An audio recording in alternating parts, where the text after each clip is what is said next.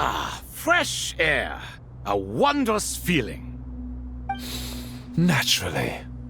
I have a sudden urge to stretch my legs. Can anyone recommend a suitable leisure activity? I might have had some recommendations for you were this the past, but here and now, for someone who has just left prison, there could be no greater joy than simply being outside of it at last. I could not agree more.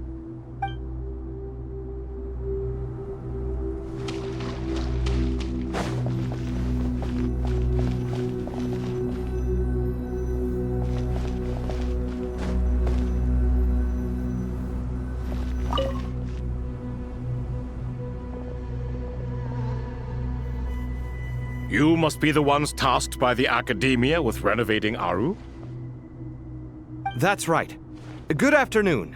I'm Kaveh, and these two are Termezi and Naisaburi. Hey, I'll hate them! Come and introduce yourself! We've met before. This is Thoth, the Ibis King, and everyone knows these two. Afternoon, gentlemen. I've only ever seen these two in murals! Ah, the paintings in the temple. They show us chatting, playing cards, playing chess. Precisely the activities we most enjoy, funnily enough. No, only you enjoy playing chess. We were just humoring you. I wouldn't go that far. Back to the matter at hand.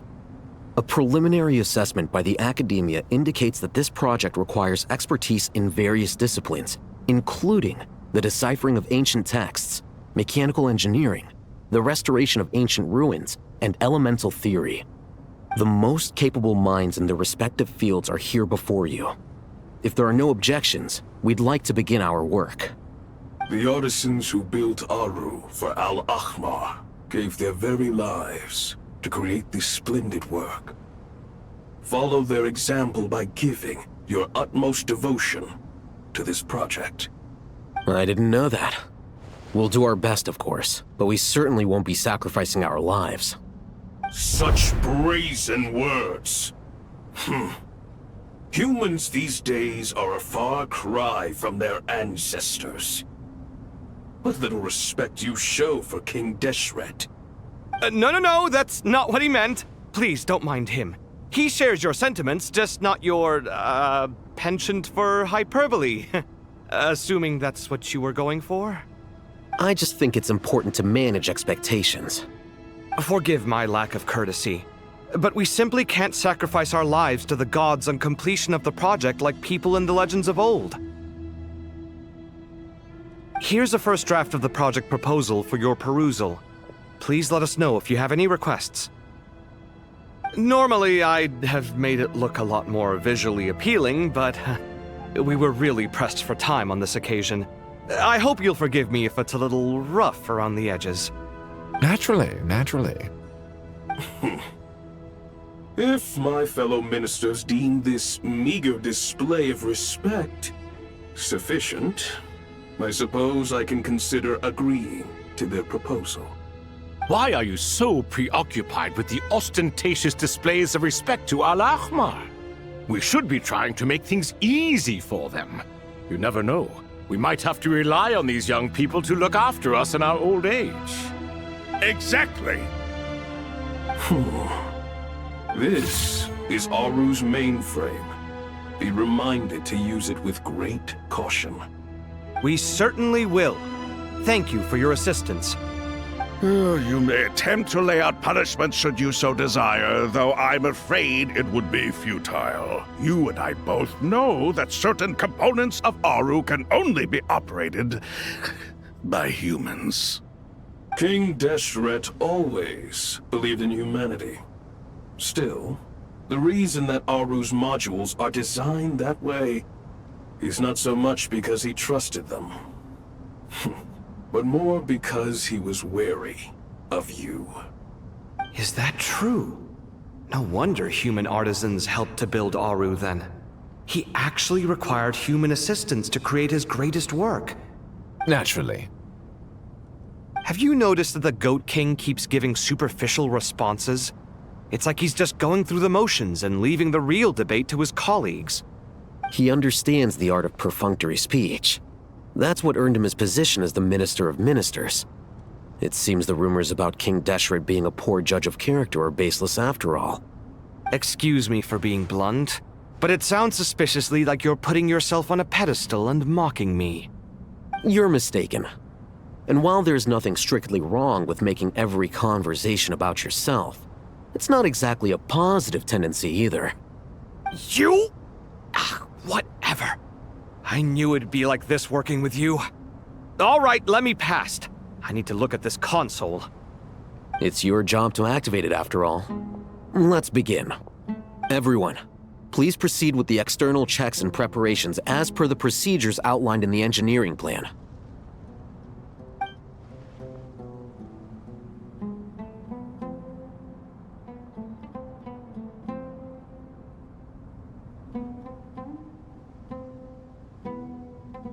Hello there, youngsters. Whoa, the Ibis King came to life!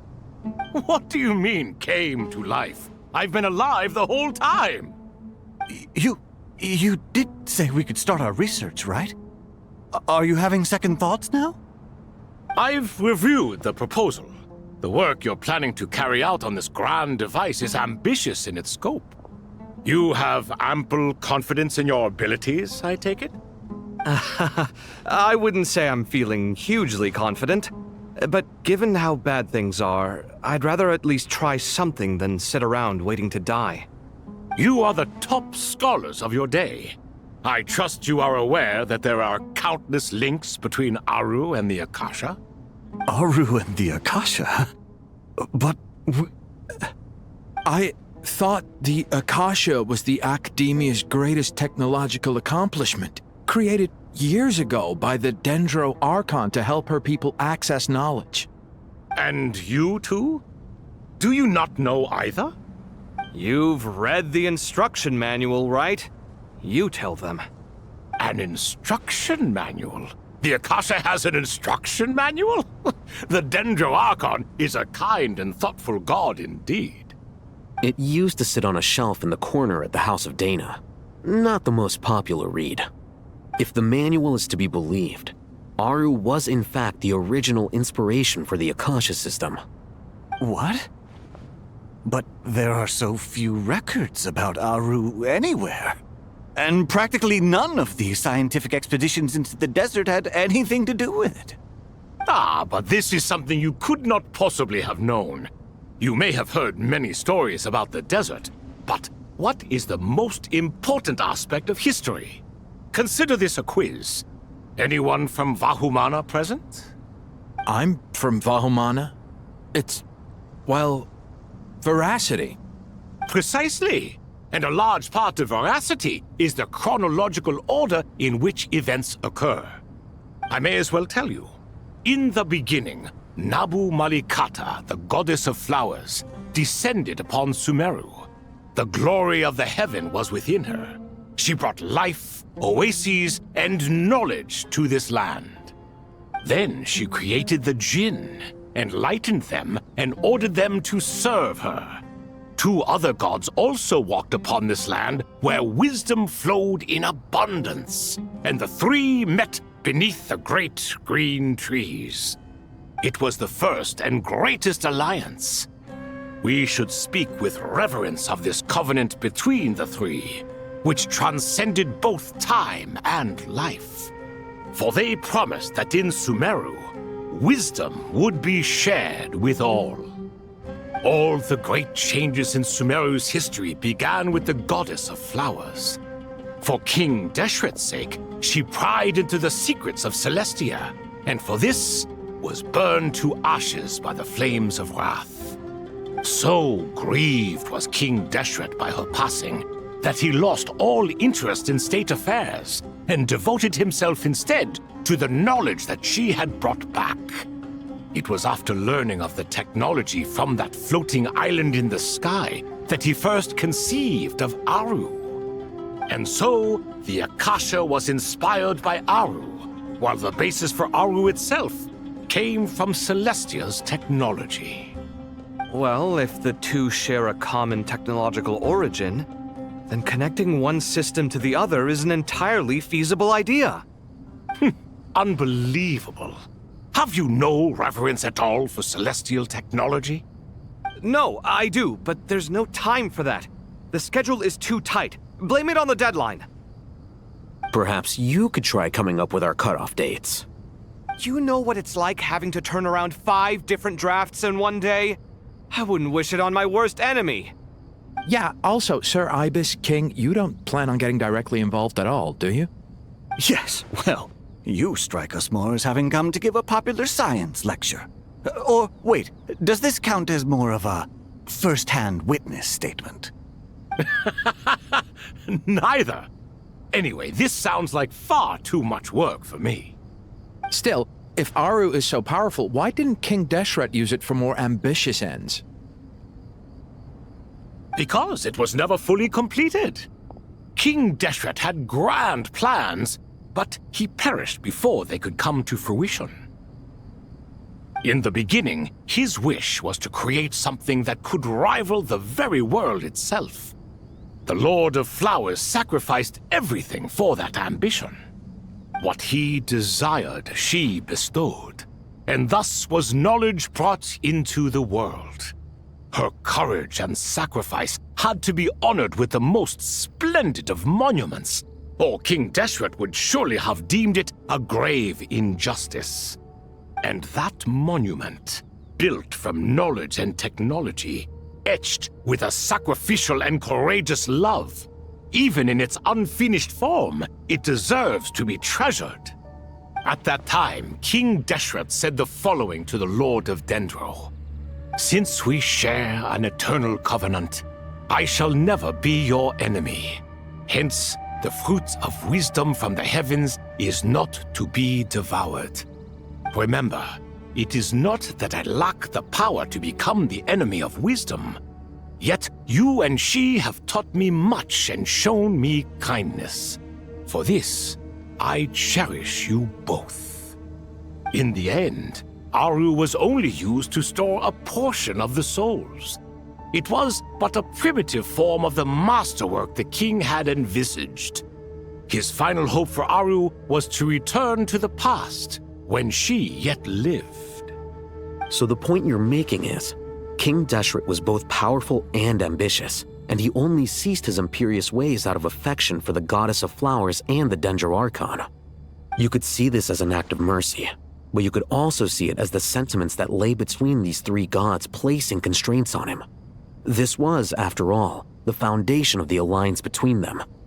This explains why Aru was both a prison and a monument, and why the answer to the 3 questions was time. You have to be careful who you get involved with, or you invite all manner of misfortune. This is as true for gods as it is for humans. Love is the same. It is both a prison and a monument. All right, let us pause the story here for now.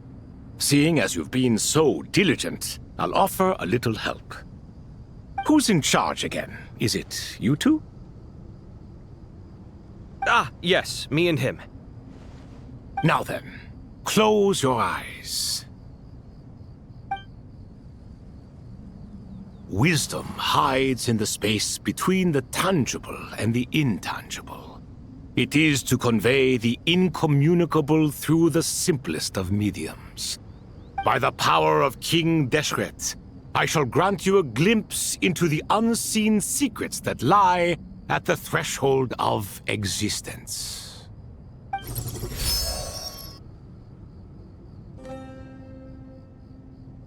Where did this come from? Is it a new mechanism?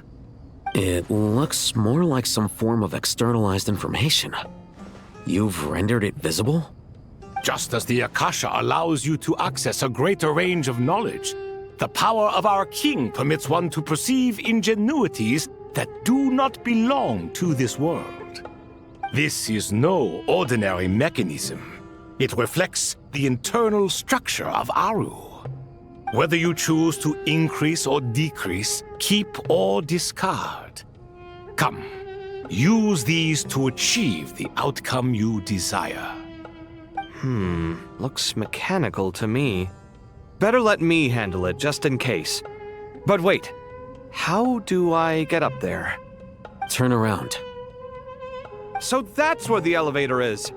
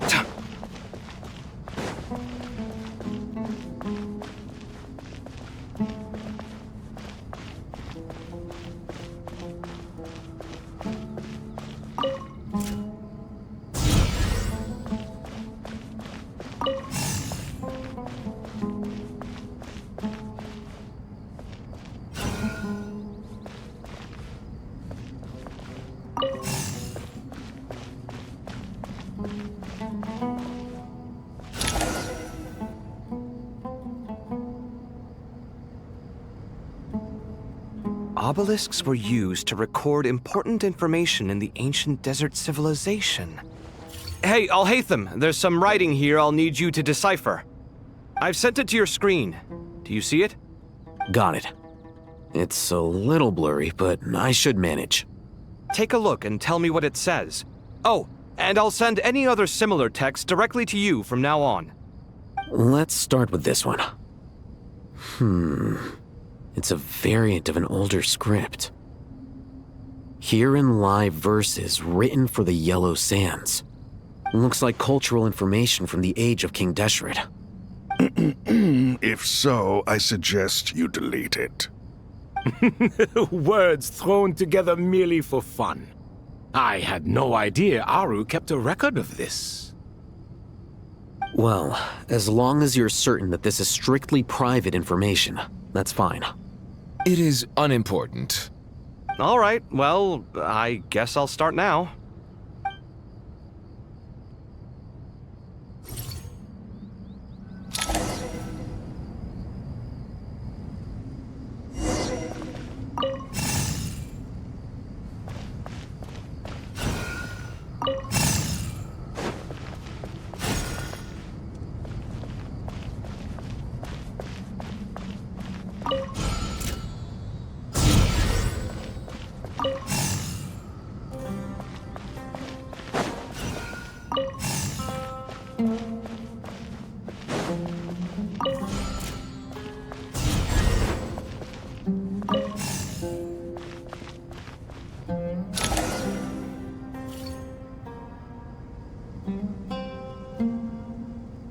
Found some more. Sending them over to you now.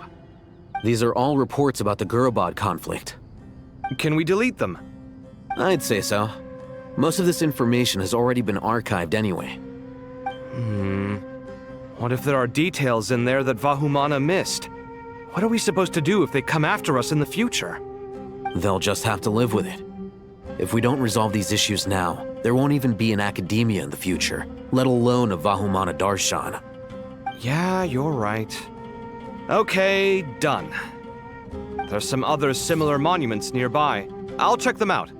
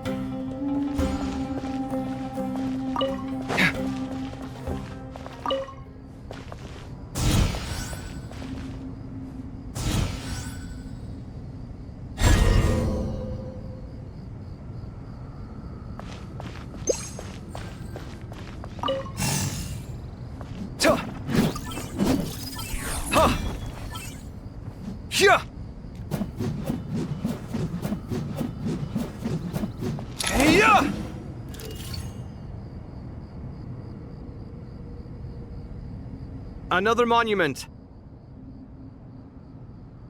Hold on.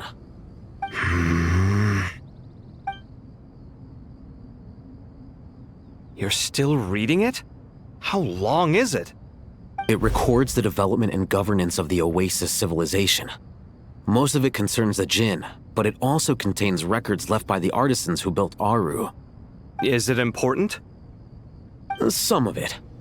There was no way for me to read the whole thing in its entirety, so I had to rely on my intuition to pick the parts worth keeping. What about the artisans' records? What do they mention? They're speculations, mostly. For instance, they were wondering how to protect themselves if King Deshret decided to silence them after the construction of Aru was complete. Sounds like pure mythology to me. Surely that kind of thing didn't really happen. The records do emphasize that this was merely their conjecture based on various myths. Still, the artisans did leave details of their plans to survive, including blueprints for their escape route. Even that got recorded? Okay, well, I'll make a copy of this first before I delete it. Is that truly necessary? You won't be needing those. No, the blueprints are important. I want to keep them as a memento.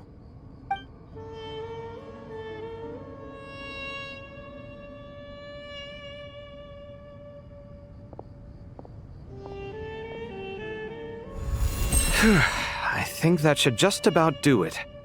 It meets the requirements of the contingency plans, so we should be good.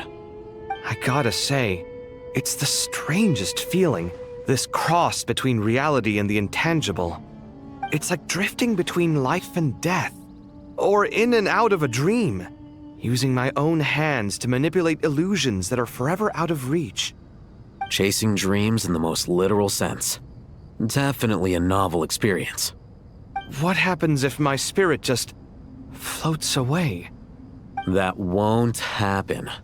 Anyway, I wouldn't celebrate just yet if I were you. There's likely to be a phase 2 of this project. All right. I'd better keep my wits about me then.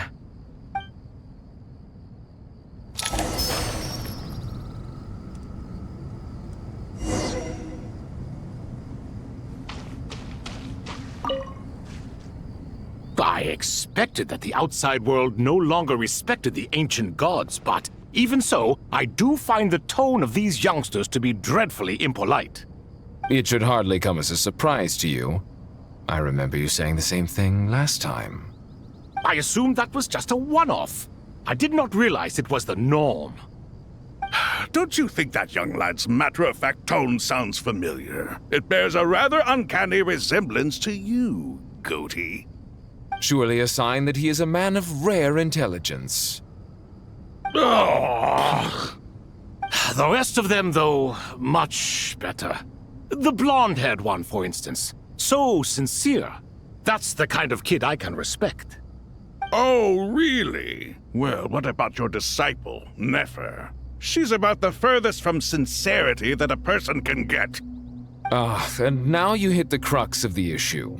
Thoth is spouting lies again. He cares nothing for sincerity. He likes Nefer simply because her personality is just like his. Thus, in giving his approval to Nefer, Thoth is simply validating himself. The rest is but smoke and mirrors. You have some nerve saying that. There really is no helping you two. Shut up, chess rookie. What nonsense is this? How dare you tell me to shut up?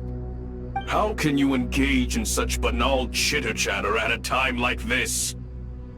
Aru has been opened. The glory and splendor of a bygone age is about to sweep over the earth like a flood. And you're here squabbling like petulant children. All three of you are insufferable. King Deshret was merciful, indeed, giving you a chance to be released from prison. I say, you should have been locked up for good. Ah, but Bennu, look on the bright side. Had they not been released, we would not have been awoken. Oh, you've been here this whole time. You should be scolding them along with me. I miss Hermanubis. It's not a real reunion without him here. And now you're avoiding the topic and talking to yourself. Why King Deshret designed your personality like this, I will never understand. Isn't this simply proof that our king supports my free will?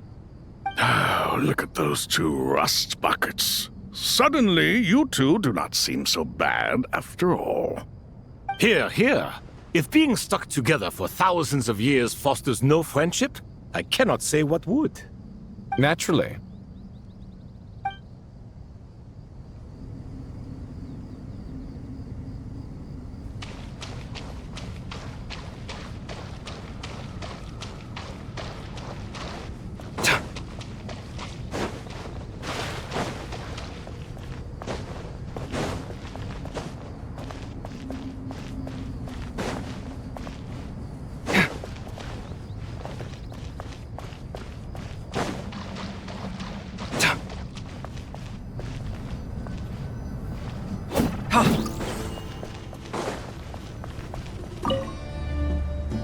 How's it going?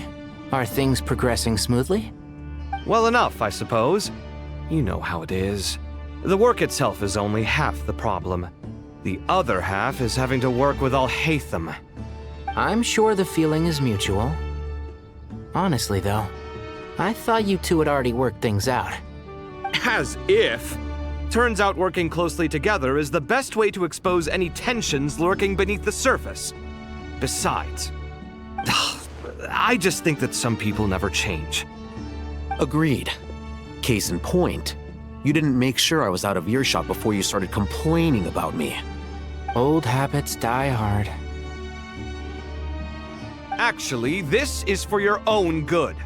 Maybe if you spend a little more time listening to what other people have to say, you might actually realize that you're the problem.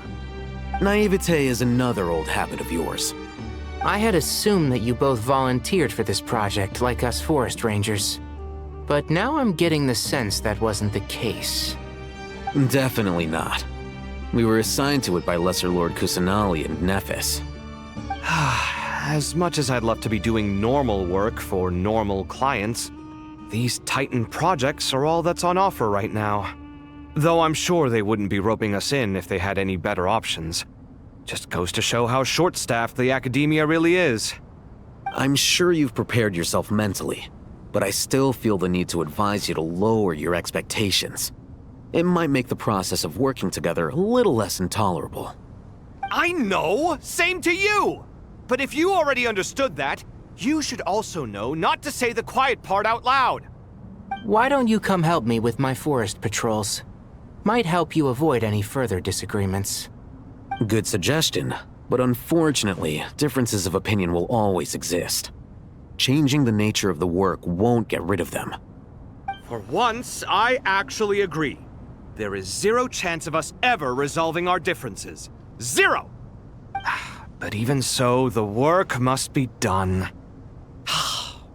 Care for some coffee? I'm glad to see you making progress. Don't act so smug! It'd be nice if you made some too! I feel like even I've made some progress today. In the past, I never would have dared to try and mediate a conflict between you two while you're both right there in front of me. Apologizing probably makes it sound like I'm in the wrong, but I'm sorry. I was just kidding. Truth be told, I don't have any work to do at the moment, so I'm just here to kill some time. How's Kale? She's studying with Nicole. I'm not sure how she's getting along, but she seems to be in good spirits at least. I wouldn't worry. Angelic affairs are probably above your pay grade anyway. I know what you mean, but Sino and I are still a little concerned for her. He said he'd go keep Kale company after he's finished training the mercenaries. I'm planning to join them myself shortly. Kale will be okay. Have faith in her. Even we can see how much more confident and outgoing she's become in these past few years. Thanks to you and Sino being there for her and providing guidance every step of the way, she can finally stand on her own 2 feet. On her own 2 feet. Does it feel bittersweet? Watching the younger generation grow up and move on? No, Not yet, at least. I was just thinking. I wish there was more I could do for everyone. She'll be fine. Yeah, she will. Just try to relax.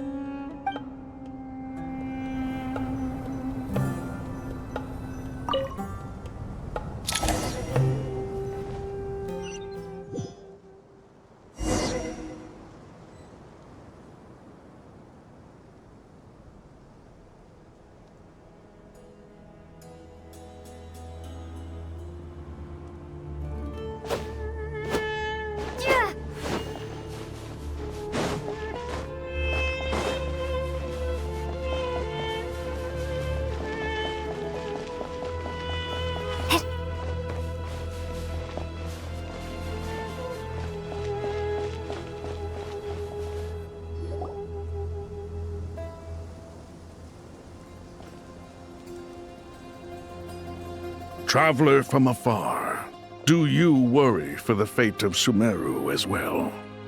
Whoa! It's so big the Crocodile King! Greetings, Crocodile King. Please be at ease. I'm just here to chat with you about Lesser Lord Kusanali. Sounds like you really care about her. Yes, although to be exact, it is a mixture of both concern and curiosity that I feel. Speaking of Nahida, Paimon was wondering how she's doing. Wait a moment.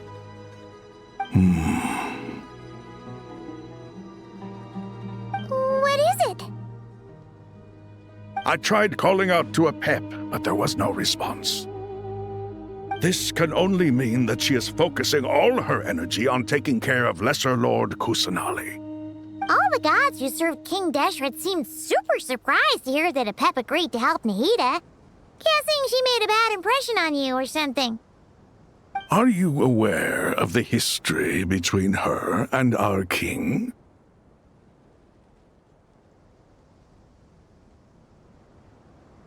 The story begins a long time ago.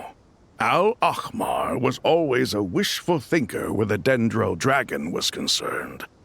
Without consulting her, he decided to list her among the 7 pillars and declared his own power to be far superior to hers. That was when our king was at the height of his power. Ibis Goti and I were no match for him. And so we chose to submit and serve as his ministers. But not a pep. No, she never thought much of him. To a pep, Al-Ahmar's pride and sense of superiority were nothing but ignorance and hubris. In fact, they fought numerous times, but usually the battle ended in a draw. In the end, King Deshret coveted the power of Celestia, only to end up corrupted by knowledge. His final act was to trick the dragon into swallowing him whole, leaving her to bear the torment of his sins. The Dendro dragon stands for the glory of a bygone era. She hated Al-Ahmar and what he represented. All the gods, all the power they wielded. And so, her willingness to help the Dendro Archon through this crisis comes as a great surprise indeed. It makes one wonder whether, perhaps, the Dendro Archon assisted her in the past. Yep, Nahida did her a huge favor.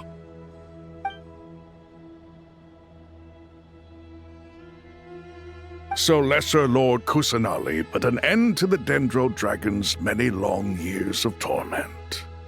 As much as she loathes the 7, a pep knows kindness when she sees it.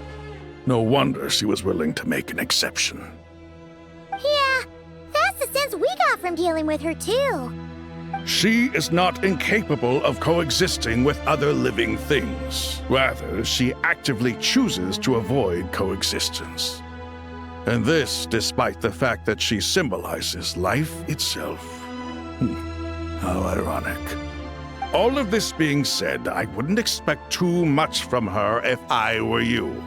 Nothing will change her hatred towards humanity and gods. We'll keep that in mind. Anyway, how much longer do you think Nahida needs to stay with the pep?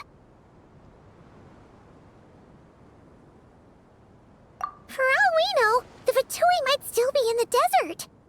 Just to be on the safe side, why don't we grab anyone who isn't busy right now and go look for her? I'm alright, Paimon. Huh? Was that Nahida's voice? It seems the treatment was effective. Since when do my deeds require your evaluation? Ah! Here will do just fine. I had no intention of taking you any further. One ought not expect greater generosity than they have earned. You always hide your kindness away like an oasis within a sandstorm. Only those who make it through the swirling winds can know just how beautiful that oasis is, and how much hope it brings. You dare appraise my being?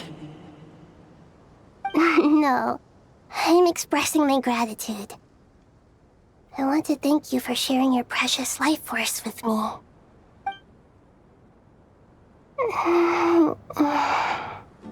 Awake already? You are more resilient than I thought. Pep. I feel much better. Thank you. Gods and their gratitude mean little to me. I would rather you give me your assurance that the situation with Irminsul and Sumeru's ley lines will be competently managed. If I suffer any ill effects from the ley lines, you, as the god of this land, will be held responsible. And you would not enjoy being held to account by me. I understand what you require, but I would assume this task even if you did not demand it.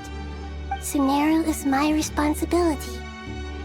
I must resume my duties as soon as possible. A farcical notion. God of Sumeru, I hope you realize how unextraordinary your strength is. And yet, maybe it is precisely what defines me. A god of wisdom is not meant to rule by force. Then hold steady. We go forth. Well, I'll be. Is that a pep? Do my eyes deceive me? Of all places, the Dendro Dragon has decided to visit the mausoleum of King Deshret? I see that after all this time, El Ahmar's menagerie of ministers remain as vile as ever. It's a pleasure, Dendro Dragon. Had you arrived but a little sooner, you might have attended a meeting of the Seven Pillars. What a nauseating thought. You are not the first insects I have had the displeasure of dealing with today. A swarm of them tugged on my tail on my way over. Goodness knows what hovels they crawled from. Why do all the creatures of this world remain so lowly after all this time? What did you do with them? I cast them away. What would you have me do? Keep them as trinkets? Boer, this is where we shall part ways. To be clear, I do not wish to see you or anyone else here ever again, unless absolutely necessary. Then I wish you peace as you return to your dwelling place.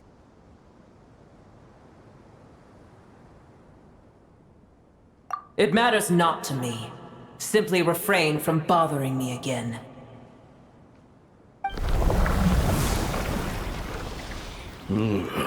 A force to be reckoned with. At times like this, I feel glad that she has no interest in any of this. Hold on, just hold on, okay? We're almost there. We made it. Huh? Wait, that voice! It's... Uh-oh, I'm gonna fall!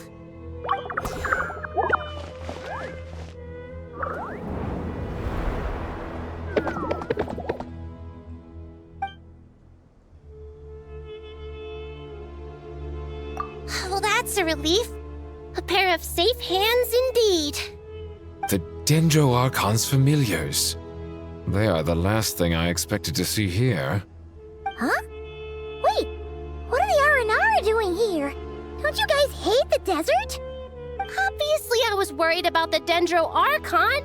I've been supporting them with my Pari powers the whole way here. Oh, they seem pretty nervous. Is it because there are too many people around? Not just people. It's all these non-human beings, too. It's hard on them. I can't believe you made such a long and dangerous journey just for my sake. I appreciate your support so much. Thank you all. I'll have to ask everyone to wait while I help our new arrival settle in. Once I'm done, I'll gather everyone to discuss our next steps. Traveler, Paimon, shall we find a place for our friends to stay?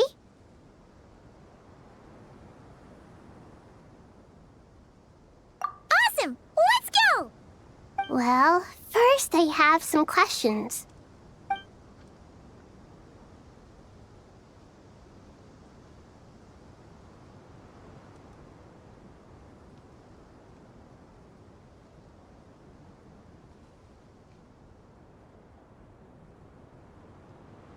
Okay, I think that covers everything.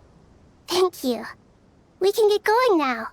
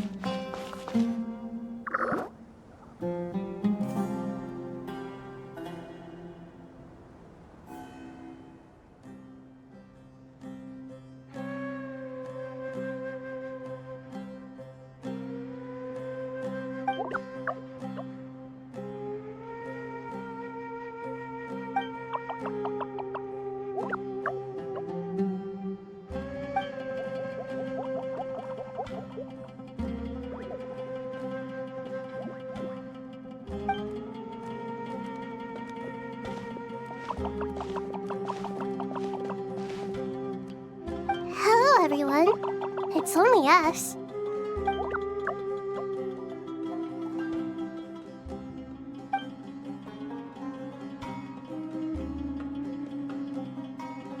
It must be very tough for you coming all the way out here, especially since you don't like the Voluka.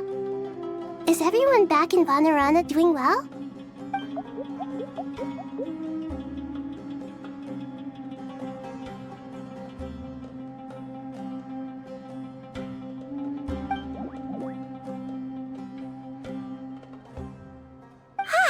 Everyone's here. Good. Are you okay? You looked like you were about to pass out back there. Then you're forgetting who I am. Don't underestimate me.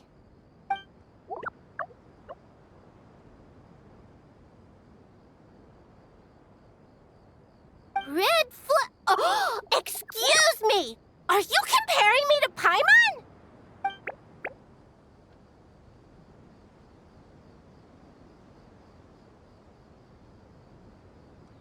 I suppose everyone is gathered here because of me. As we can see, the situation is critical, and everyone is very busy with their various tasks, so...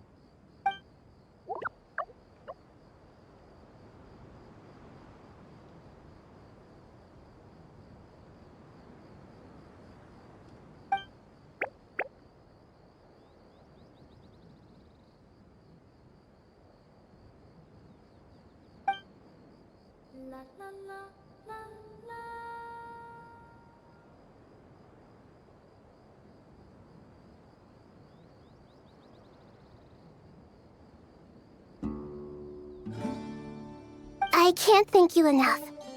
Right now, we're focused on restructuring Aru, processing excess information, and helping restore everyone's confidence. I'm sure you'll find it all very straightforward. I can help too. Just let me know where I'm needed.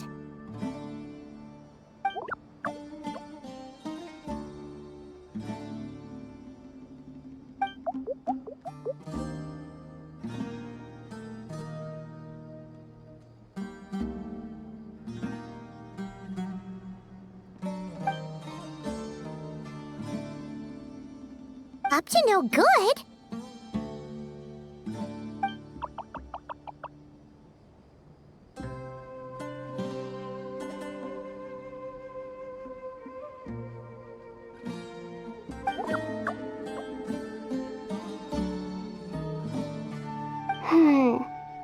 That definitely sounds suspicious.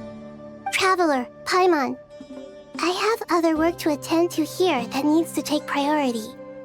Could I trouble you to investigate the situation Arabalika spoke of? No problem. Leave it to us. Thank you. I'm counting on you.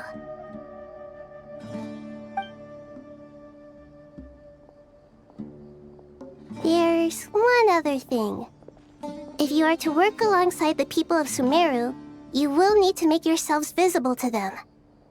Is that acceptable to everyone?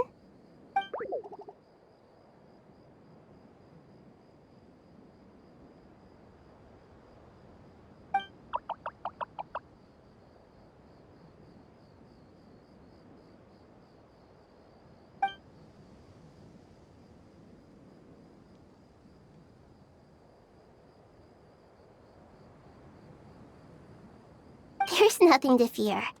No one here will hurt you. But if you do feel afraid, don't worry. Just call my name and I'll be there.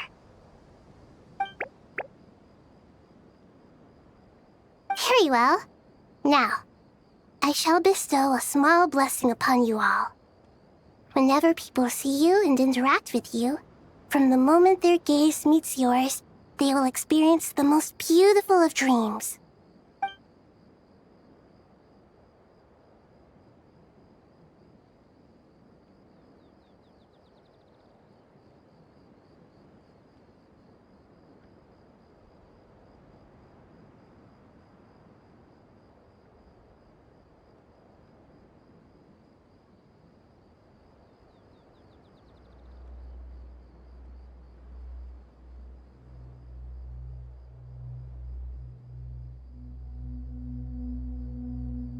Do not fear.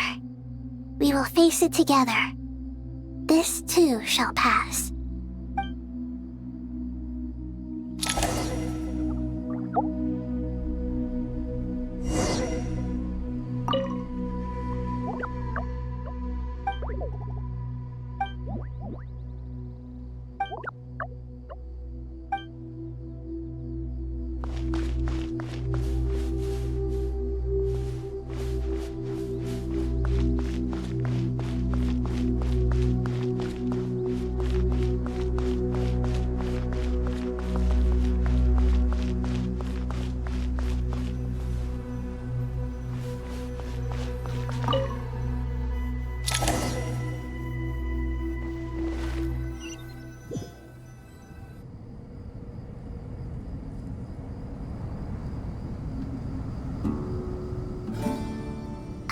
Everyone's here.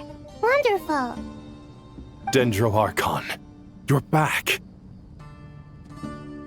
Are you recovering all right? You mustn't push yourself too hard. I'm doing very well. Thank you for your concern.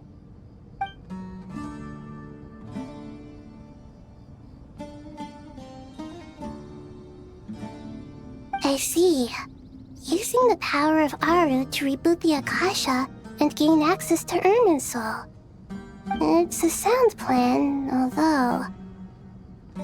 I regret to be the bearer of bad news, but with the state that Irminsul is currently in, it's impossible to access via traditional means. Even the Akasha won't change that. Alas, we had feared this may be the case. And what about non-traditional means? Non-traditional means? Are you saying... Desperate times call for new measures.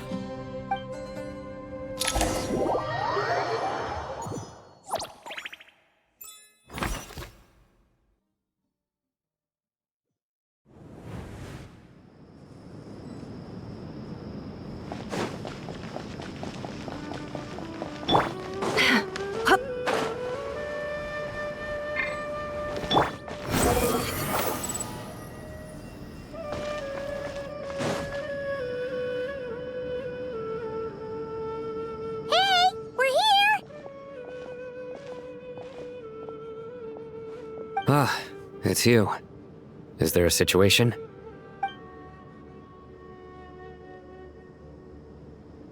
The Aranara have good intuition when it comes to people. In other words, there may well be a traitor among us. Given everything that's going on, I'd be more surprised if there wasn't. Miss Nefer, as a professional intelligence broker, I trust you have a solution? Not one that I'm willing to volunteer. What's in it for me? Let's say I'll treat this as a pilot project aimed at expanding your intelligence operations. Whatever business you're in, an avenue to demonstrate your abilities could never hurt. I like the sound of that. Glad we're on the same page. Given that you rarely set foot in Sumeru, practically no one at Caravan Rebot knows who you are. I take it you've read the files on everyone in the area? Yes. I also skimmed the list of evacuees, and am more or less up to date on where everyone stands. Any initial suspects? Limiting the scopes to males whose recent activity could be viewed as suspicious. I've identified 3 names. The Aranara saw 2 people talking, but currently we only have 1 suspect. The other person was probably just a messenger, and in all likelihood has already left Caravan Rebot. Everyone is heading for the desert per the evacuation order. Anyone willing to turn back at this stage is almost certainly with the Fatui. There's no way it was a spur-of-the-moment decision to act at a time like this. This spy must have been planted long ago. We need to smoke him out from wherever he's hiding. Sounds like you have the beginnings of a plan.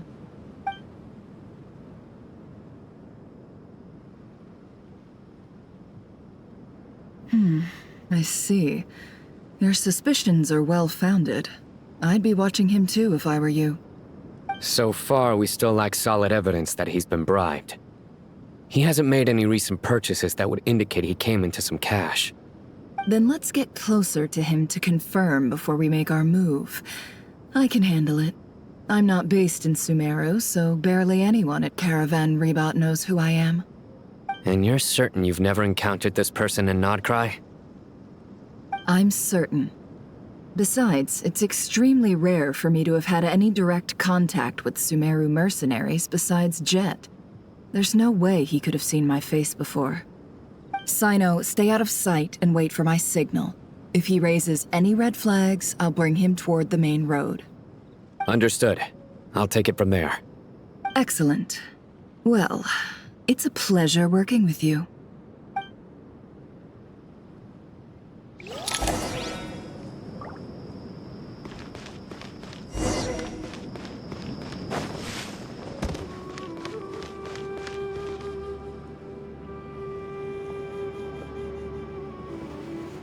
Darker skin, scars, frequents the desert and has ample combat experience. Nothing unusual about how he dresses or acts. What's that he's looking at? A coin. Interesting. Could that be how his contact paid him? Conveniently discreet for someone trying to hide any unexplained income. And yet it could be highly valuable. Sorry to bother you. Has everyone here already left? I don't suppose you happen to see a lady wearing a hat? Ma'am, what are you doing in Caravan Rebot all by yourself? The main group evacuated some time ago. Didn't you pass them on the road? My friend and I lost some of our cargo along the way. I didn't want to miss out on potential business, so I told her to go on ahead and meet the client while I retraced our steps. I didn't think it would be so late by the time I found it. And then there was a terrible sandstorm. I guess I must have taken a wrong turn, because I didn't see any large groups on my way here. Forgive me for asking, but just to be on the safe side, could you describe this friend of yours? Sure. She has blonde hair, and she was wearing a hat and a white dress. You'd definitely know if you'd seen her. Yes, I think that does ring a bell. Ah, my apologies. During this exceptional time, the Core of 30 are under orders to be extra cautious when dealing with unknown people, whoever they might be. I understand. Well, sir, is there anything else you need to know? If not, I'd better try and catch up with them. Hey, wait! They left a good while ago now. You'll never catch up with them on your own. Why don't I give you a ride? I'm here to collect the last few people anyway. We have plenty of carts, so one more won't be a problem. That would be amazing. Traveling with a group will be much safer. I'll have to pay you for your trouble. Hey, let's not worry about the money for now. Wait here a moment. Once I'm done packing up, I'll take you to join the rest of the group. All right, thanks. Let me know if you need a hand carrying anything. No need for that. I'm strong enough for both of us. Okay. Well, I wish there was some way I could repay you. Guess it's my lucky day, running into someone who knows what they're doing here. You might have just saved my life, you know? You're not wrong there. I mean, what kind of cargo is so important that it's worth risking your life to get back? I hope for your sake that it's priceless. Actually, I suppose I can tell you, since you've been such a big help. But be sure to keep it to yourself, or we could both be in big trouble. Oh, really? Sounds mysterious. We're in the antiques business. You understand? Some of our goods aren't acquired through the most legitimate means. We have to be very discreet when we're selling them. That's why I had to go looking for the missing cargo alone. Ah, no wonder. Well, ma'am, in that case, it turns out that maybe there is something you could do for me. I'm all ears. But to be clear, our commission isn't cheap. Think carefully before you ask. We don't want to ruin our relationship before we even hit the road. I'm sure that won't be a problem. My issue is, I have something that's a little difficult to sell on as well. Take a look at this.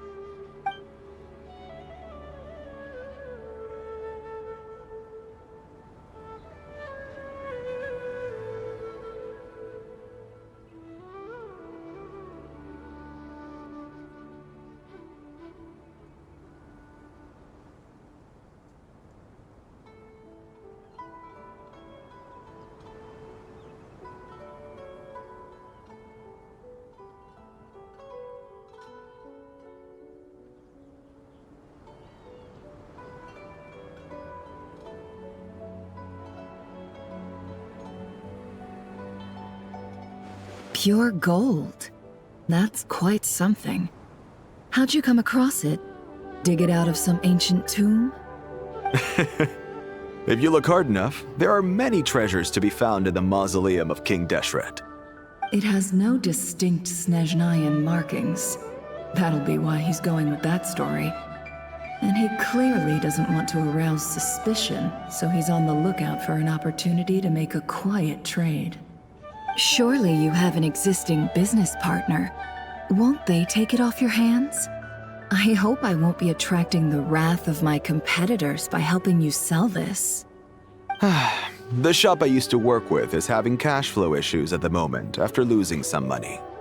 I'm under enough pressure as it is without having to deal with them. On the off chance anything went wrong, I'd never get my money back. I understand.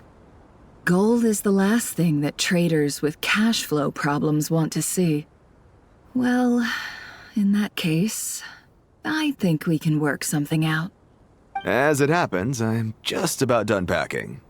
Shall we make a move? Sure. Let's walk and talk. This evacuation was a huge operation.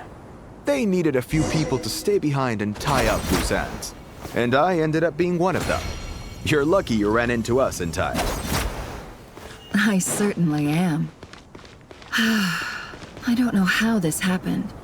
One thing led to another, and look how it ended up. I just hope our client doesn't get spooked and cancel their order. Fingers crossed. But either way, life goes on, and we all have to make a living somehow.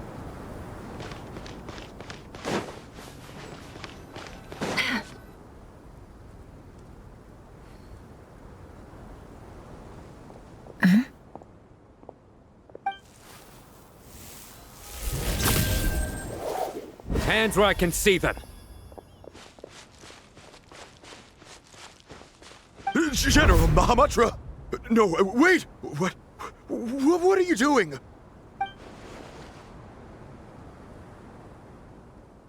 This is the coin? Good. Sadly, you won't have the chance to spend it. Nicely done. Looks like Sumeru's mantra are a well-oiled machine nowadays. Unmarked gold coins are quite difficult to trace. Thanks to you, we have secured the evidence. Here's what's gonna happen.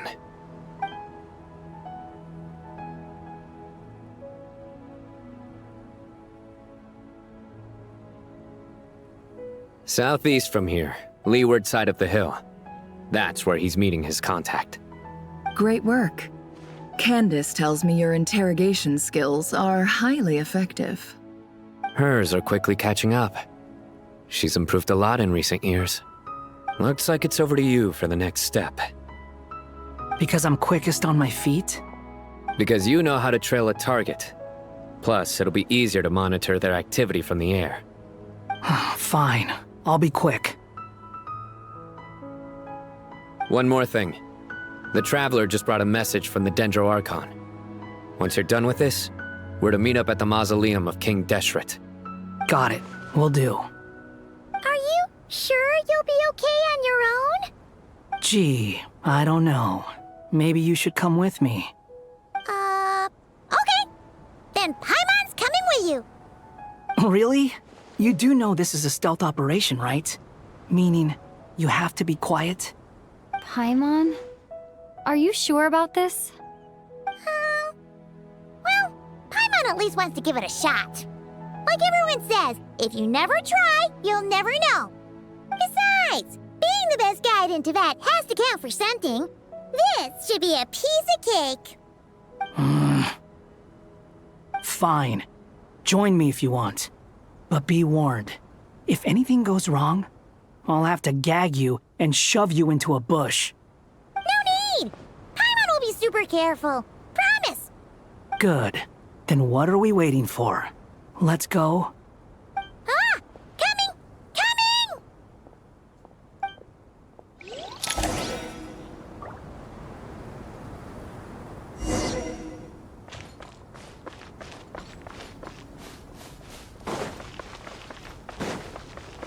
Squall Fury!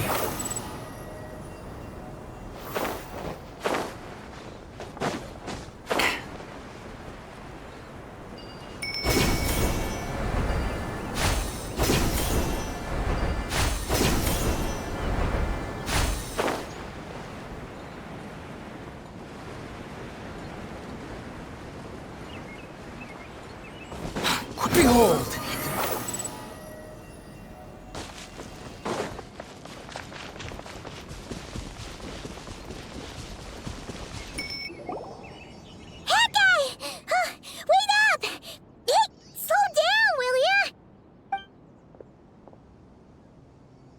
We're here. Now, we wait. Okay, yeah, cool. Cool. What's on your mind, Paimon? Huh? Oh, nothing? I thought all you cared about besides being a guide was food and sleep. Why the sudden urge to go on a dangerous mission? What's that supposed to mean? Paimon's been on plenty of dangerous missions before. But never on your own. You hardly ever leave the Traveler's side. Just saying, I'm kind of at loose ends right now. So if you did want to share, I suppose I'd have to listen. If not, suit yourself. Makes no difference to me. That guy? Do you think Paimon is useless? What? Where's that coming from? When we were in Notcry, Paimon suddenly realized something. Even though Paimon's with a traveler every single day, whenever we face real danger, she can't do anything to help. Paimon doesn't get like this very often. She just got really scared when the traveler got kidnapped that time. What if she never came back? What would Paimon do then? And the more Paimon thought about it, the more useless she felt. But Paimon doesn't want to be a burden. Paimon wants to be a friend who's actually useful. Does that make any sense? You know, that feeling of just being completely useless and... Oh, Paimon probably sounds so ridiculous right now. You asked the right person. Boy, do I know that feeling. Oh, that guy. I'm not gonna try and encourage you. What I will say is this. When you start doubting yourself, you have two choices. Give up or change. You have to make the decision to move forward. Otherwise, no amount of consultation from other people is gonna help you. So ask yourself, what do you want? To get stronger? To learn more? Whatever it is, go do it. You won't have any regrets if you can at least say that you tried. Oh, all right. Something's not right. Shouldn't they be here by now? Paimon, is it just me? Or is it a little too quiet around here? Should Paimon take a look? We'll give it another hour. If nothing happens, we head back. Okay.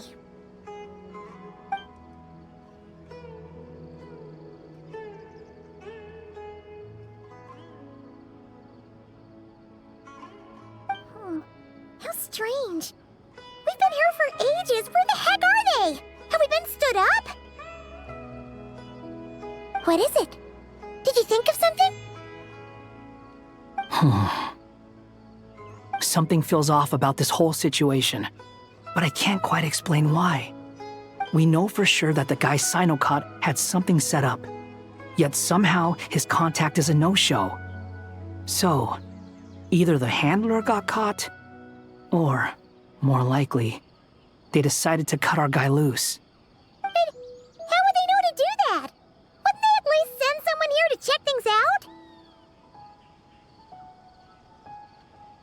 That's the problem. They couldn't possibly know what's happening here. Unless...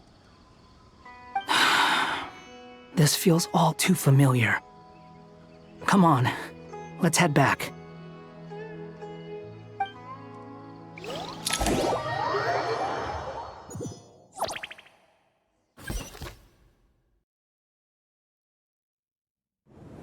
Even though this isn't a formal meeting, I'd still like to start by saying how grateful I am to each and every one of you. Thank you all for coming here and standing by our side. Shesipank and Bennu are currently assisting the scholars with the maintenance of Aru. Please forgive their absence. As for Hermanubis, may he rest in peace. We remember him with great fondness. There have been times when I imagined what it might be like to meet you all. Now that it's really happening, I feel quite emotional. Time has taken many things away, but that which remains is all the more resilient. I must say, there is one thing that rather surprises me. You appear to be in good spirits, Lesser Lord Kusanali. But even so, I can sense that the life force given to you by the Dendral Dragon has far from fully resolved the problem of your vitality. Oh no! So even Apep's power didn't work? Don't worry, Paimon. It worked very well indeed. The issue is how closely I'm tied to Irminsul. Until the problem with it is resolved, there is no way I can fully recover. Sumeru has undergone tremendous changes during her absence. When gods pass away, inevitably, people's faith in them grows weaker. You must have sensed it already. Your power is not what it once was. Regrettably, this is true. I too have grown weaker due to the effects of Irminsul. Right now, we're all in quite a sorry state. Then what do you suggest? We take all the help we can get. Sumeru is our shared home. You and I, gods and humans alike. We must unite all our strength in this moment. Though Al-Ahmar is no longer with us, the alliance between the three gods remains in force. Regardless, as subjects of our king, we have a responsibility to support Sumeru through this catastrophe. Not to mention that it was the people of Sumeru who released us from this prison of Aru. Times have changed, and the people of today possess greater wisdom than those of the past. You really know how to give a rousing speech, Goti. Now then, let us learn more about your plan.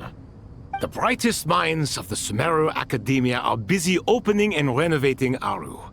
They claim it has something to do with Irminsul? Correct. Irminsul has existed in Teyvat since the very beginning. But during the Age of the Dragons, it did not possess the significance it holds today. After the heavenly principles arrived, the power of the Light Realm was divided into elemental energy, and Irminsul was refashioned as a device that records and preserves all information. Since then, everything in this world has been inextricably linked to it. As the Dendro Archon, I have a duty to protect Irminsul. To Sumeru, it is both a national treasure and undeniably a major threat. Teyvat has seen many upheavals in the last few years. The most recent of these was a major crisis in Notcry, which forced Sumeru to be even more vigilant than usual. I made sure to monitor all the pathways through which an outsider could potentially transmit themselves into Irminsul. But despite my efforts, a major problem still arose within. I still believe that someone has actively invaded Irminsul. But rather than taking any of the pathways I referred to, the intruder chose instead to utilize the most direct route, and the only one that cannot be protected against, by entering Irminsul through death. I see what you mean. You cannot simply stop all deceased souls from returning to the ley lines because of a potential invasion that could occur at any time. That's right. As important as it is to guard against external threats, I couldn't allow myself to stop the souls of the departed from finding peace. Please, understand how difficult this predicament was for the Dendro Archon. Defense has never been an easy task. After Irminsul was invaded, my authority was quickly restricted. Soon after that, the tree began denying access to any connections. I'm sure you feel responsible, but you are not to blame. No one can predict every possible disaster. There will always be trials and tribulations for the world to endure. But the people of Sumeru should not have to endure this. We must find a way to break through the lockdown and connect to Irminsul. And this is why you need Aru. Yes. The only thing in Sumeru capable of rivaling Irminsul in terms of overall function and performance is Al-Ahmar's legacy, Aru. All I managed to do before falling into a coma was make some minor adjustments to Irminsul.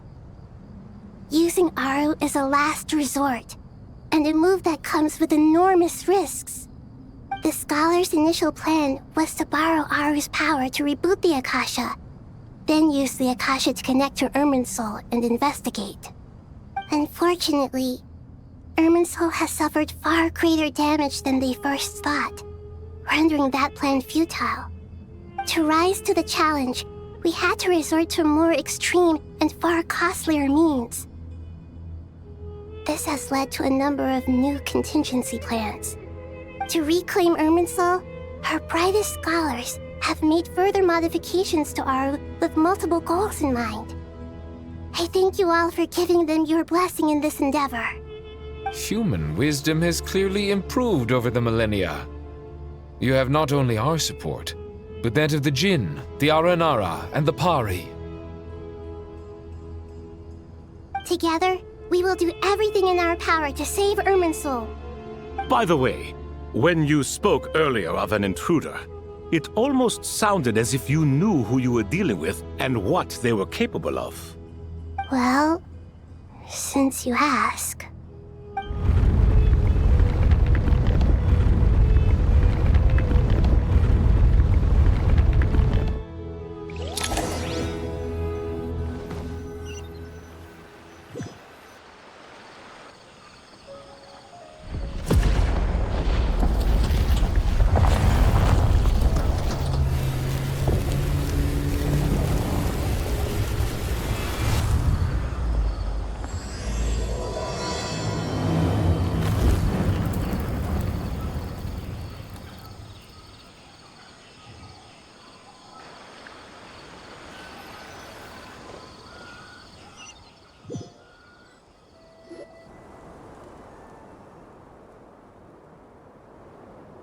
Master Tainari! What is that? Is this Irminsul? How did this happen? What's going on inside? Luckily, we managed to evacuate everyone. What in the world was that? That was terrifying!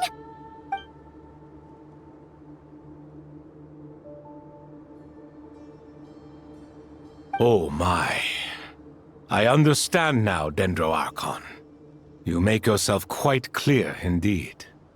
Not once over the millennia has Irminsul been so terribly afflicted as this. Please continue, Dendroarchon. Irminsul's root system is what comprises the ley lines. In the past, it has always been hidden away, going unseen by the general populace. But now, an evil intruder is making it reveal itself. It has become a tree of unbridled greed. A clear sign that a deranged experiment has advanced to a new stage. Blasphemy. From where I stand, an experiment in the name of blasphemy sounds rather improper. But if we are to honor Dottore will, this is what we must do. The birth of this tree proves to me beyond doubt that this incident is connected to him. But to explain the situation in full, there is someone I need to tell you about.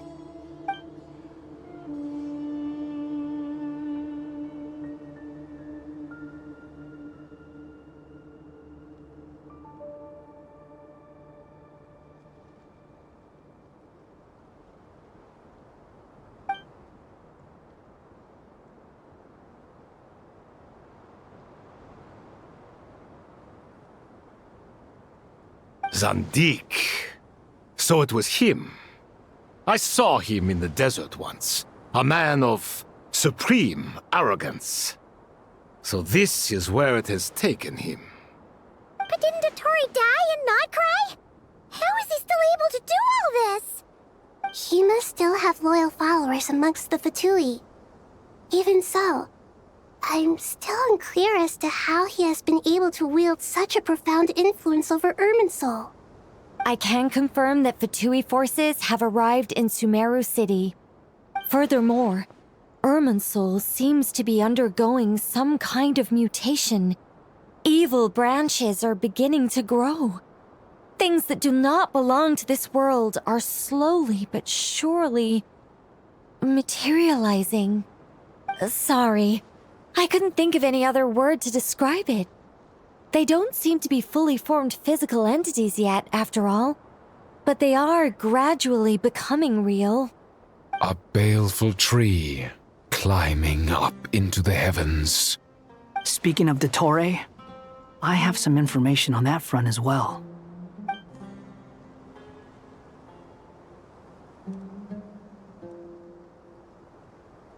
I didn't think it was wise to state this out in the open.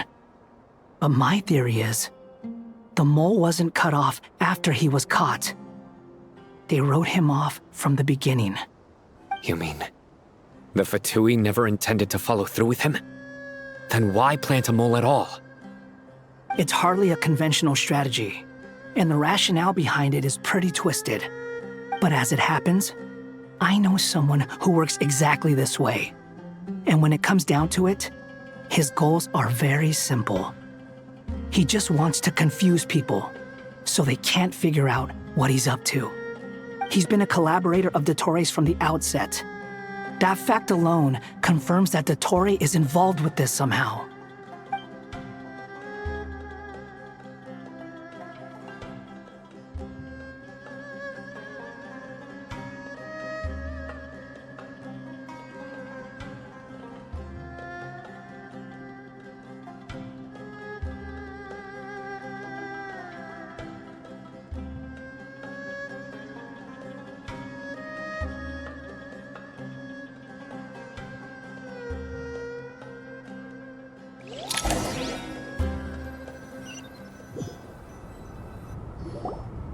There is still much to be done.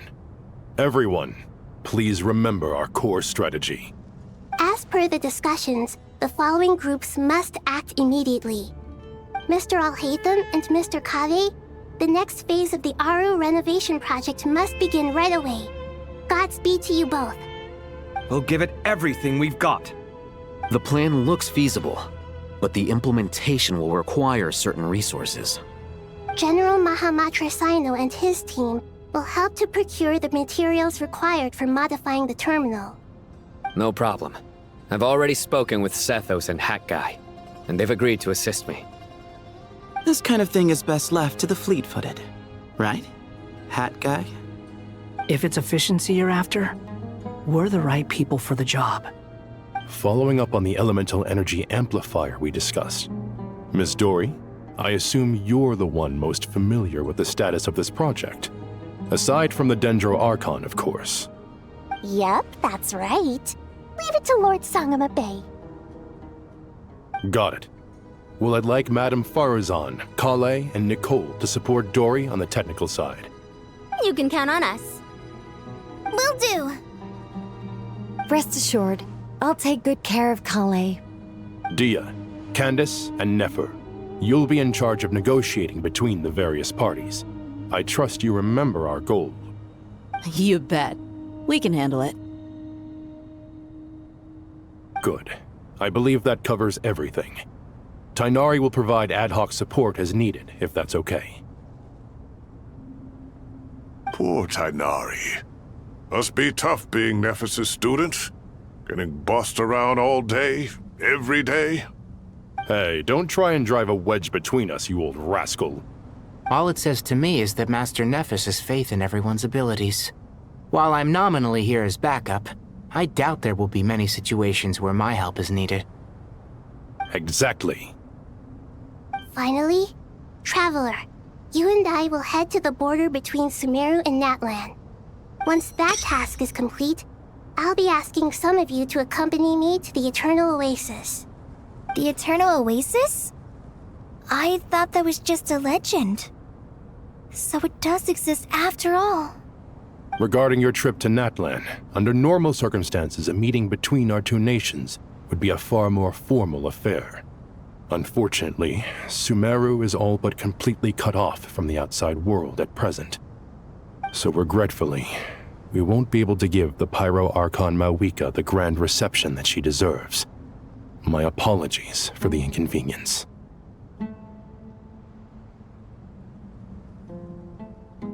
No point putting too much pressure on yourselves. That goes for everyone. Right. Especially you, Dendro Archon. I'm sure you're still feeling quite weak. Don't worry about me. The Dendro Dragon's life force will sustain me. Plus, we'll be there every step of the way. Nahida will be just fine. Yes. I believe in myself. And I believe in every one of you. Well, time to get going.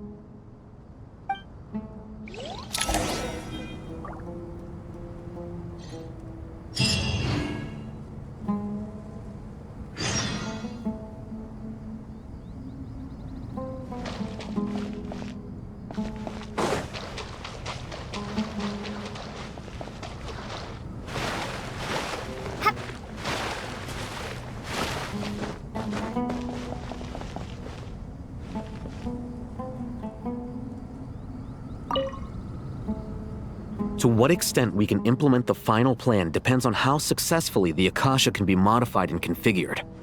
And to make sure the configuration works, Aru will also need some further optimization. Yeah, no surprises there. Once we roll this out, any Sumeru citizens who already have Akasha terminals can simply continue to use their existing devices. This still leaves us with a significant equipment shortage, though. Many groups of people were never issued Akasha terminals, including mercenaries, the desert folk, and many others. We'll need a supply of rare materials for the renovation of Aru and the production of new terminals. Right now, the best place to source these locally is from the primal constructs within King Deshret's mausoleum. Time is not on our side here. It's gonna be a race against the clock. The Aru merge and renovation project will have to be carried out by you two. Everything's riding on this, so failure is not an option. Best of luck to you both. As discussed, General Mahamatra Sino and Mr. Hat Guy will source the required materials. Mr. Sethos is quite familiar with the layout of King Deshret's mausoleum. With him accompanying them, things should go quite smoothly. I have every confidence. In the meantime, we may as well take a breather. Makes sense. There's not much we can do until the materials arrive. Get in formation and stay close. What is this, boot camp? Knock it off. It's just Sino being Sino. You know what he's like. Everyone clear on our mission objective. Look at the excess primal constructs, dismantle them, and extract the required materials. And King Deshret's 7 pillars agreed to this? If they're just sitting there doing nothing, we might as well put them to use. Thoth's words, not mine.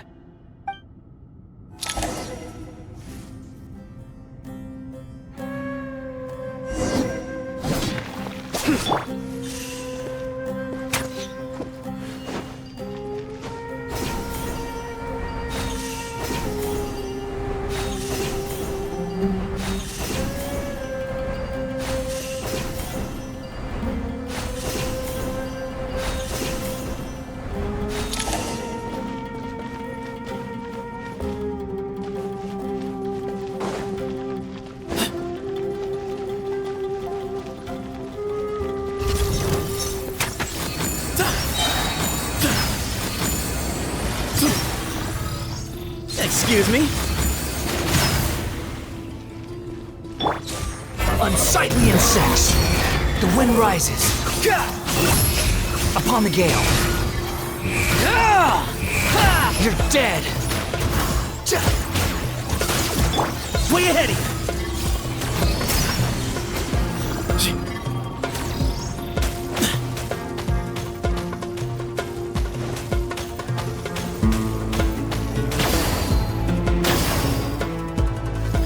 Give me some space.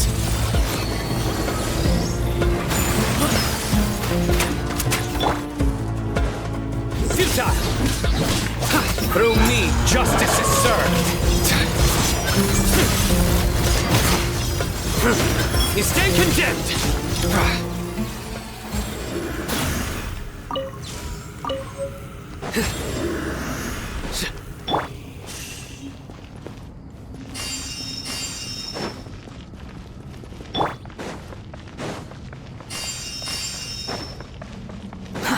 Too slow.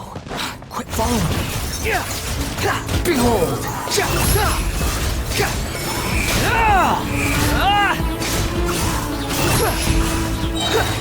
Cry louder! Behind you!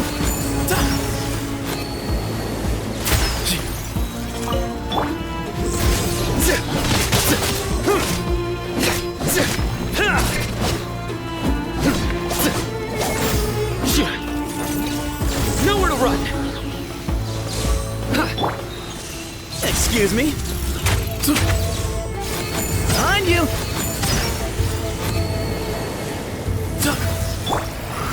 Squall Fury!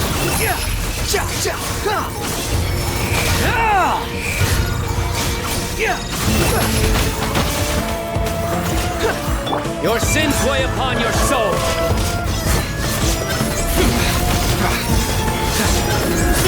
Their penance is due! Come at me again. Guilty! These devices should still be usable even though they're broken down. Let's take them back for the others to review.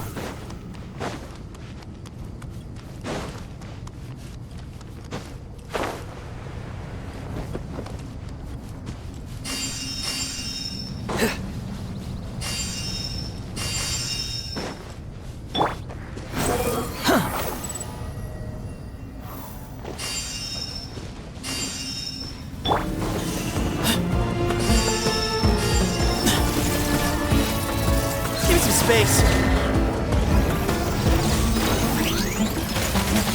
Behind you! Way ahead of you!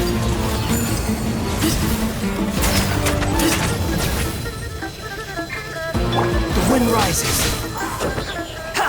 Yeah! Yeah!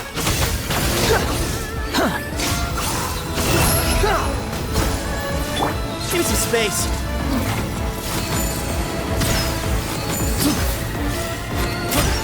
Judgment is upon you.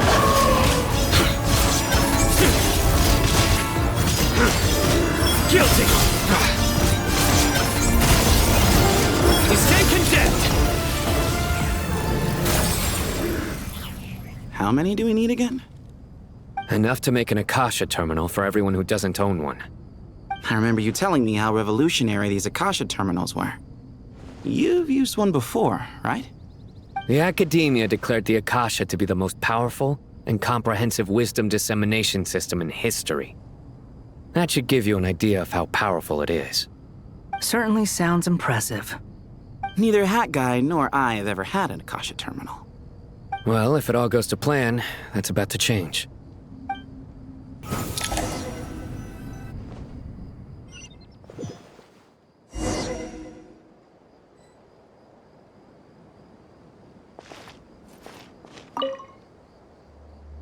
Oh, goody! Thank you so much for handling the delivery. What a long way it was. You've really outdone yourselves.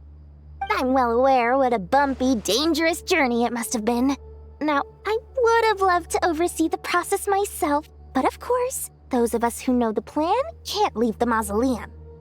Oh, trust me, I'm patting myself on the back for my assembly work here. Simply flawless work. But will you really be needing all of this? According to our plan, yes, this is the quantity required. I have no complaints about the quality either.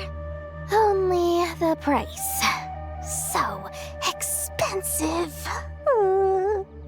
I heard you covered a lot of the funding out of your own pocket. Oh, that's an exaggeration. The Academia provided most of the funds. I just offered a small token of my goodwill. Of course, the real tragedy is how little profit I'm making on this. You know, it's a serious crisis when you can't even make money out of it. It's really quite a beautiful design. And I'm intrigued by how such a diminutive device is able to output the power of the Light Realm. Did you attend the lecture on Light Realm energy, Madame Farzan? I don't believe I saw you there. Of course I attended. I was just a little late, so I had to listen to the whole thing from outside the back door. Anyway, I have a perfectly good understanding of Light Realm, elemental and abyssal energy, as well as the relationship between the three. Good to know. Master told me in private that the conversion process between Light Realm energy and elemental energy involves highly classified knowledge that shouldn't be disseminated too widely. But even so, the scholars still shared said information. Well, you can't enforce a rule that everyone breaks. Is that the idea? At first, the Dendro Archon was reluctant to explain it in great depth for safety reasons. Later, she came to terms with it, and simply informed my master that we would all have to face the question of survival together. To protect someone from such dangers means keeping them in the dark, but for someone to know and embody the wisdom within, they must understand its very essence. It's an information hazard. We're exposed to danger just by knowing the facts, and just like bait, it lures us in by offering us the solution to our problems. But if you're not careful, you'll end up pursuing it down a dark path. A tricky problem. But today, this big problem has been broken down into many smaller, more trivial ones. What do you mean? Ah, I get it. For instance, you and I share secret knowledge, while she and I take on the risks of life, death, and fate. Something like that? Hey, what? That is not what I call a trivial problem. Well, as they often say in Vahumana, an event that is monumental to the individual is negligible in the grand scheme of history. Generally, the fate of the individual is an insignificant affair. Being from Amorta, where the subject of our research tends to be a lot more personal, I have to disagree. It's hard to dismiss the individual as insignificant.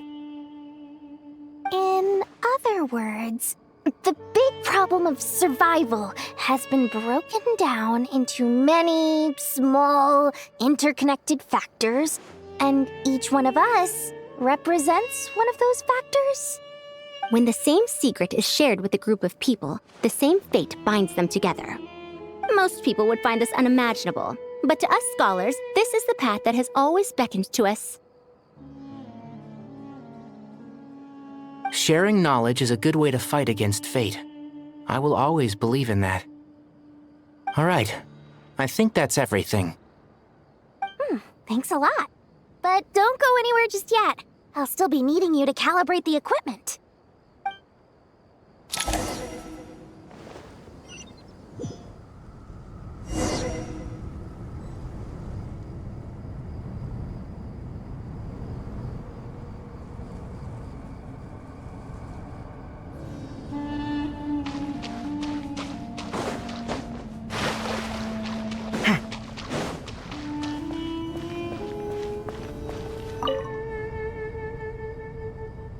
Okay, the materials are ready. We can proceed with the next phase. Alhaitham, how are you getting along? Most of the information in Aru is written in ancient desert scripts. Some of this is written in a tribal language, while other parts seem to be a variant of an oasis script, based on the glyph forms. Oh. Not lost to history, I hope. Some are. All we can do is infer the meaning based on the rules of related languages. Although, this section actually fills in some of the missing historical record. I'm transcribing it so we can bring it back to the academia. After Aru started up, 2 more lines of text appeared here. Can you read them? Humans may not read what is written by the gods, except by not reading. Victory should not be easy to attain, for it symbolizes divine wisdom. Knowledge must not waver, for it has external borders. Is this a clue to solving a puzzle? Or is it being symbolic? You can't read it unless you don't read it. Victory is wisdom. Knowledge is confined by borders. Wait, I think I've got it. It's a metaphor, isn't it? It's talking about... a chessboard.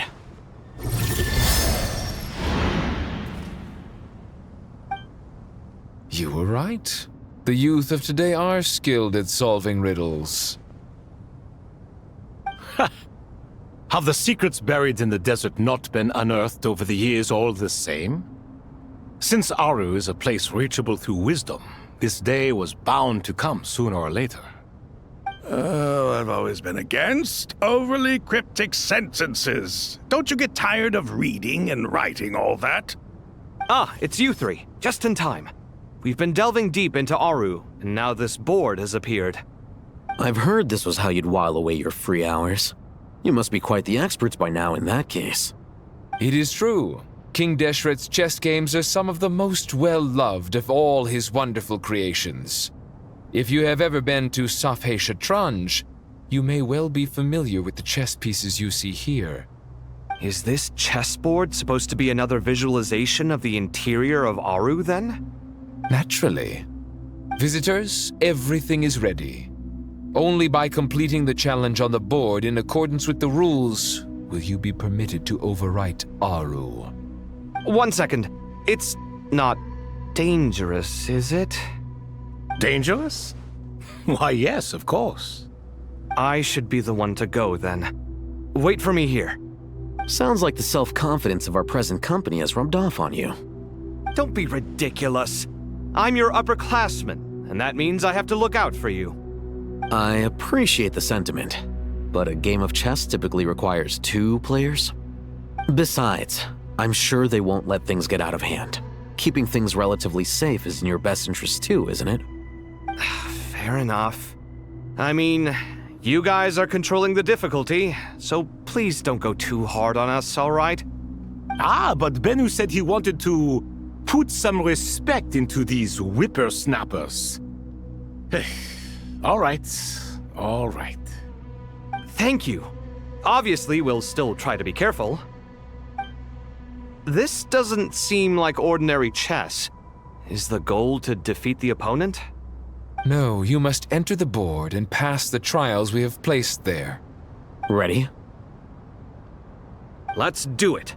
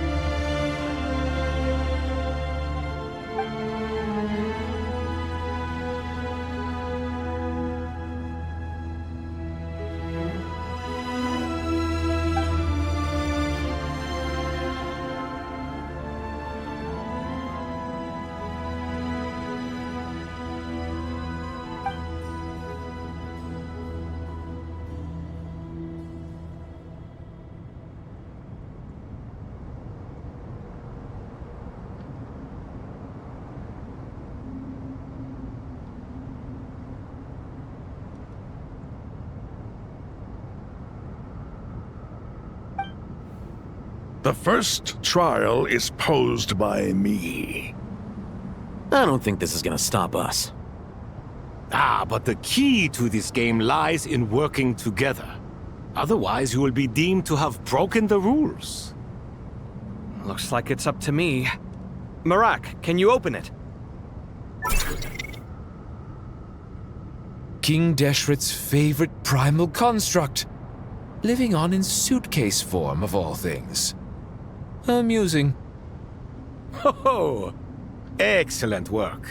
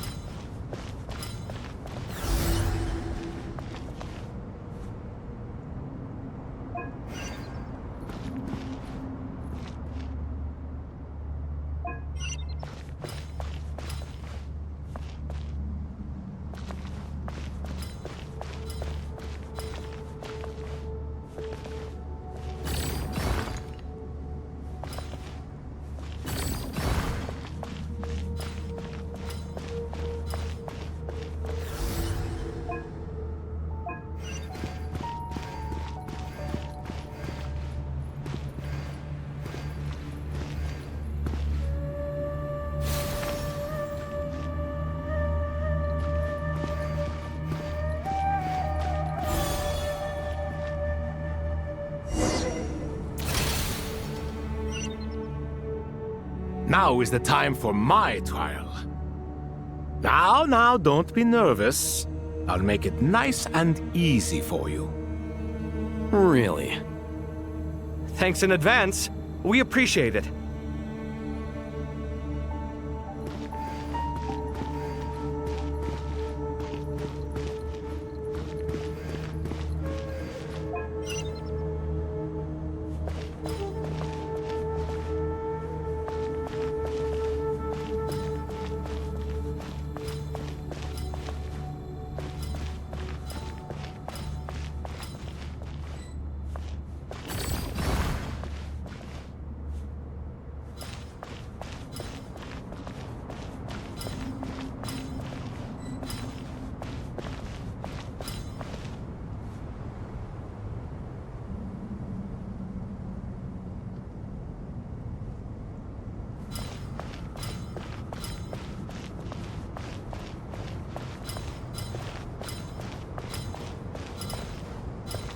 Strange time to catch up on sleep. I'm not sleeping, I'm thinking! It's not that simple, you know.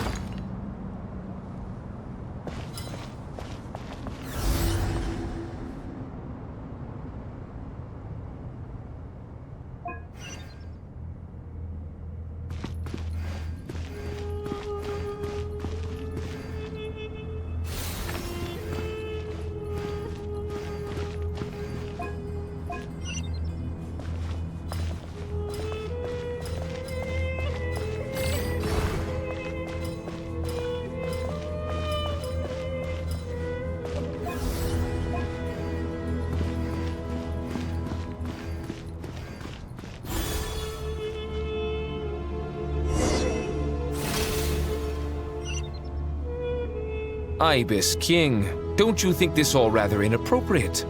You may as well be handing them victory on a silver platter. Do not expect me to follow your lead. Ha! Suit yourself.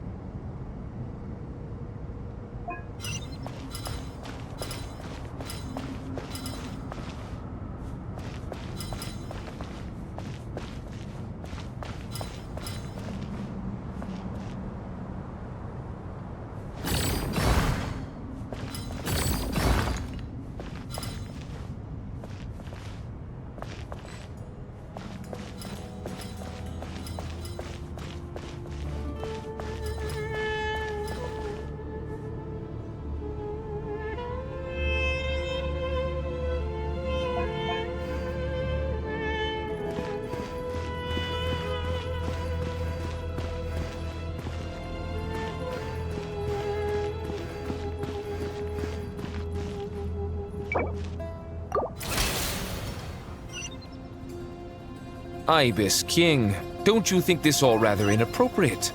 You may as well be handing them victory on a silver platter. Do not expect me to follow your lead. Ha! Suit yourself.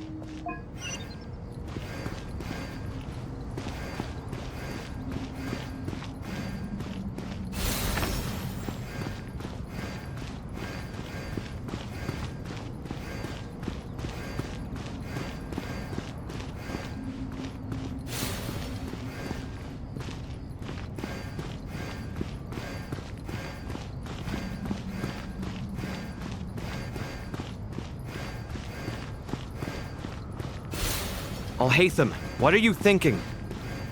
If you don't want to wait, you're free to leave. I never wanted to wait in the first place! Chessboard gave me no choice. If you say so.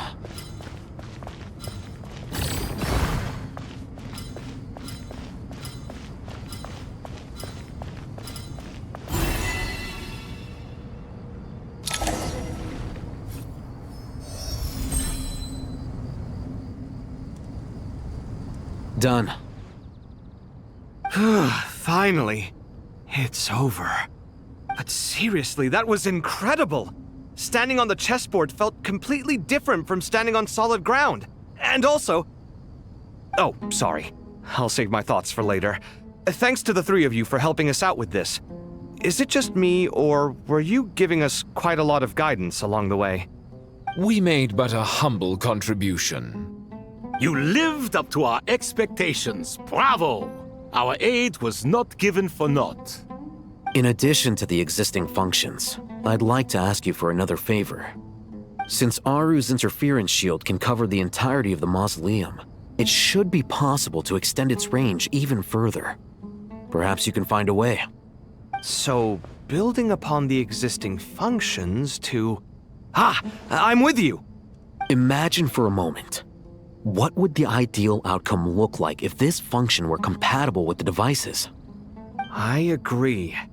This is the best solution possible. Please, everyone, we beg you to help us. Me, oh my! Well, since you ask so very nicely, I suppose... Goti? Croco? What do you say? Naturally.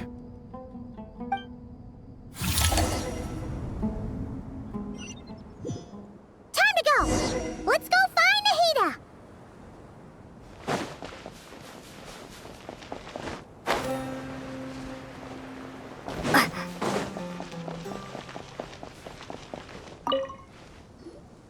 There you are. Miss Nicole truly is an angel. She shows great wisdom in guiding others, and she has already sent word to Natlan on our behalf. She said that while the other members of the Hexen Circle are busy with important work, she is quite free, and she's more than willing to accompany the people of Sumeru for the entire journey. Oh, there's Nicole, all right. Always super patient and loves to help everyone out. She's the best. She is. So kind and enthusiastic. Well, time for us to get going. Let's head out.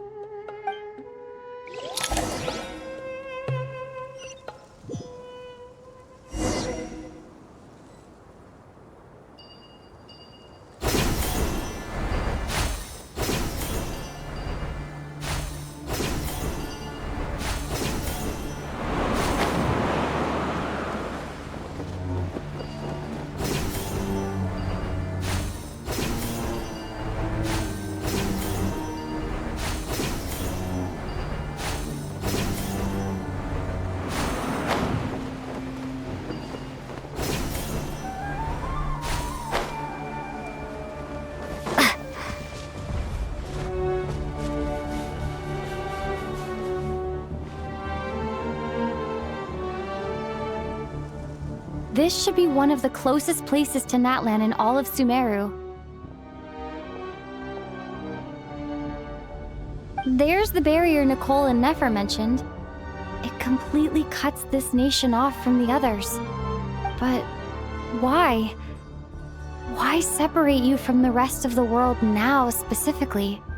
And if I'm not mistaken, Irminsul was polluted once before, wasn't it?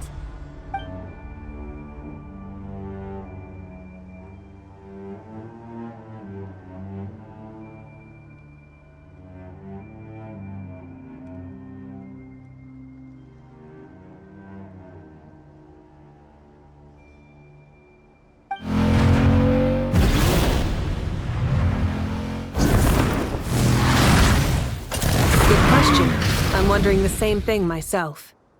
That voice. Malika, you got here pretty quickly. Hello, traveler. It's been a while. Hello there. Hello, Dendro Archon. Malika, I apologize for asking you to meet at the border on such short notice. I also apologize for not being able to greet you in person. The form in which you see me now is one carried by the Traveler. The real me is inside the mausoleum of King Deshret, and I am reaching out to you with my mind from here. Irminsul has been infiltrated by the Doctor. We must be on our guard, as he can spy on information in the world from within the tree. Fortunately, there is no record of the Traveler in Irminsul, and you are still within Natlan's borders. My records will be preserved in the Night Kingdom, rather than the ley lines. As long as the Night Kingdom remains disconnected from the ley line cycle, the Doctor has no way of knowing my movements. Exactly.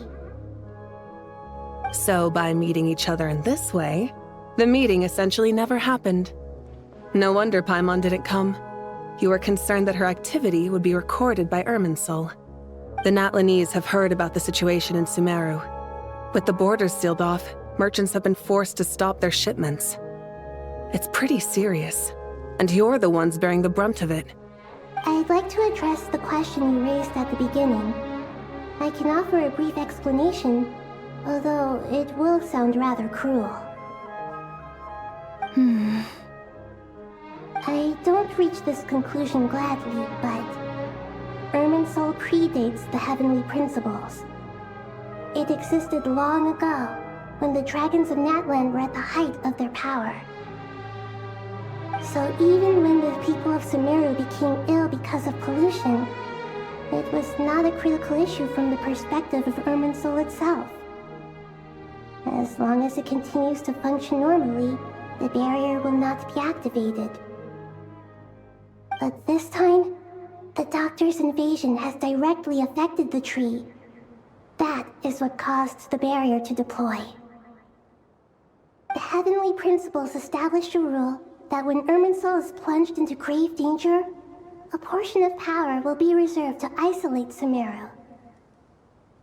That way, even if Sumeru is destroyed, the outside world at least has some time to catch its breath. We'd certainly need it. The Heavenly Principles created almost everything that exists in Teyvat today.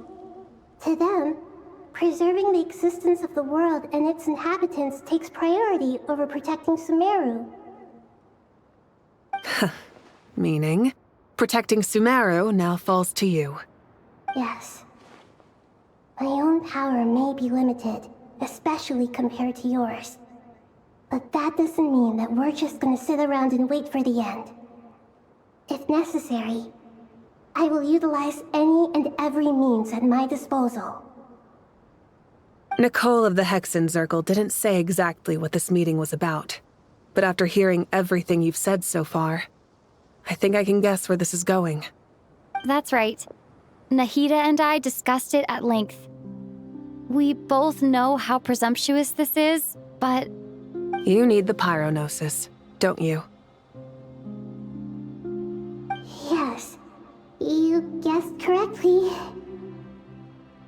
Originally, I only intended to borrow it, but The situation is far graver than I foresaw. So instead, what I ask of you is to please give the Pyrognosis to Sumeru.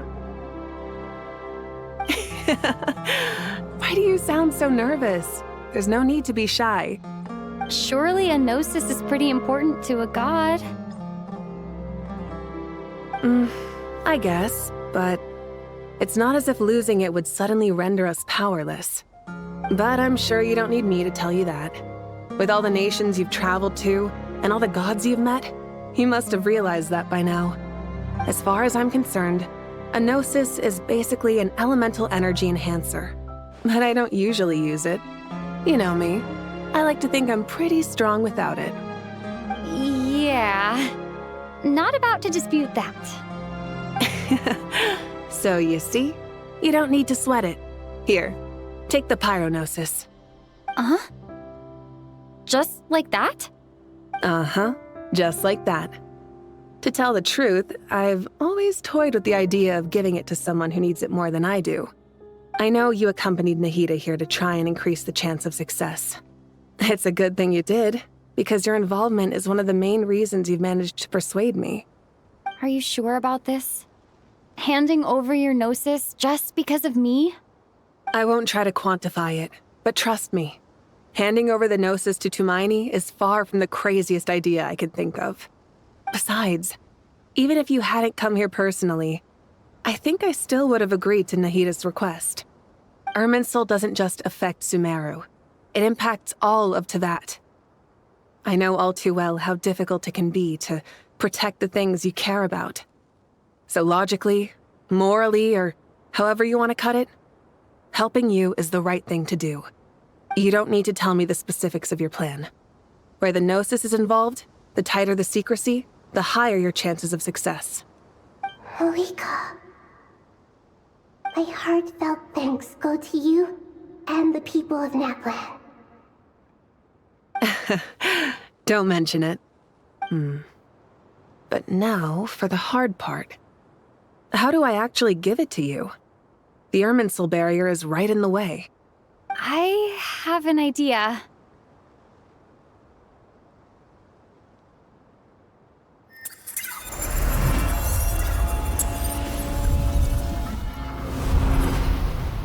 Just as I thought. Incredible. What did you do? Just made a lucky guess. This seems to happen quite a lot. Things that apply to everyone else don't seem to apply to me. I figured the same might be true here. Irminsul usually produces effects based on the records it holds.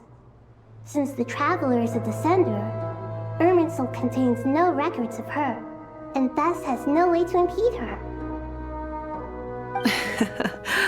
Is that right? You really are full of surprises. Catch. Whoa! Thank you, Moika. Thank you for trusting us with something so important. All right. No need to get so formal. It's not like we're strangers. Besides, there's still one problem. You might be able to pass through the barrier, but I don't know about the Gnosis. Any other surprises for us, Traveler? Let me try something. I have the Pyrognosis in my hand. It feels strangely ordinary, not particularly heavy. And yet, this tiny thing symbolizes the mighty authority of a god. I need to think hard about my memories of Pyro. My memories of journeying through Natlan. All those important experiences I've had. The Gnosis disappeared. Traveler, are you alright? I'm fine. The Pyrognosis disappeared into my body, just like phlogiston. Maybe it resonates with you because you've mastered the power of phlogiston. You might not be recorded in the ley lines, but you're still our Tumaini. Whew.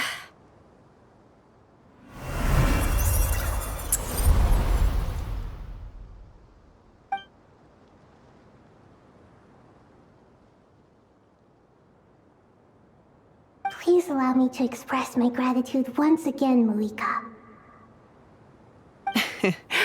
Pleasure. Well, I've given you all the help I can. The rest is up to you. Good luck. We won't let you down. Yeah, we aren't about to lose.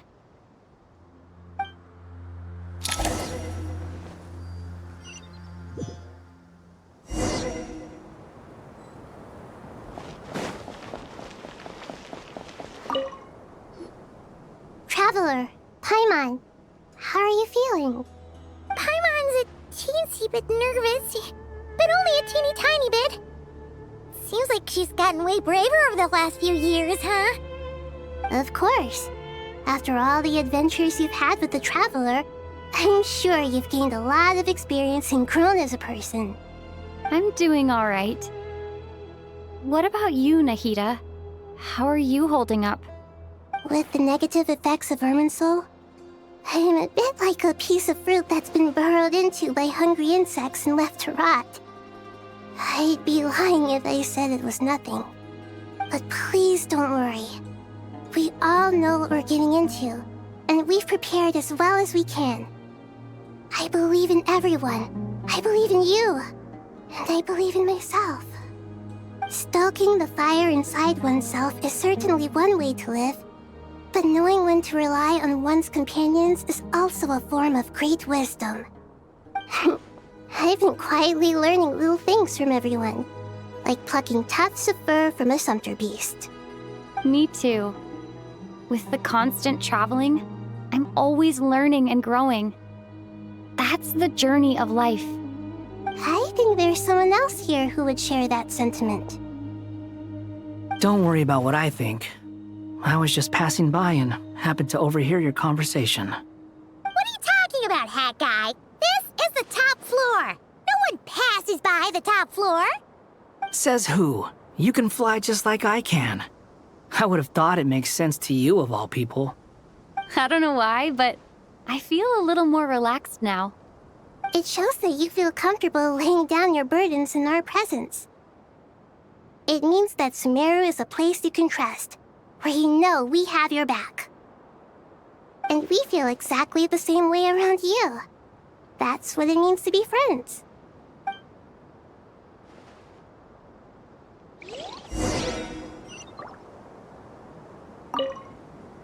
Feel free to mingle if you'd like some time to catch up with people.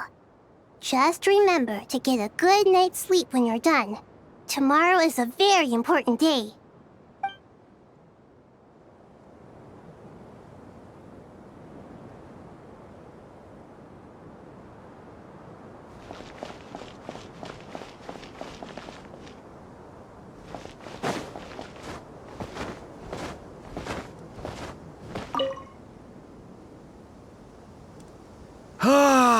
It's finally done. Ugh, but I have a nagging feeling that there's something I've forgotten. Oh, there you are. Everything wrapped up on your end?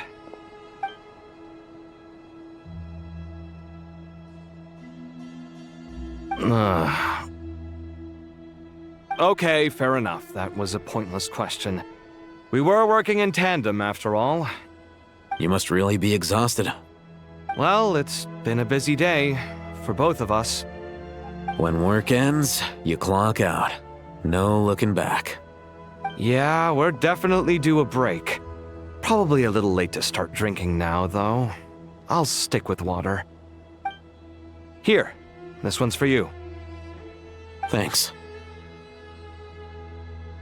You want a bite to eat? I can grab us something. Or wait, I think there's a stove nearby. Let me take a look. Are you nervous? A little, yeah. Unlike you, it seems. How are you not feeling at all nervous? Because everything that happens next is beyond my individual control. I don't worry about things I cannot influence. What do you mean, cannot influence? You're the one who came up with half of the strategies we ended up using. There's only so much I can do. I was only doing my duty. Was it like this last time, too? You mean with Azar and his accomplices? Yes and no. The situation back then was easier to control, but we weren't as prepared as we are this time. So the enemy is stronger, but so are we. I still vividly remember the way you interrogated me in the library after the fact. Where were you when Sumeru needed you most? If your memory is so vivid, you might also recall that it was you who came looking for an argument. You're often the one who initiates these things, you know. I came for a conversation! I didn't know it was gonna turn into an argument! Anyway, at least I showed up this time. So, what do you think? What do I think? I think we're certainly better off for it. It's good having me around to help out, huh? Absolutely. As a citizen of Sumeru, you displayed a remarkable sense of responsibility in the face of disaster. Certainly feels that way. I just shudder to think how the world would have ended up if we hadn't gotten control of the situation. So, do you think this is what impending disaster looks like? The sky is so clear, and there isn't a whiff of decay or destruction in the air. It's hard to imagine that the fall of humanity could happen on an ordinary day like this. Awful things happen all the time. Sometimes people can stop them, and sometimes they can't. What you and I have done is increase our chances of stopping this one. Lofty ideals may provide no defense at all against nihilism, but perhaps little decisions can. Oh, nothing. It's nothing. I hope everything works out tomorrow. It will. As long as we stick to the plan, our chances of success are good. It's really strange. You're my junior, yet you always seem to act more like an upperclassman than I do. I think it's mostly a matter of temperament. Ugh. Walked right into that one, didn't I?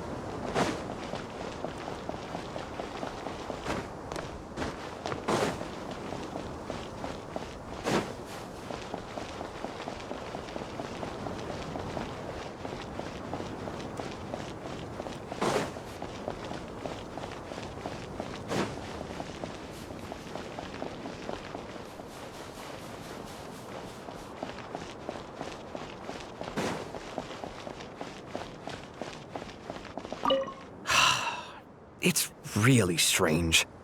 You're my junior, yet you always seem to act more like an upperclassman than I do.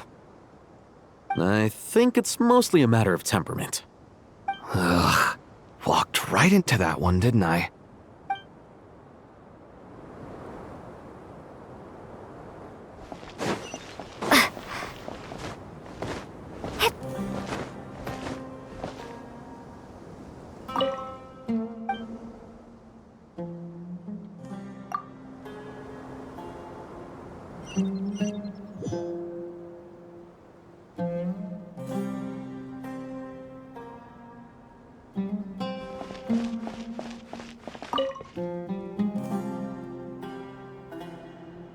We'll make our move after sunrise tomorrow. Good. Is everything ready? As much as possible. That'll be enough. Don't let the pressure get to you. We'll take things one step at a time. That's how we've always done it. Master Tainari! Mr. Sino! So this is where you were. I brought some juice and some water. Would you like some? I know how easily you get dehydrated in the desert, so you should definitely have some water. In which case, I'll have the juice. I gotta ask, though. Who's on juice-making duty at a time like this? Madame Farazan said she was feeling a little nervous, so I told her about the automatic juicer my friend invented. She took it right off me and started making carton after carton of juice. A juicer? Did Sucro send that to you? Yeah, I hadn't had the chance to try it out before this incident occurred, but I couldn't bear to leave it behind in Gandharvaville. The juice is very sweet. I think so too. Kale, how are you feeling? Physically, I'm okay, but it just still feels strange to me. Why would a great power like this come to someone like me? I know the feeling well. That same question ran through my mind every day as a kid. At least now, you have someone who can relate to you. All the more reason that you should apply for Spontamod. Tainari fiercely opposes the idea, though. Those two things are completely unrelated. What are we all chatting about, Would anyone like any juice? Oh, you have some already. I had some earlier, ma'am. Maybe give the extra to someone else? Very well, very well. I shall be off then. There's this enormous power, and then there's little old you. You feel like there's no connection between the two. And that sense of dissonance is difficult to get used to. Yeah. But after all this time, I can't believe this stuff still gets to me sometimes. Makes me feel a little childish. Kale, just because we normally keep the conversation light doesn't mean we can't discuss deeper issues. I don't think it's childish at all. You were the victim of a terrible crime. It's normal to struggle with the fallout from it. You have absolutely nothing to be ashamed of. My professor once told me that no incident can be considered truly resolved until the victim says it's over. Your rage and your pain are completely justified. Thanks. Miss Nicole said that the same god remains which were once used to inflict so much pain upon me have now become a weapon with which I can protect everyone. It's like my own personal kind of evolution. Every innocent person who's been hurt needs time to realize that it wasn't their fault. I was the same. But it's all about to be over. Tomorrow, it ends for good. I don't know if you've noticed, but you rarely stumble over your words anymore, and your outlook has become much more positive. It's a big change from how you used to be. And since this isn't over, you can settle the matter on your own terms. It's time you seized back control. I believe in you. Yeah. Sumeru is my home. And it's so important to me. I have to protect it. No, I will protect it. And once you're done, how about you come back and apply for Spontamod? Stop it with the sales pitch, would you? Hey, excuse me. There are still 3 unclaimed cups of juice here. Why don't you take one each? Ugh, my arms are getting sore from carrying them around everywhere. Madame Farazan, why are you... Here, let me take them off your hands. Thank you, Madame Farazan. Drink up and enjoy my handiwork. I think I'm going to make something else now instead. Please, try to relax, Madame Farazan. Your nerves are starting to get the better of you. I know.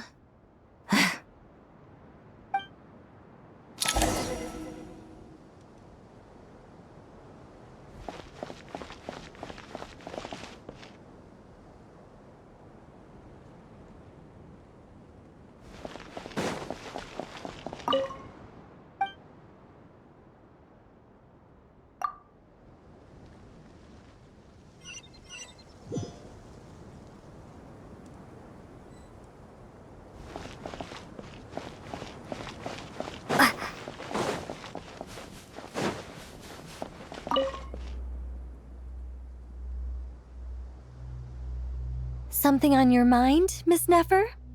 Nothing in particular. It's just...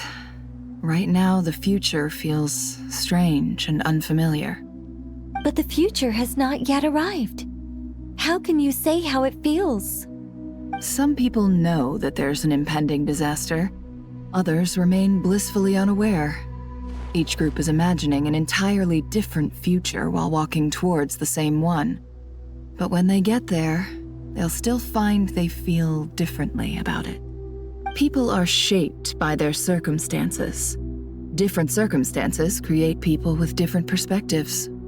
I've always found the perspective of the Vahumana Darshan to be a particularly incisive one.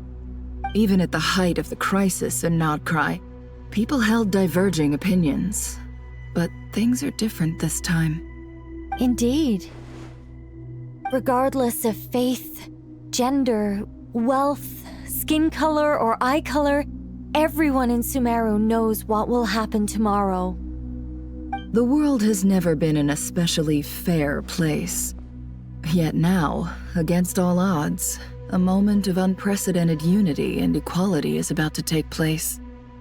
It's fascinating. If only my father could have lived to see this era. Era. To me, that term represents a much greater span of time. It can be an unsettling word. I would even say I'm afraid of it. Do angels even feel fear? Yes, at least I do. I fear the gap that grows wider with each passing day, and the never-ending flow of time. Time renders all memories insignificant and reduces all splendor to nothing. But those memories are the one thing I do not want to lose. You're very human in that regard. If angels draw too close to humanity, our wings burn away in the bright flame of awareness, and we fall to the earth. After spending so long among humans, I have lost much of my former glory. Maybe that's a good thing. You're more human than some humans are. I've been talking to Kale a lot in recent days. We seem to be in completely opposite situations. I suppose that makes us good case studies for comparison. Case studies for who? Myself, I suppose. After comparing the two of us, I suddenly discovered that I desired more than before. It was a gentle, pleasant sensation. Just as most people pursue glory and miracles, I too am pursuing miracles of my own. Guiding humans to make the miracles in their hearts a reality. That is my miracle. It doesn't sound so bad, does it?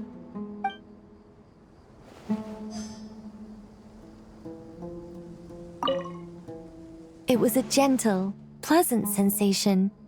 Just as most people pursue glory and miracles, I too am pursuing miracles of my own. Guiding humans to make the miracles in their hearts a reality? That is my miracle. It doesn't sound so bad, does it?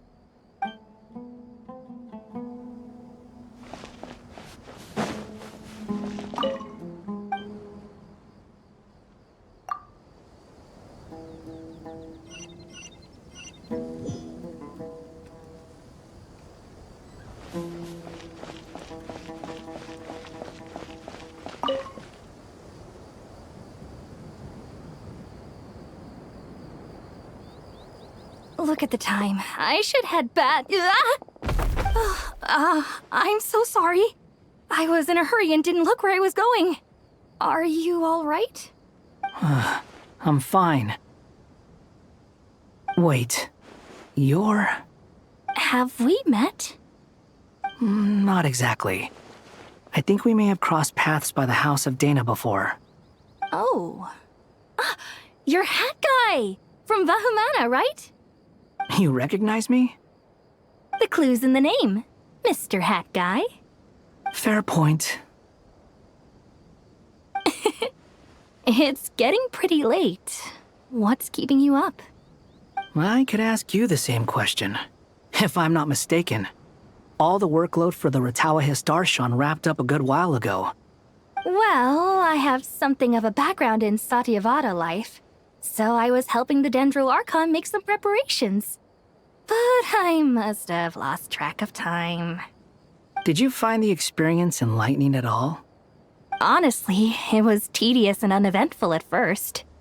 But eventually, I think I did sense some profound truths. But they also brought a lot of suffering with them. I was told that I even shed tears while I was meditating, though I have no idea why. Sorry. I hope I'm not scaring you. Not at all. It just proves you're very accomplished in your research. Good night. I wish you all the best for tomorrow. Thank you, sir. You too.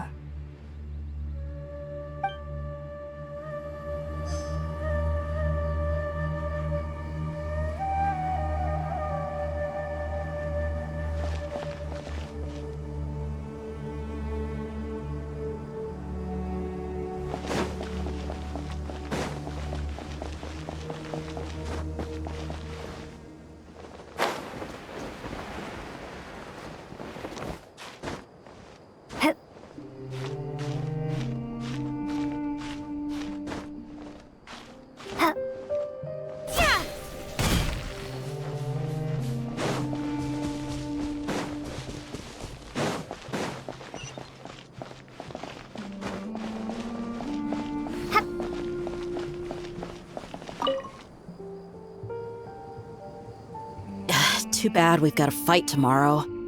I could really do with a stiff drink. Let us pray instead. Prayer. How nostalgic. Lord Sangama Bay. Came to get some fresh air too, did ya? That's right. Actually, I was hoping I might run into you, Dia. I wanted to let you know that I've stocked up on that perfume you said you were so fond of.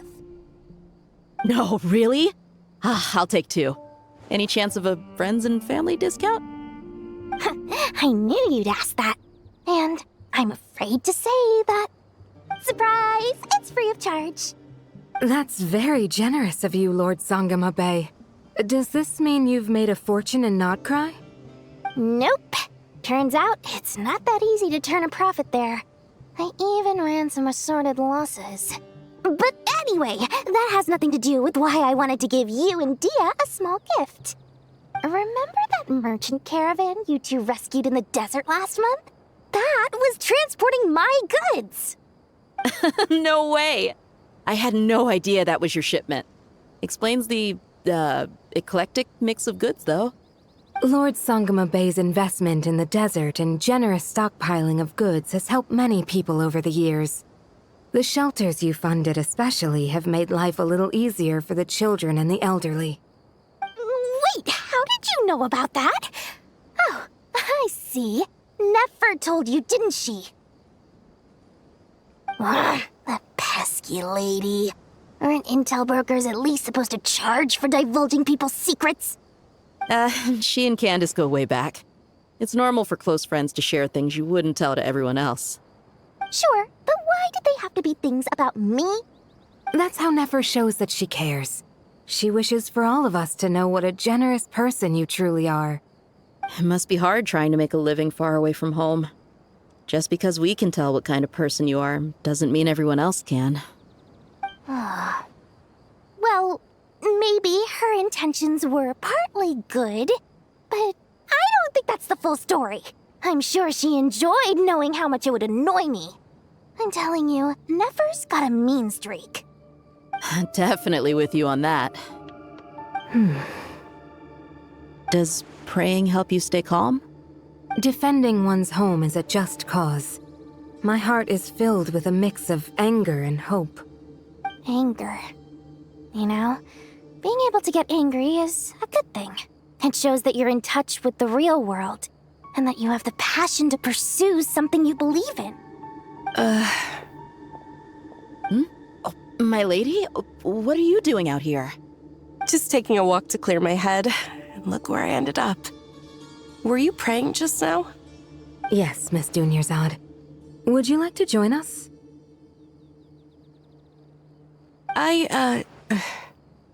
Come on, it's fine. She won't mind who you pray to. Oh, then sure. I remember you, Miss Dunyarzad. You visited my shop before. If I recall correctly, the god you worship is the Dendro Archon, correct? That's right. She is such a gentle and kind god. But to me, she is more than just a god I worship. I see her more as a friend. And so do many others. She's not some almighty god who reigns on high, but a genuine friend. Agreed. She's a wise teacher and a good friend. I spoke with several people during the evacuation.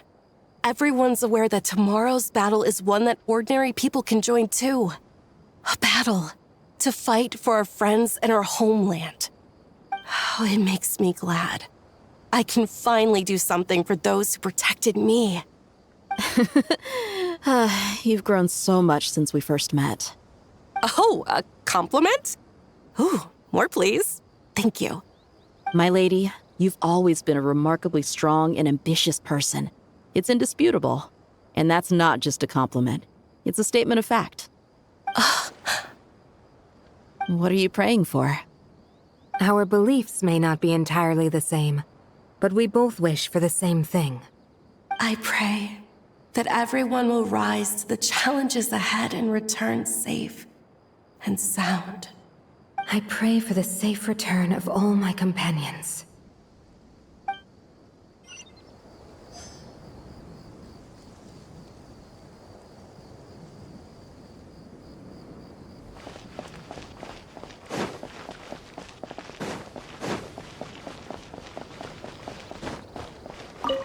What are you praying for?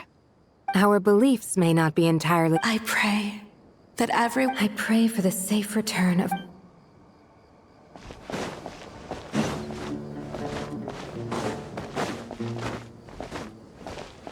Good night. I wish you all the best for tomorrow. Thank you, sir. You...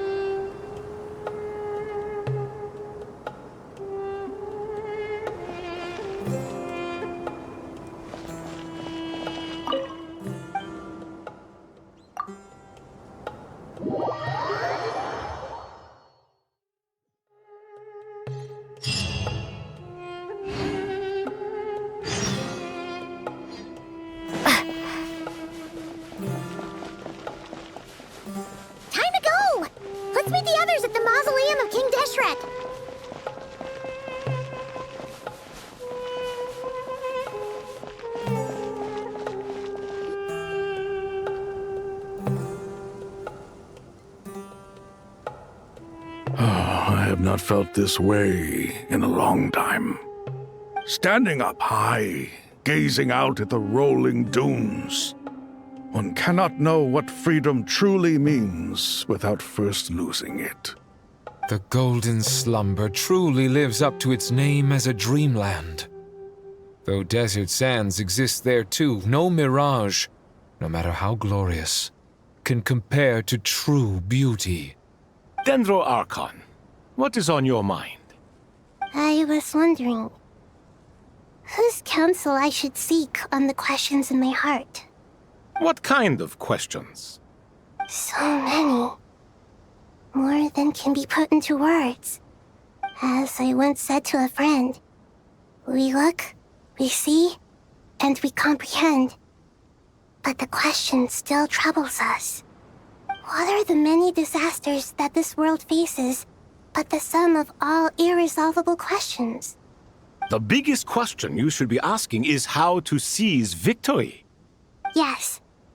Although, I would express it differently. I must not fail. And so the question I am most curious about now is whether the path to victory will be an arduous one.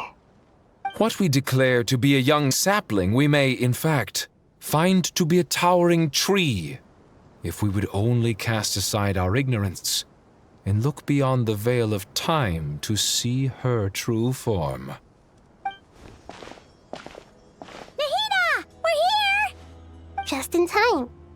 My preparations are almost complete. Ready when you are. We're here too. Miss Nicole! Miss Nicole! You run so fast! I thought I'd get a lot of exercise as a forest ranger, but I can barely keep up with you. Sorry, I got a little carried away. Lesser Lord Kusanali, the equipment is ready, and the modifications to Aru are all complete. As discussed during our meeting, Accessing Irminsul via the Akasha is no longer feasible at this stage. There are other options, it's just they're a little more extreme and more technologically demanding to implement. Maybe you should take it from here. The architecture and functionality of the Akasha terminals overlap considerably with Aru. There is reasonable evidence to suggest that one was developed based on the other, or that they both utilize technology of the same origin. As long as the transplant and merge operation succeeds, Aru should theoretically work on a scale greater than the Akasha and approximately equal to Irminsul. It will become the largest active computing device in all of Teyvat. A system this powerful is capable of a lot of different things. In the past, the Akasha was primarily used for one-way information transmission, but I suspect it could also serve as a central bridging hub. In the pursuit of greater knowledge, some scholars have attempted to connect their consciousness to Irminsul through the use of terminals, incense, and meditation. Correct. In academic language, scholars who reach that stage are said to have entered Satyavada life. Hypatia has performed this practice many times in the past, and she was once under my care for a period of time. Right. And this at least proves that there is a zone within Irminsul that can be connected to. That's right. Providing wisdom to the people is one of the very reasons for Irminsul's existence. I think I understand where you're going. Please, continue. In that case, I'll skip to the conclusion then. We need to further modify Aru, merge it with the Akasha, manufacture terminals, and distribute them to every single person we can reach. Every person? Even the desert folk? Yes, everyone. I've already calculated the amount of raw materials we need. So you mean we're going to get new Akasha terminals? Yes, but this time the people of Sumeru won't be using them to acquire knowledge, just to connect to Irminsul. That's the key. When we evacuated the city, we brought all the important assets from the House of Dana, in case we ended up needing them. Fortunately, this included the Akasha system's main terminal. We've checked all the relevant records, and one thing is certain. Nothing like this has ever been done on this scale before, so... Everyone in Sumeru is part of the plan. Whoever controls the people controls the situation. Since this function of Irminsul was introduced, it has only ever been made available to scholars, who don't constitute a particularly large group of people. But by expanding the scale to include all the people of Sumeru, all the individual connections will stack up to create a significant load on the system. Under normal circumstances, Irminsul would be able to cope with the additional load. But with it already being under strain from other activities, its remaining capacity is limited. Thus, it might be possible to shut it down completely by overloading it.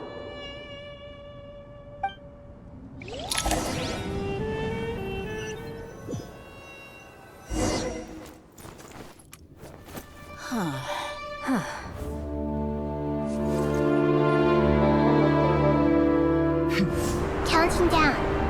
3, 2, 1. Are you ready? Ready!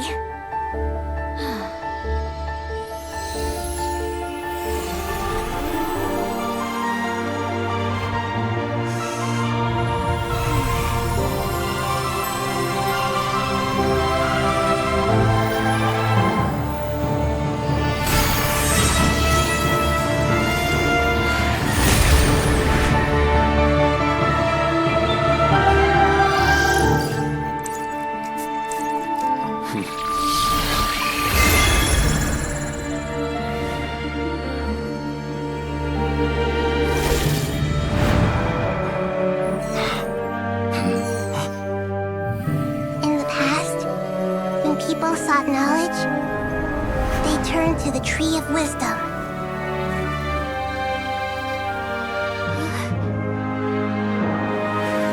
Today, we use it to save Sumeru and the whole world. These boughs that nurtured learning must not become tools for destroying the world.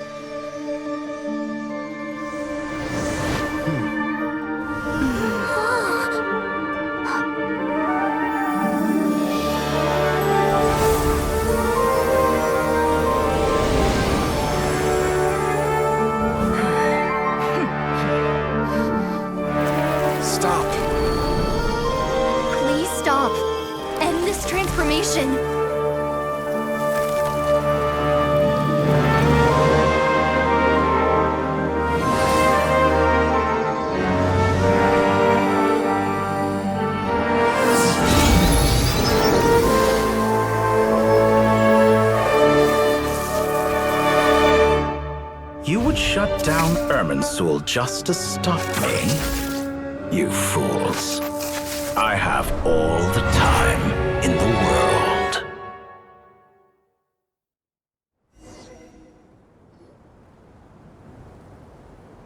Success!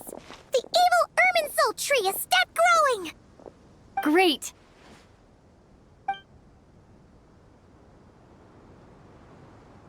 What a display of true courage! The courage to think and the courage to act! I never thought I would witness the shutdown of Irminsul with my own eyes. Perhaps this is human wisdom in action?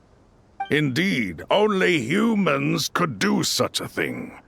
Gods are few and far between. What was once created for spreading knowledge is now used for another purpose. A rather ingenious plan. I am grateful to you three for your help. Only thanks to you were we able to extend Aru's interference capabilities to cover all terminals. Now, nobody who wears a terminal will have their activity accurately tracked by Irminsul. No matter how many eyes Dottore possesses, he will not be able to see us clearly. Now for the next step. I will need the help of your supreme powers once again. How might we be of service, Lord of Dendro? I need to reach the Eternal Oasis immediately. Right now? In that case, Ibis King, would you agree that this is a fine opportunity to dust off our old tricks? Never. I assume you have that chess set with you? You mean the one you gave to me as a gift? Asking for it back, are you? How could I? You misjudge me. I just wanted to show you another way you can use it. Connect to Safhe Shatranj.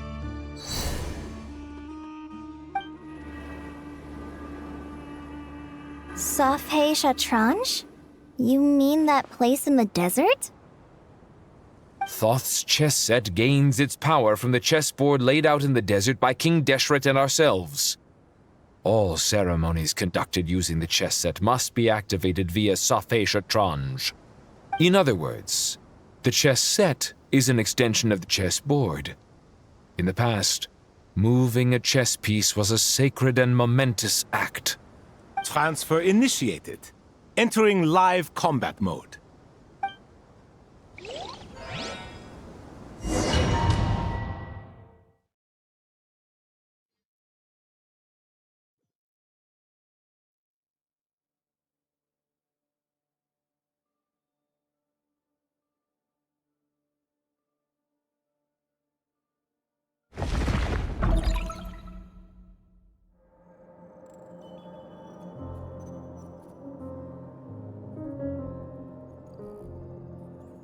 We haven't heard a single word from our spy in the desert. I'm afraid he might have been captured. Never mind. But we spent years turning him. And a lot of Mora. Nothing comes for free in this world, but the loss is not without its purpose. For a small price, we have wasted a precious amount of the limited time they have. Quite a bargain, if you ask me.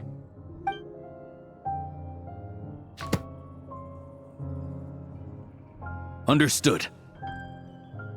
Weighing profit against loss is a necessary part of life. But to tell the truth, I have been operating at a loss since this all began. Since many centuries ago, in fact. For instance, why would a banker act as the executor of a will? If you hadn't deposited your personal belongings at Northland Bank, I would have no reason to be here right now.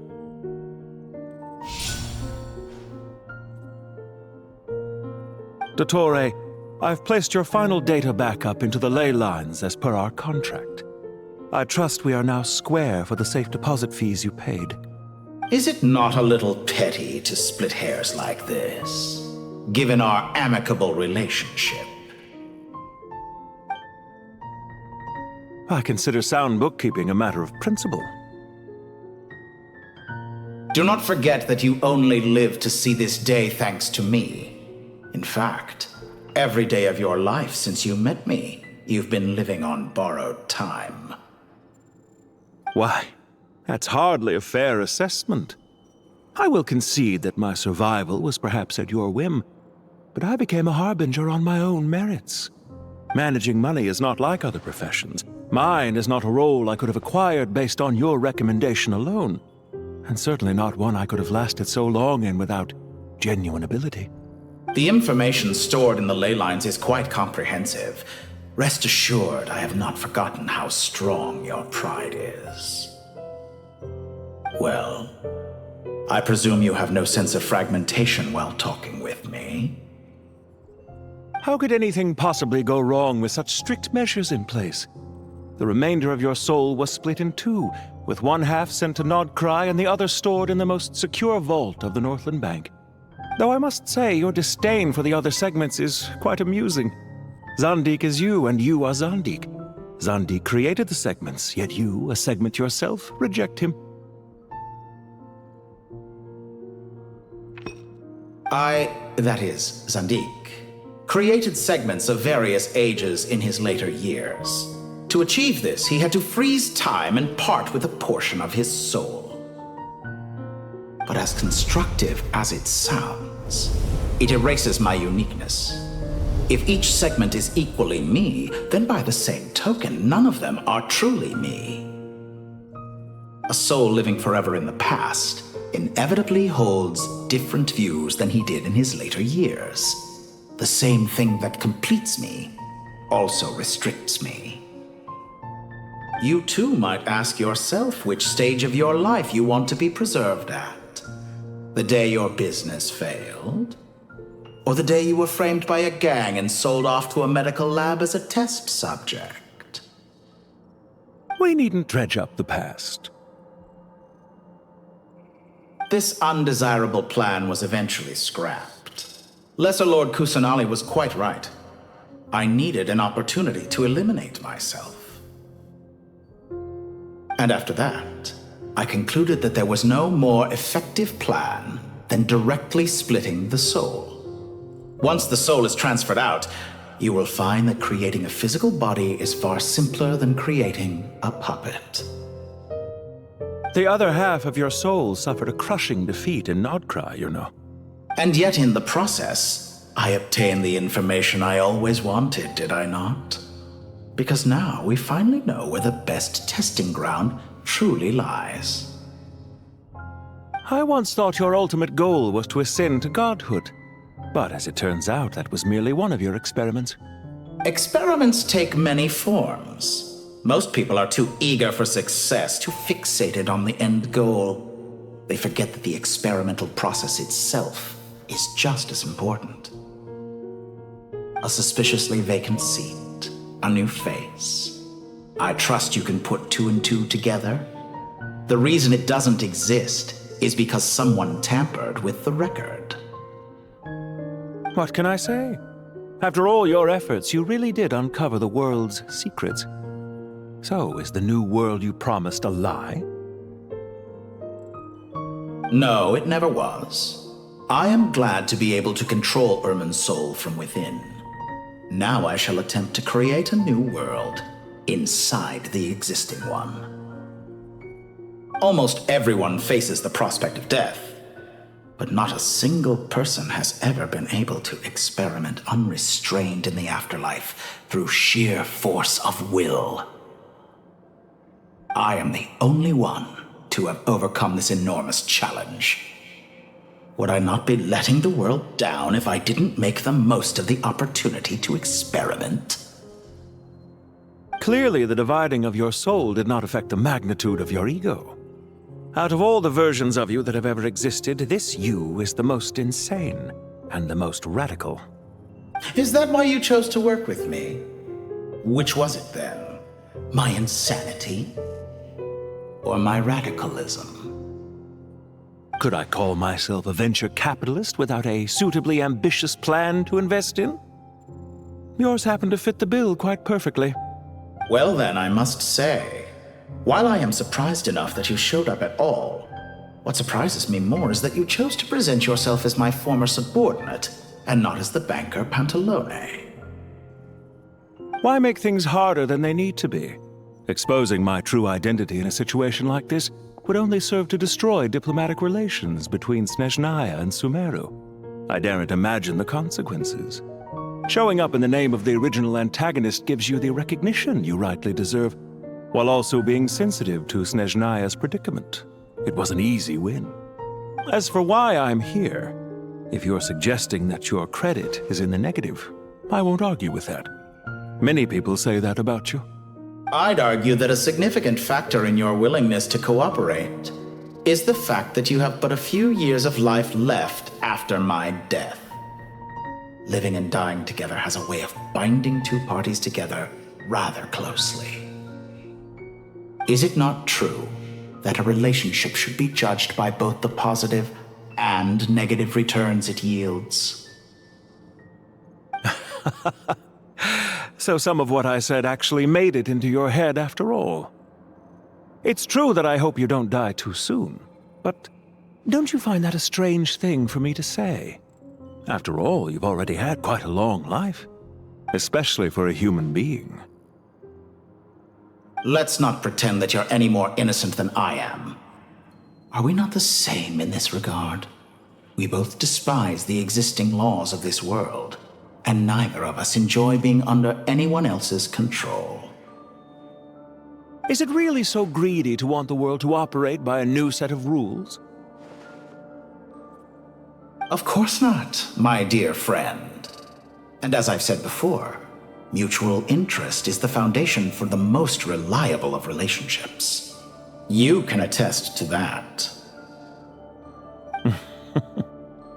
I just hope there never comes a day when I have to work too hard to prove that. Regreater, sir. People have been spotted approaching Sumeru City. How strange. Despite your access to Irminsol's data, it appears the soldiers noticed before you did. They must have found a workaround. Well, Dottore, I trust you know what this means. The fact is... They're coming. They'll breach the city gates any moment now. But even so, I would say Irminsol is a wonderfully convenient thing on the whole. If you do manage to create a new world, perhaps you could plant one outside my office, too. I'll consider it. What do you need me to do? Stall them? The experiment will take time. Stall them for as long as possible. Very well. But you're really asking for the moon here. Have you heard this story? There was once a guilty man, kneeling in the center of a church while an angry mob outside waited to bring him to justice. He pleaded with the gods, begging them to grant him one final request, the chance to finish confessing his sins before he was sentenced. Many suns and moons passed, seasons changed, and still his confession continued, as if he intended to speak until the end of time. Are you suggesting I worship you as a god? Or were you hoping that I might confess my sins to you? Certainly not the latter. That would make my life miserable indeed.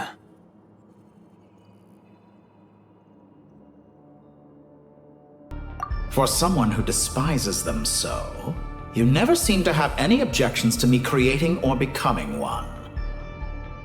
At first, I thought you'd be furious. Concerned I would terminate our partnership, were you? Not at all.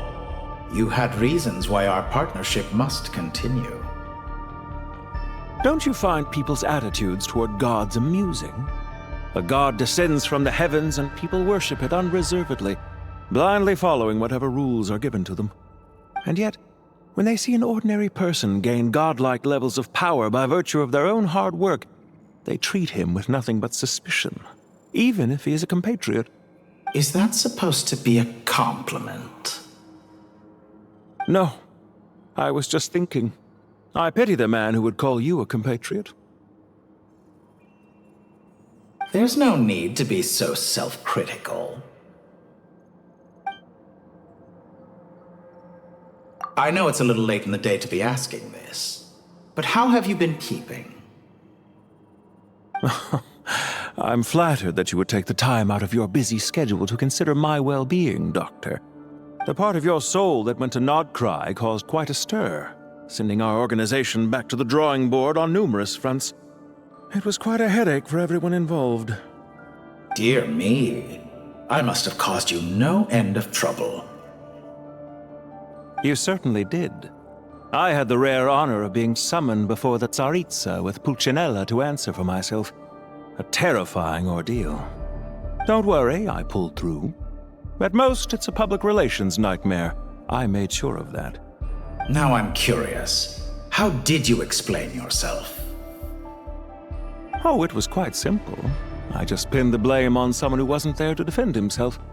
I could hardly be expected to defy the demands of someone as insistent as the Second Harbinger, now could I? How you slander me. You know full well that I am perfectly amenable to reason. There's no question that you are partly to blame for the ruin of my reputation over the years.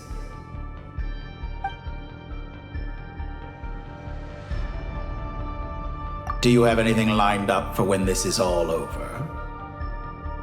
Hard to say.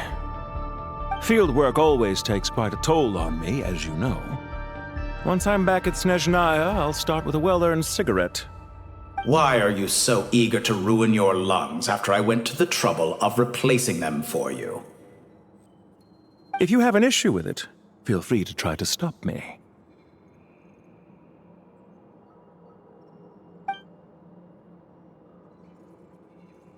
What's on your mind? The limits of humanity. It's a pity. Despite running countless calculations, I find there is simply no way to reduce any further the amount of one's soul required to sustain an individual. It's rare to hear you admit to being unable to achieve something. I beg to differ. For instance, as I've told you before, the original me was prone to motion sickness and couldn't make long train rides. Ah, yes, of course. One of the reasons you often sent yourself out on errands. What are you thinking about now? A new experiment.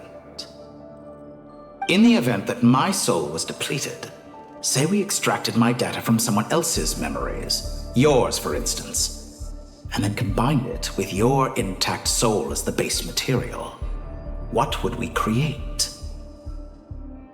Such a scenario would be impossible. Oh? As long as your current soul survives, there will be no need to create a new individual. Don't forget, you were the one who approved of the present situation wherein only one Dottore remains. And if you ceased to exist, who would be capable of performing this experiment?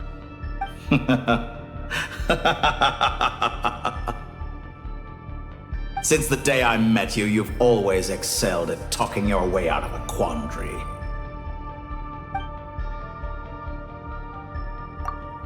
Isn't it a little too early to be saying goodbye? Not that I wish to keep you from your business, of course. Very well. Let's leave the conversation there for now.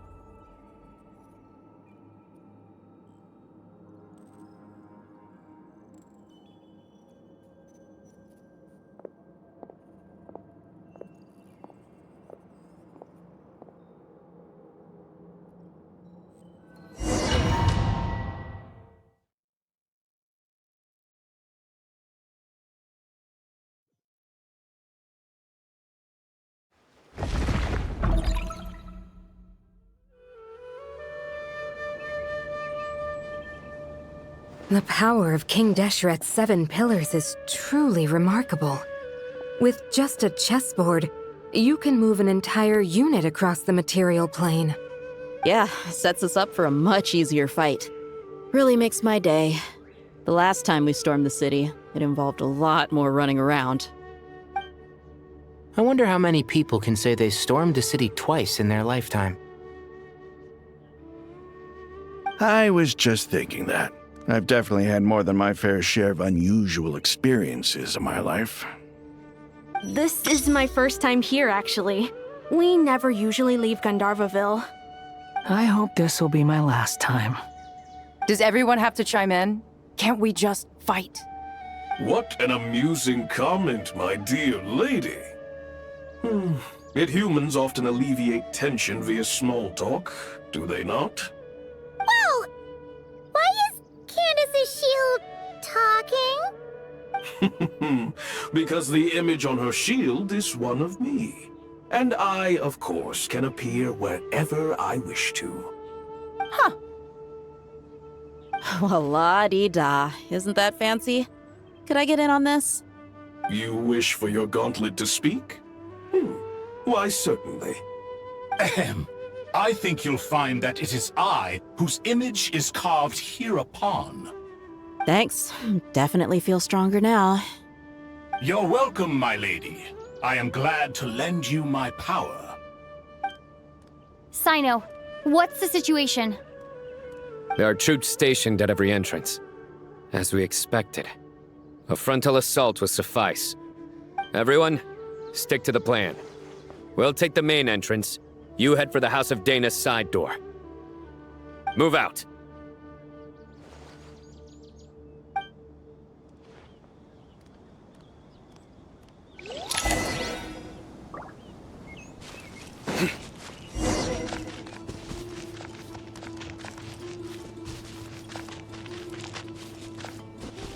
Out of my way!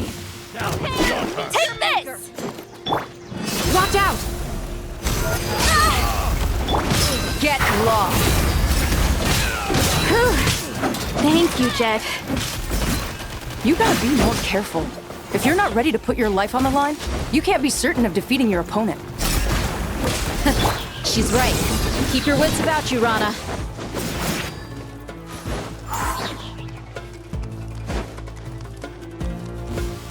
Surrender! Look alive! Hi! Please! Grant us your blessing! Nowhere to run!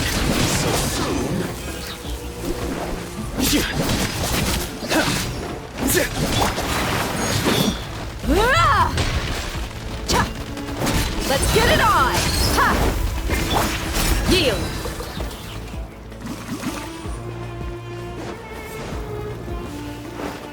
Do your work!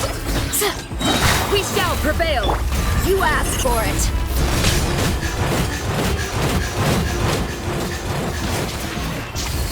Prepare yourself.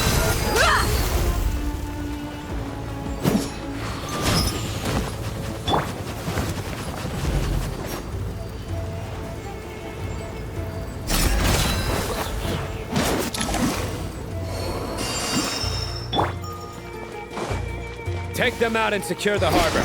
Reinforcements will arrive by water. Consider it done. Show no mercy!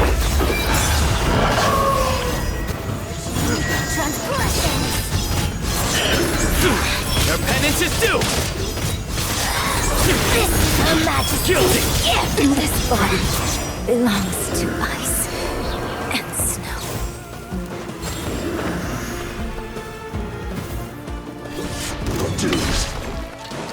Surrender!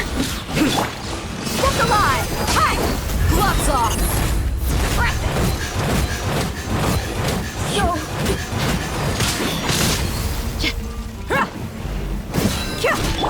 We shall prevail! Please!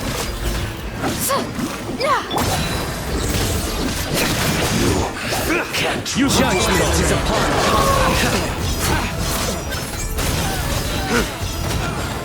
You stay condemned! This ruin. Their penance is due!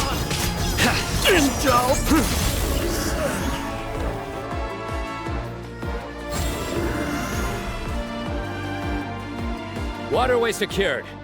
Brothers! Sisters! Perfect. Just in time. Welcome. Once we've linked up, we'll continue the advance. The team has arrived at the north entrance, as planned. Good. Press on.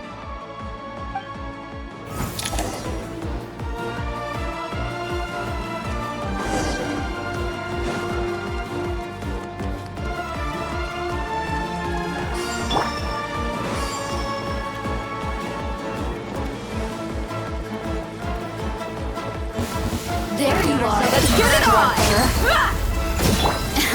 Grant us your blessing! Let me amuse myself a little.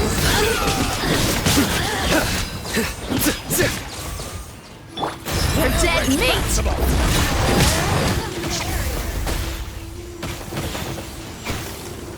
You ain't messing around!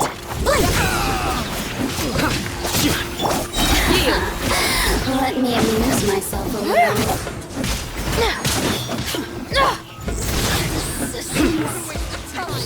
Go!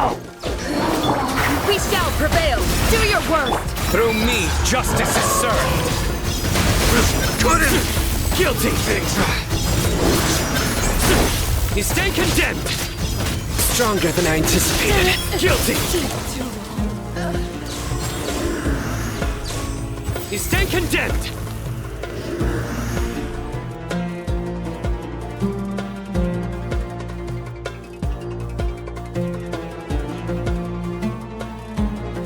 Look out! It's an ambush! Finally. We need to hurry. Take the middle road now. Mahamatrasino, area clear. Don't relax just yet. More Fatui approaching from the right.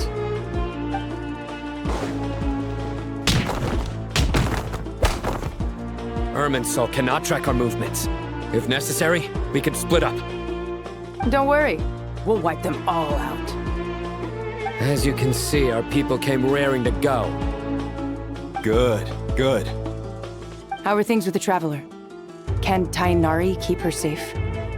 Don't underestimate Tainari just because he's a forest watcher. He can handle it. All right. You know that's not what I meant.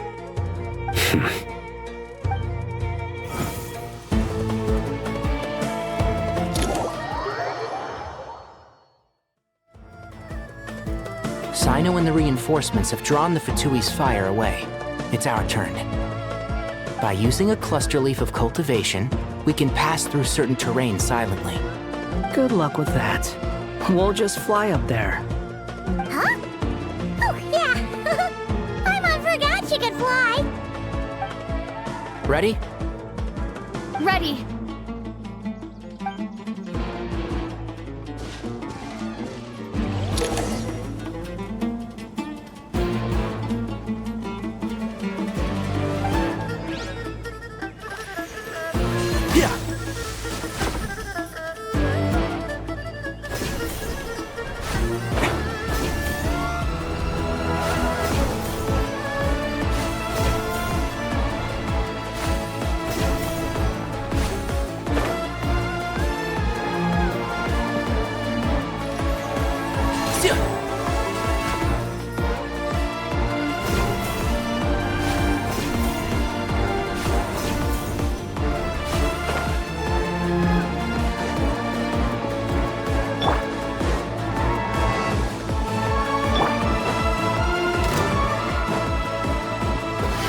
Let's nip that in the bud. By everlasting flame! Yeah! I lost!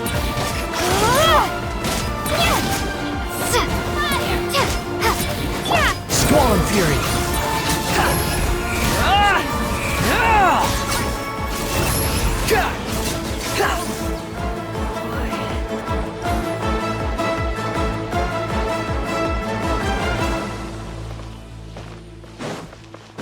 The wind rises.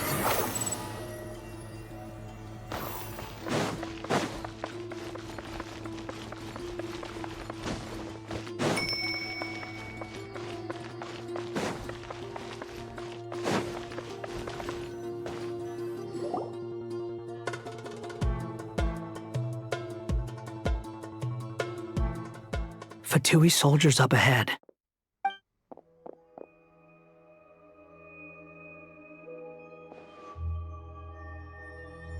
Careful. Prepare for battle. Hey! There's people over there. You have some nerve showing your faces here in the center of Sumeru City.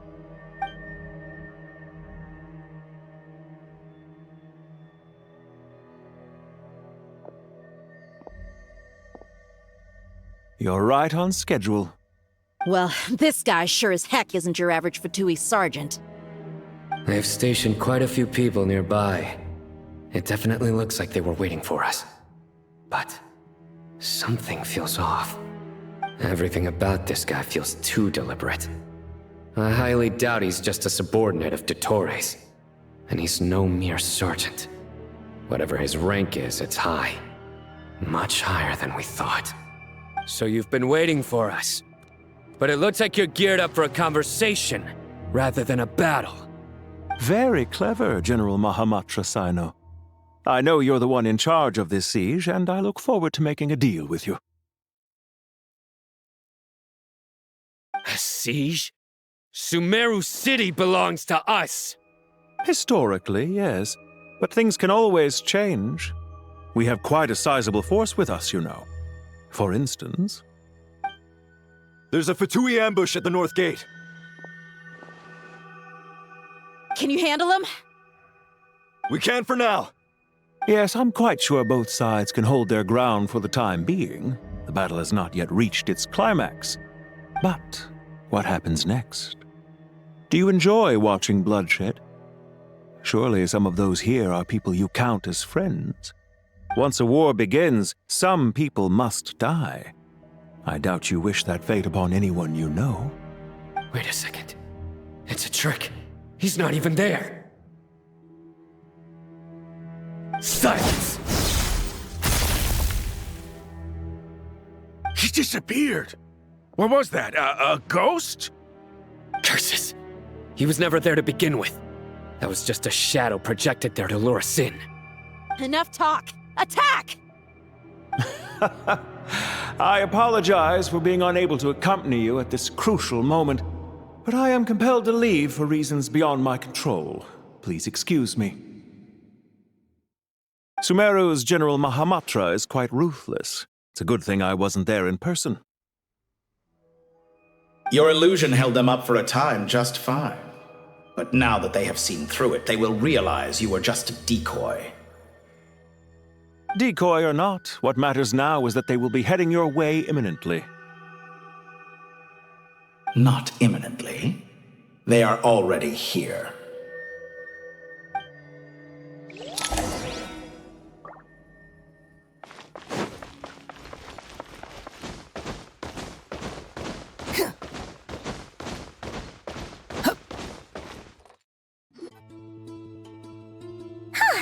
We made it! This is far enough. Tainari, you go help Sino. Don't worry about us. We'll manage from here. Are you sure you don't need me to stand guard? No need. Once the connection is established, we'll disappear from the sanctuary of Surasthana. Go help the others. All right. Goodbye for now, then. Please tread carefully.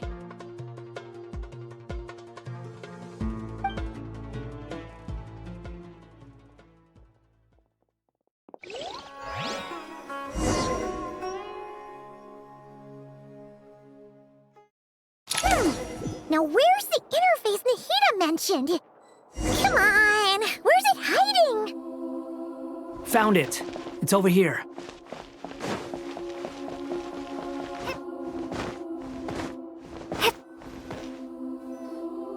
We can connect to the inside of Irminsul through the Sanctuary of Surasthana's built-in security system. You should be pretty familiar with the process. Is it the same route as last time? For the most part, we don't need to adjust any of the parameters. Then I should be fine. And Paimon? Once you're both ready, we'll set off. Wait! The stakes are way higher this time, right? Maybe Paimon should stay outside and help the others. Then, you can focus on the fight without having to worry about Paimon. Huh? Why are you staring at me like that? It's nothing. I just suddenly realized how much you've grown. Hey, you've grown quite a lot yourself. Don't you two start getting into it again. Well, anyway, Paimon thinks she's pretty knowledgeable. Who's the best guide in Teyvat again? And don't forget, Paimon's a college student now. If we say Alhatham's not a weirdo, it's hard to explain how he came up with the idea of you applying to the academia. But for all that he counts, you're doing surprisingly well in your studies. She just goes to show how important it is to have someone supporting you. And Paimon's not the only one. Let's not forget that you only became a student because of Nahida's personal recommendation. That's fair. I have learned a lot in Sumeru. Oh yeah, did you ever come up with that ugly nickname you promised me? What? No way! We're friends now! Paimon gave up on giving you one ages ago. Anyway, isn't Hat Guy enough of a nickname for you? Fine. Suit yourself. We need to go. Paimon, if you're staying, look after yourself. Will do. Paimon's gonna link up with Tainari and Sino. You guys are the ones who need to be careful. We will be. Bye for now.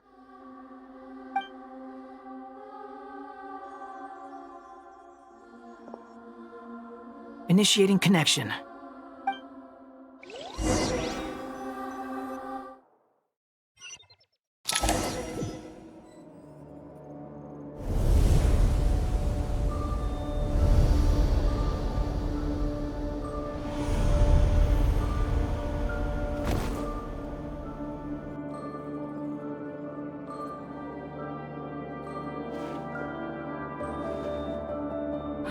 Well, here we are again. Come to think of it, I still don't even know where we're going. Thanks to our terminals, it should be impossible for Irminsul to read. I can... Don't tell me. Only you need to know. That way, whatever happens to me next, it won't affect your progress. Listen to me. Your safety is just as important as mine. Don't even think about sacrificing yourself for the greater good. We came here together, and we're leaving together. All right, if you insist. I won't argue with you.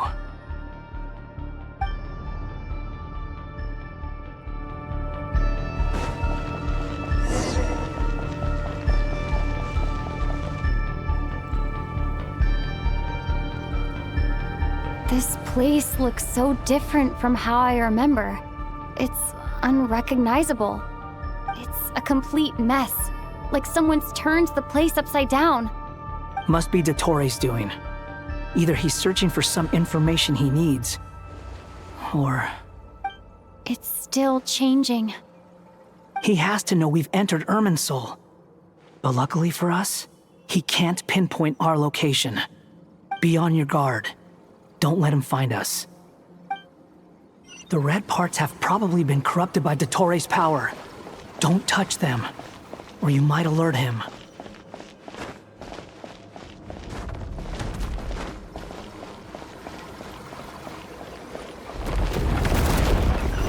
He's looking for us. Tread carefully. That wall could be a problem. Fortunately, it looks breakable. Give it a shot.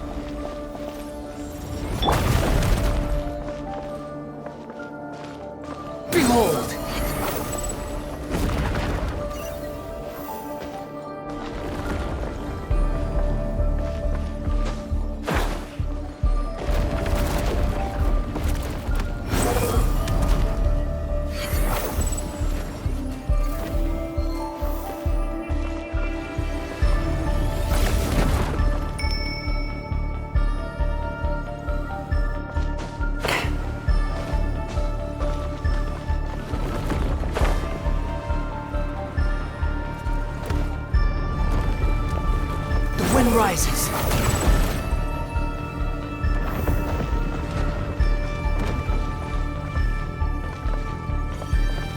Squall and Fury.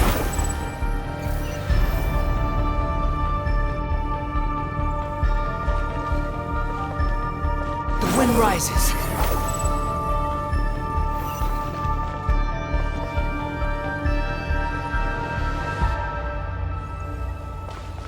Behold.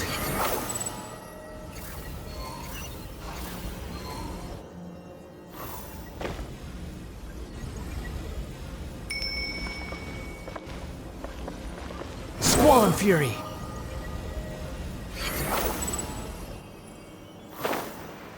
The same old trick again? Are you kidding me? Let's handle it just like we did before. This cheap trick isn't gonna stop us.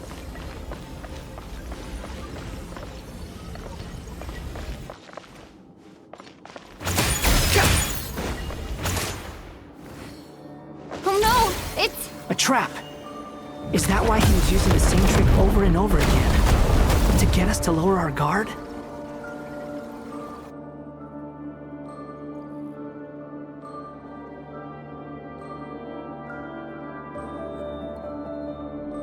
I'm trapped!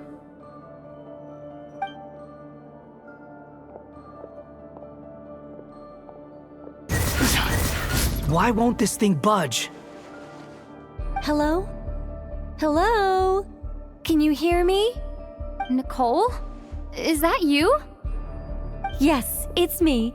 I'm monitoring your progress from inside the Eternal Oasis, and I have to say, this terminal is simply marvelous.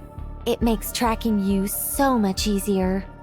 I couldn't see anything at first, but now that you two are inside, I can use your location with support from the terminals to get a partial view of the situation inside Irminsul. It's not the clearest image, But it's better than not being able to help at all. So, here I am. I can't intervene directly, but I can help to guide you out of the jam you're currently in.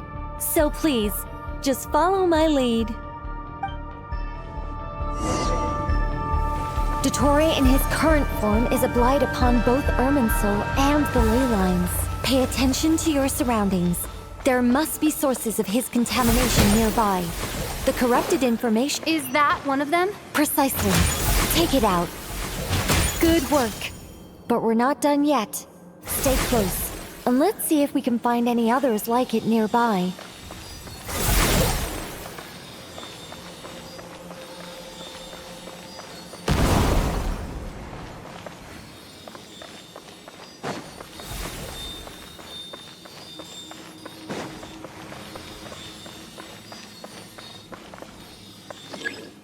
The wind rises.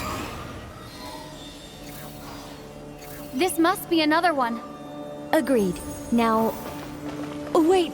Watch out! It's Dottore. I think he's found us.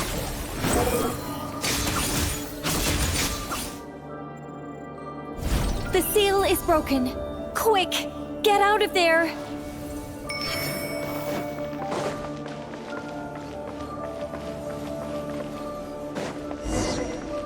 And where exactly do you think you can run to? Wait, what is that? Pursuers. That's gotta be it. Run! Don't let that thing touch you. Dodge that attack!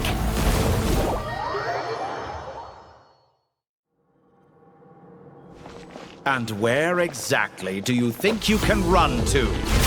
Wait, what is that? Pursuers. That's gotta be it. Run! Don't let that thing touch you.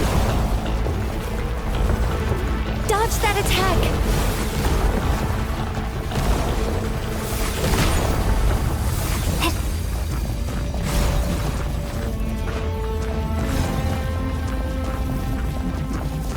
There's more than one path. Which way do we go? To the left. Trust me.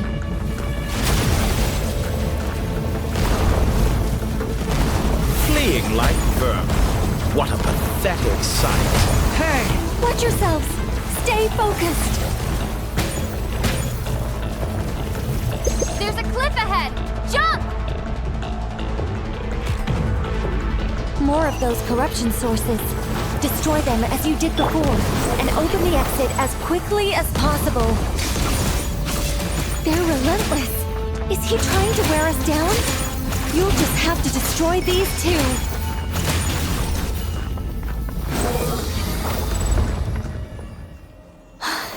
I think the pursuit is over. Hard to say. Stay alert. Wind rises.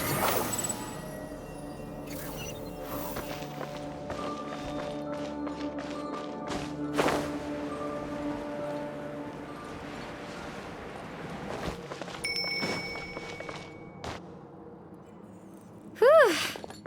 I think we've made it to relative safety. Phew, goodness. That was tough. You doing okay? I'll be fine. Don't worry.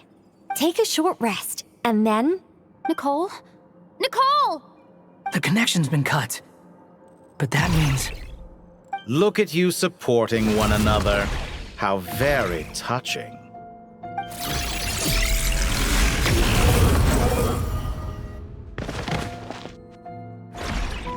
Dottore!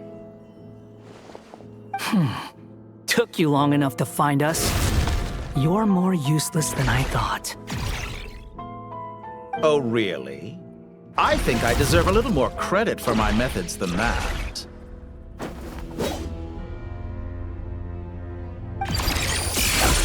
Rather than hunting you down, I chose to let you roam free.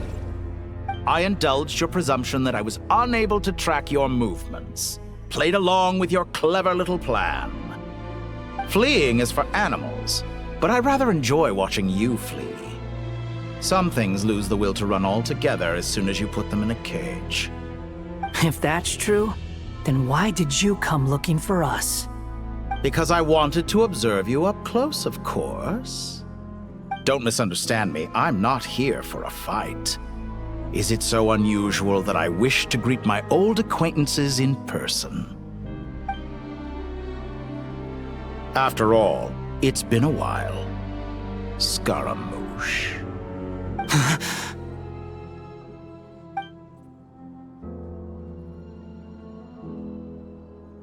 Why are you so afraid? I have done nothing unprecedented in discovering the truth. Nor did I go to any great lengths to uncover your story. You made a bold series of moves in deciding to erase yourself, and with the power of this great chronicling device called Irmin's Soul, you were able to achieve something quite remarkable. Once most people form an opinion about someone, it tends to imprison their mind. Yet you managed to erase every trace of your existence. A novel take on death indeed. However, this meant that you stood out to me all the more when I saw you in Nodcry. I didn't even have to go looking for you. Just the sight of you was enough for me to intuit the truth. For someone in my position, connecting the dots was a trivial affair. It would have been more surprising if I hadn't managed to piece it together. You seem very pleased with yourself for figuring it out. I'm sure you'd even be more delighted to learn the full extent of your crimes. That would hardly be necessary. Besides, isn't there something that concerns you more right now? Something that fills you with dread? Let me put your mind at ease. I have no intention whatsoever of restoring any of the records you deleted. For one thing, it would be exceptionally difficult. But more to the point, I doubt that the prospect of losing your current life is all that frightening to you. Because in your case, the cruelest twist of fate is that you'll never again have the chance to make up for any of your mistakes. Isn't it? Dottore?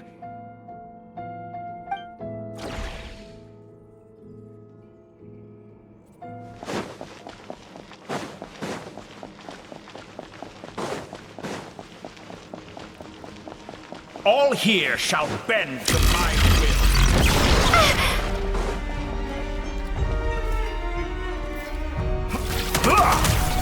Scorch and burn!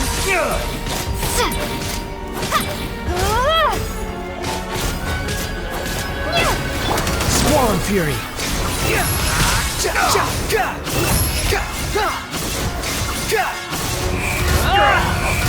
I'm afraid you'll need to do better than that to take me down. I expected you to have grown stronger. Ah, how foolish of me. I forgot that you lack any means to increase your power. You will pay for everything you've done. Oh, will I now?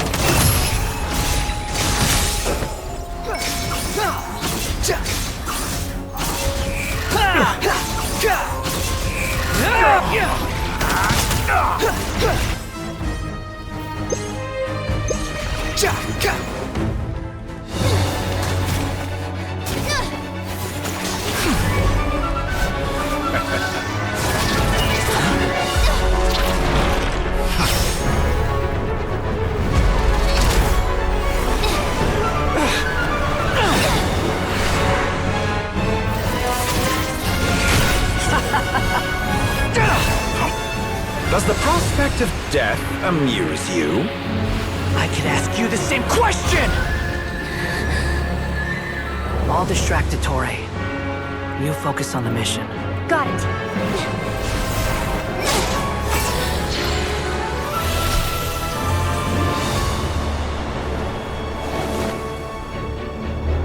For the hopes and dreams of the masses. Open the secret door on this enchanting night. May wisdom's light eradicate ignorance and darkness, and hereby fulfill our ancient vow. Commence data extraction.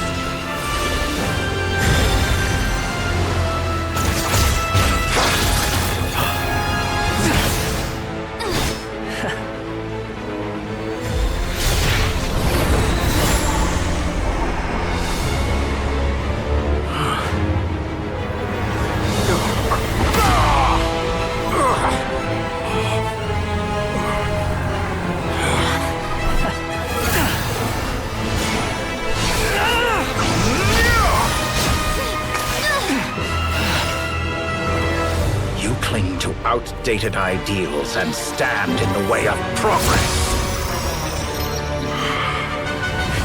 You will pay for interfering with the grandest experiment of all time.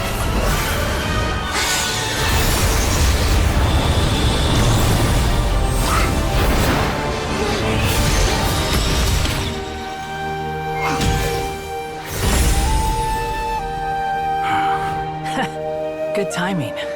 Dottore, as clever as you are, you fail to understand wisdom. Wisdom takes many forms, but the path you have chosen eschews them all. Huh.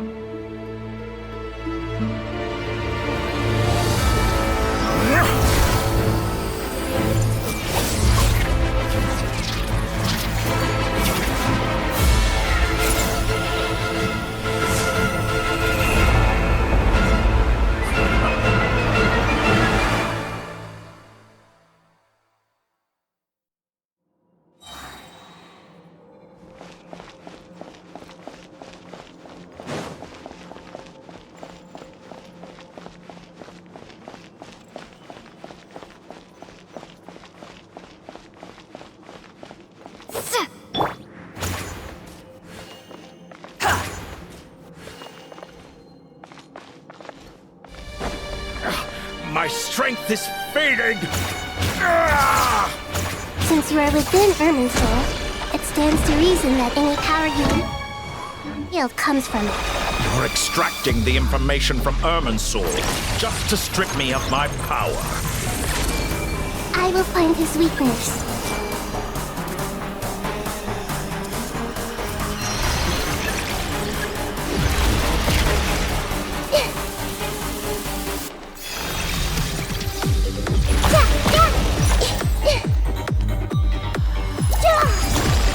I see everything!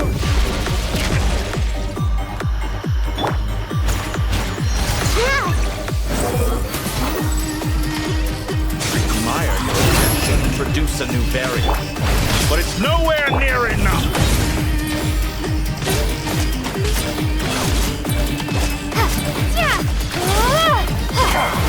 A petty trick! Sharing my knowledge! Grow, grow, grow! Unsightly insects! The wind rises.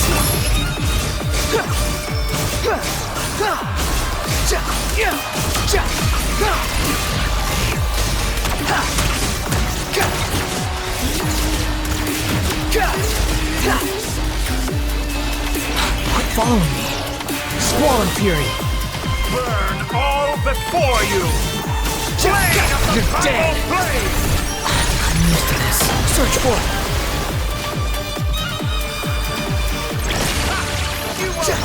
You're so close! Just hold on a little longer! I'll hold him off. Traveler, Hat Guy, the rest is up to you. We certainly have a knack for surprising each other, don't we? I'm just getting started. It's time! Say your prayers! Stay on the offensive, but watch your back.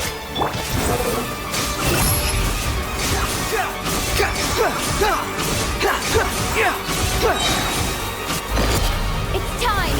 Say your prayers!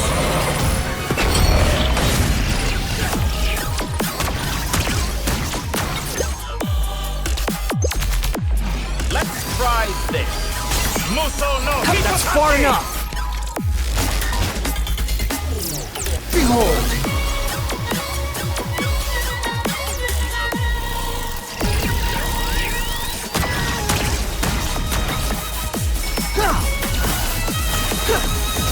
Burn all before you! Flame of the primal flame!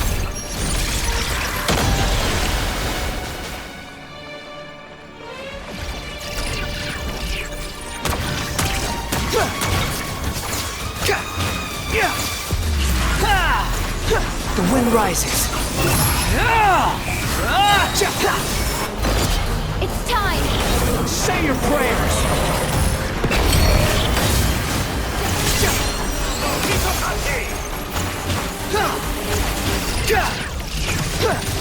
Squall and fury! It's time! Say your prayers!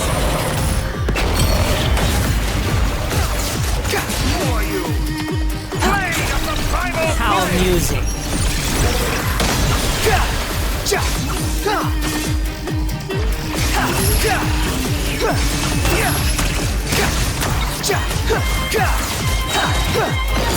It's time! Say your prayers!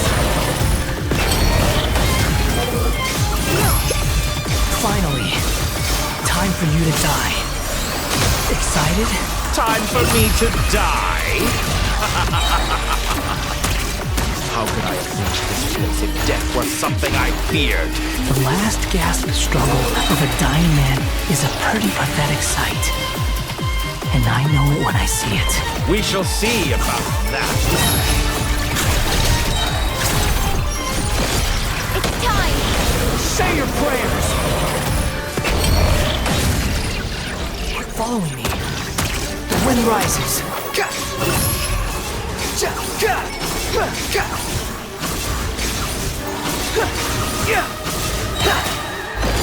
It's time!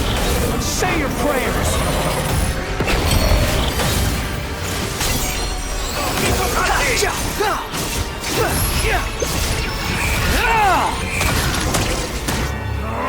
That's enough!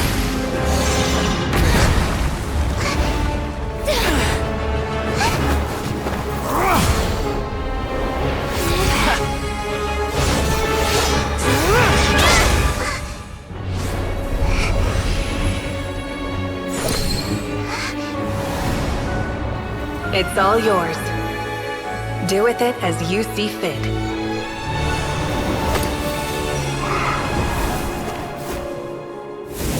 Just as you say, this world is home to some archaic things. And as you suppose, you are a formidable opponent.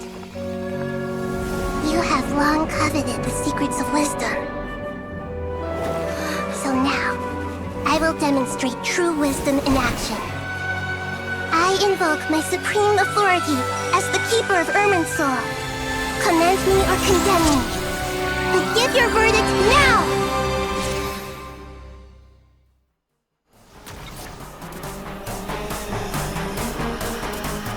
Blessed One of Wisdom, Mahakosaladhama, are you certain that you wish to exercise your authority to destroy Irminsul? It represents both your roots and your finest accomplishments. You truly intend to abandon the very thing you have always fought for? This is my decision. Irminsul has been corrupted beyond redemption. Irminsul is the original tree of Teyvat. It is the means by which the heavenly principles maintains fate itself. The 7 Archons should honor and revere it, for their authority was bestowed upon them by the heavenly principles. It is precisely because I honor and revere it that I fight for the humanity it exists to protect. Wisdom is knowing how to weigh the options and make the right decision. If you truly care about the fortunes of this world, then it is me you should seek to preserve. Planting a seed begins the chain of cause and effect. Since you have become a great tree yourself, why should the loss of another tree be anything to fear? Till we meet again, Lord of Dendro.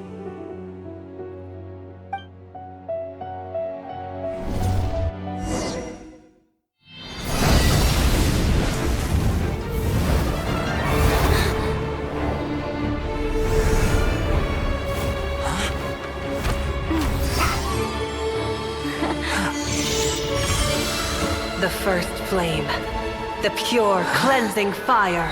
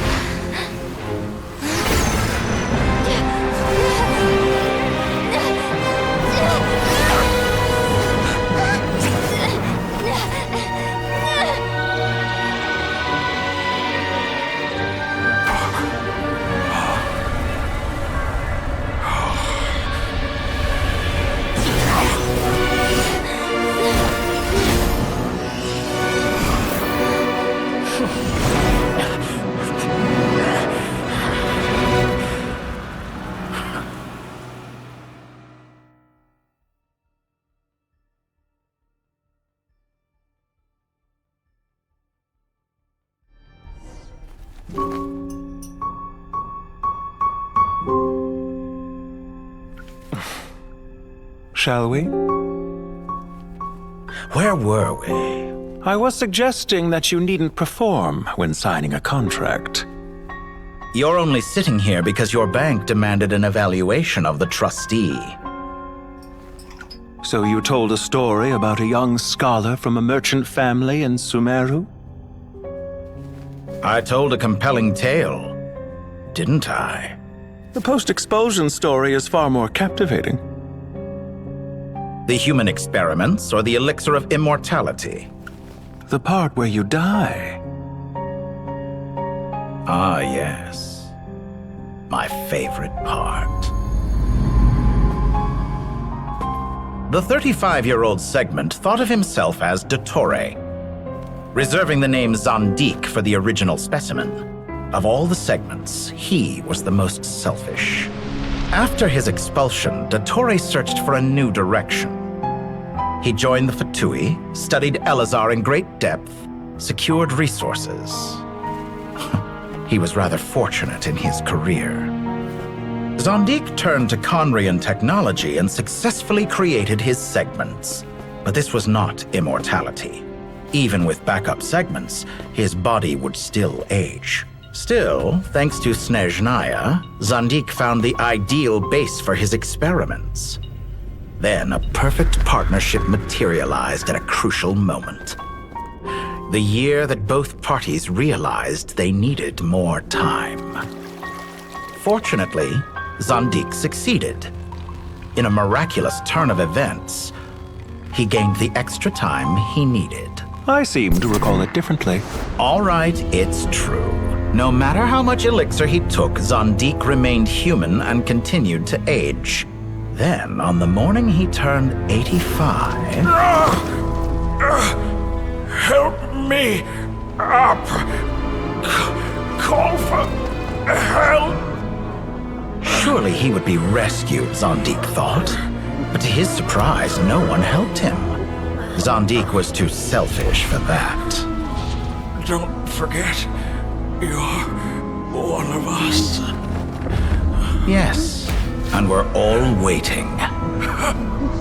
Waiting for me to die. Pantalone arrived for a meeting and happened to witness what followed. He found it unsettling. I never said that. But the Zandiks were unfazed. It was a rare opportunity for self-dissection.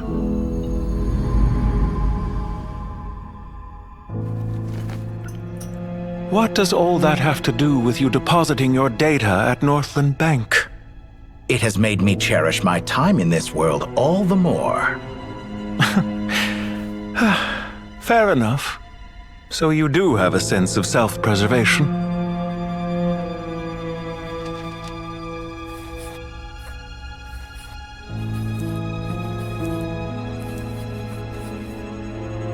What do you mean? You're hardly normal, and you don't cherish life. You just don't want to admit defeat in the limited time you have. Even so, don't I deserve an interesting ending? I'm counting on it.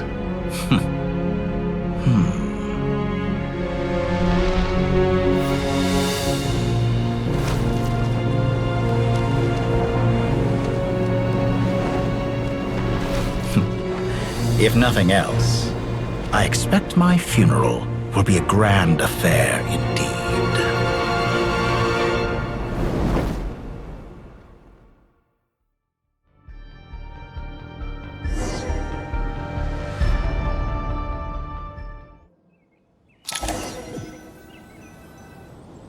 What a magnificent fire. In Snezhnaya, we light fires to ward off the cold. Fire, it seems, is antithetical to ideas such as cold, frozen, and unchanging. Perhaps it has always been that way. From the beginning, fire has been used to drive away wild beasts and warm the body and mind. You could say it's a form of treatment. One that cures the human heart of mortal fear. Mortal fear? Something you haven't been acquainted with in a long time, by the sounds of it. Whereas you, I'm sure, must know the feeling quite well indeed. I remember when we first discussed the elixir of immortality, you claimed that extending your lifespan was about buying more time. But was that really the truth?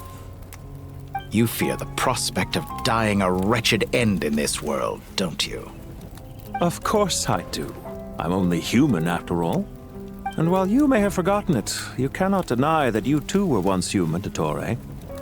I do not believe that there is no such fear in your heart. Perhaps you are right. But I abandoned it long ago and devoted myself to my experiments. I have felt no fear since.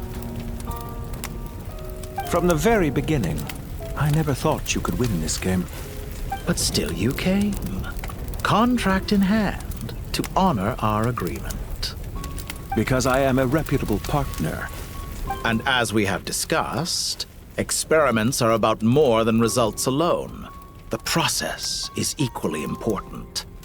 I have come here and completed my creation, and I do not regret my decision. I'm afraid your journey ends here. After I die, there will be no one to make the elixir of immortality, and your remaining stock will only last a few more years. How then will you prove that you didn't perish in this incident alongside everyone else? When I feel optimistic about market environments, I never forcibly adjust them. They have their own direction, and I myself am one such environment. I have been quite particular about many things in my life, but where the manner of my death is concerned, I choose not to be. You make yourself sound so magnanimous. Oh, but I am, and I hope you will be too.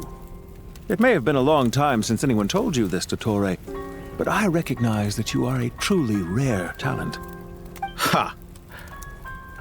I can see it. The experiment in blasphemy that I've been performing all this time. It has been a long process, and I do not care about the results as much as people might imagine. If the very goal of your experiment was to explore infinite possibilities, then there was never any reason for it to end. Indeed. Yet now, the experiment has officially drawn to a close. What should I call you? Zandik? Or do you prefer Dottore? Suit yourself. Goodbye, Feofan. This time, that's what it truly is. And don't I know it? Goodbye, Zandik.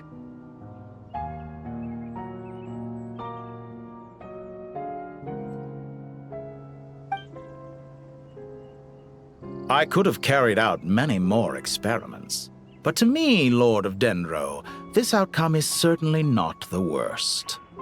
I believe you. But unfortunately, this is where it all ends for you.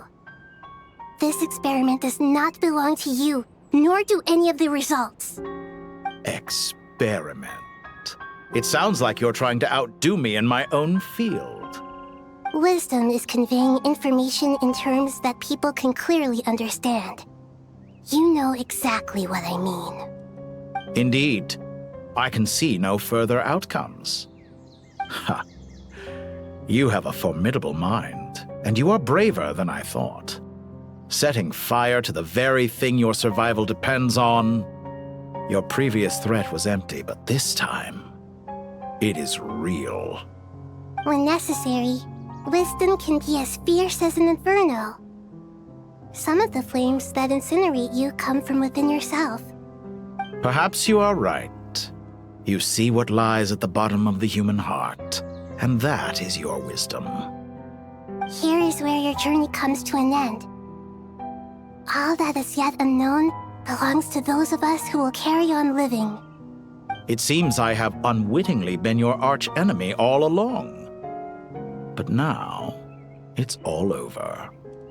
I do not deny your intelligence. But what you refer to as experiments, I would never describe in those terms. They are events that take place in the real world, and they are so much more than mere data. Goodbye. We will never meet again.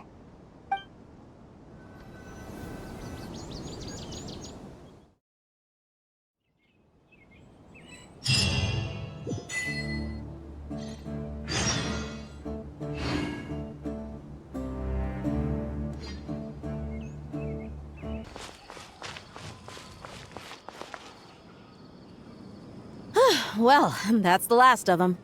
Everyone on the list is already back where they should be. It was a long, hard road, but we finally finished escorting everyone back. I just pray that we'll never need to leave again. I hope we can stay here forever in this peaceful paradise of our own choosing. Paradise. In the annals of the Temple of Silence, that word carries great significance. It represents the hopes and desires of the gods. Their longing for a place to rest. I wouldn't think gods need such a place. People always think they're the only ones who can lose their homes. They forget that gods too need a place to reside. As the Goat King once said, "A god without his people shall cease to exist." Gods need their believers every bit as much as their believers need them. Only we can truly understand how much the desert faith has faded over the centuries. But we still talk about the gods as though they're part of our lives. Given the myriad ways in which gods and humans interact, I'd say they really are. How else could Dunyarzad consider the Dendro Archon a friend? Well, that sounds about right to me. Describing them as friends sure makes us feel a whole lot closer. If you told me a few years back that I'd have this many friends, I'd have called you a liar. Belief is a choice, just like friendship. We've made our choices through battle. The right ones, wouldn't you say? I'll be heading back to the Temple of Silence. I heard the Goat King and the Ibis King decided to pay us a visit. How about you? It's back to Aru Village for us. Still plenty of supplies to distribute and people to help.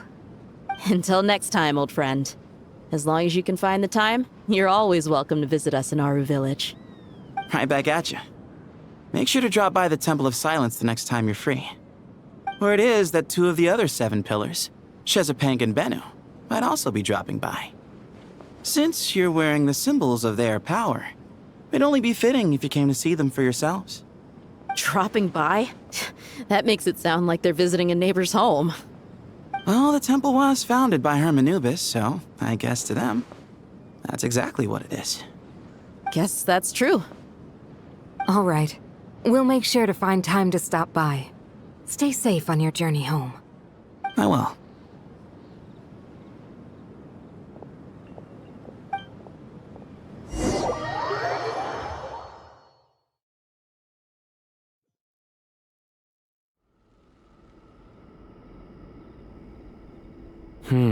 You do have a point. See? Retirement has always been a problem, especially for old-timers like us who've been locked away all these years. You finally step out into the light, and bam! You're face to face with a whole different world. Naturally. What do you think, Layla? Huh? Why would you think to ask me? How could I possibly be qualified to decide where the servants of King Deshret should live? Sorry if my question was unclear. Do you think their statues will stand out too much if we place them here? Hey, I never agreed to this. How could we possibly allow our statues to be left in Hermanubis' home? That would be like breaking into someone's house, then pretending it belonged to you in the first place. Different beliefs can coexist. We still need to respect one another. By which you mean, you two plan to stay at the Temple of Silence, for a while at least, but you have no intention of relocating your statues here. So, you see this as sort of a family visit? Is that correct? Family. Huh. You could say that.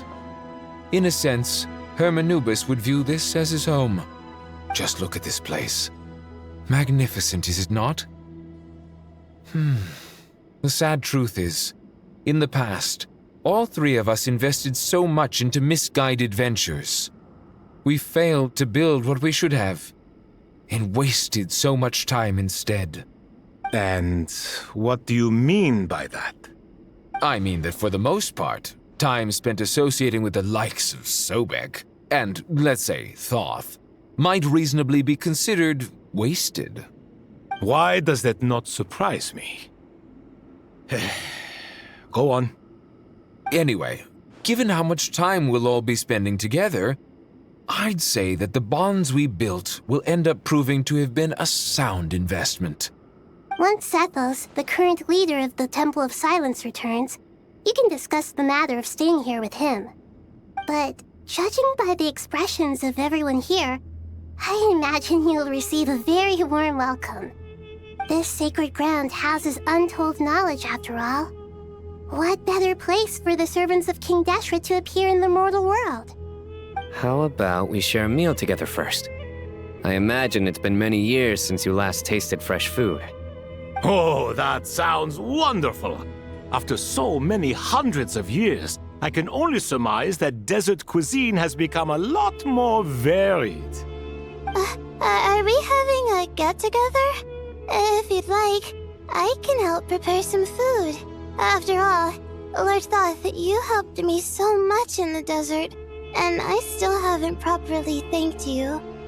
Oh, my, that would be wonderful. I'm touched that you still remember. How the times have changed! To the people of today, it seems the Ibis King has become a kind and passionate god. And you, Mr. Herreshoff? What kind of god do you wish to be? To be honest, I haven't given it much thought. How about you, Dendro Archon? Do you have any hopes for your future? Me? I'm very happy with my current life.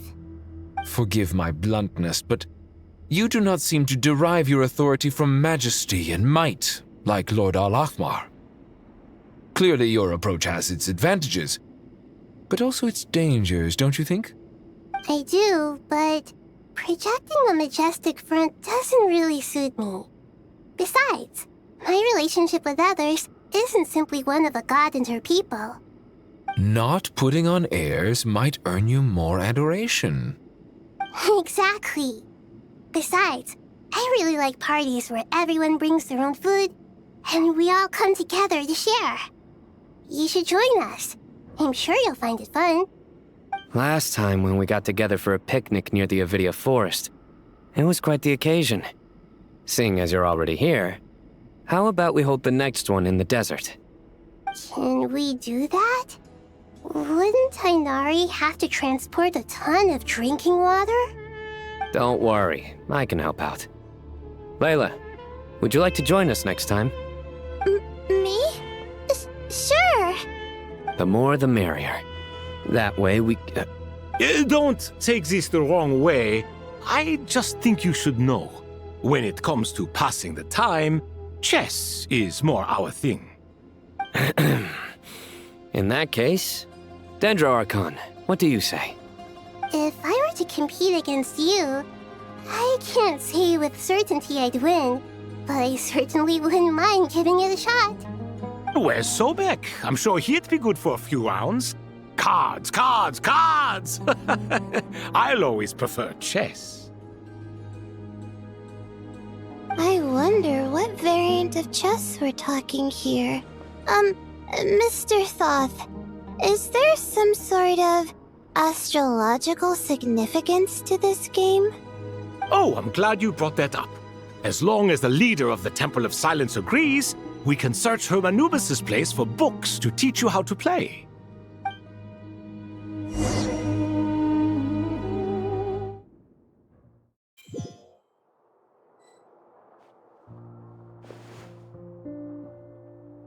Such devastation visited on Sumeru City. So many houses destroyed or damaged in the fighting. Who could have foreseen this? Look at all of this. It's going to take me forever to tidy up. I suppose living below the academia doesn't always work out to your advantage. I would have thought a little appreciation of my sincerity and effort in helping to clean up this mess might be in order. Helping? Effort? This is your house! Of course you should be putting in the effort! If anything, I'm the one who's helping! So you see yourself as just a helper in this situation. I must admit, I'm rather shocked. If you're trying to say that since I live here too, I have an obligation to tidy up, fine. I suppose I do. Wait a second, stop changing the subject! Nevertheless... In the wake of a great storm, a missing roof is a predictable inconvenience. Can you stop making it seem like I care more about this house than you do? Doesn't it upset you at all to see your home in this state? I won't pretend it's ideal, but that's no reason to be upset. This is the roof over your head, your shelter from the cold. The furniture is scattered, the paintings have fallen off the walls, the windows are shattered. Don't you feel even a little disheartened? The way I see it, these problems are easily solved. Ugh, this is precisely why I hate talking to you about sentimental things. It's like banging my head against a wall. You simply don't understand just how much work goes into making a proper home. It sounds like this is causing you a lot of anguish. You mean the house or the paintings? I mean your sentimentality. Oh, well, yes. But I'd rather not dwell on such things right now. Generally speaking, when anguish becomes the norm, people usually make an attempt to improve their situation. But there are so many people and things in life that are difficult to change. It's not like you can force them. Besides, anguish can be a source of inspiration, and I'm not sure I could break my reliance on it. I'm glad you're able to make yourself think like that. What kind of a response is that? I was stating a profound truth about the very nature of art. Suffering is the cradle of all creation. Even you can't deny that. And I wasn't trying to. I'm just happy for you. Pure and simple. Can't you tell? Happy about what? Happy that you can always find an answer that backs up your views. You... More often than not, life is a process of running into problems and then searching for answers. Yours more than most. Not everyone's so good at justifying things to themselves. It's something that you've been steadily mastering. Huh. What about you, then? What skills have you been mastering lately? Pass me that box.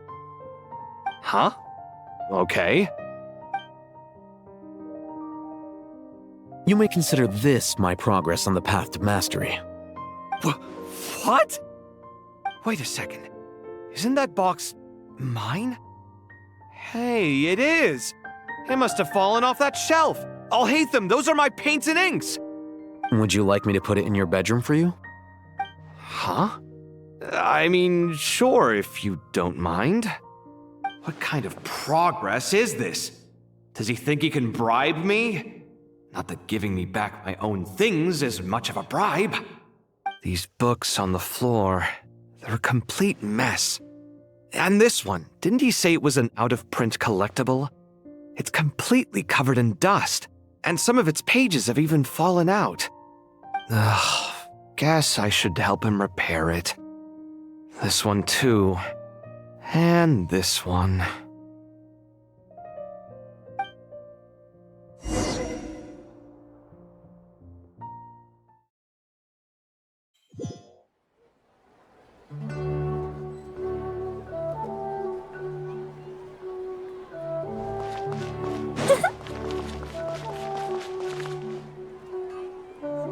Local subterbeasts, imported goods, such a bright future ahead. I can picture the Mora just rolling in.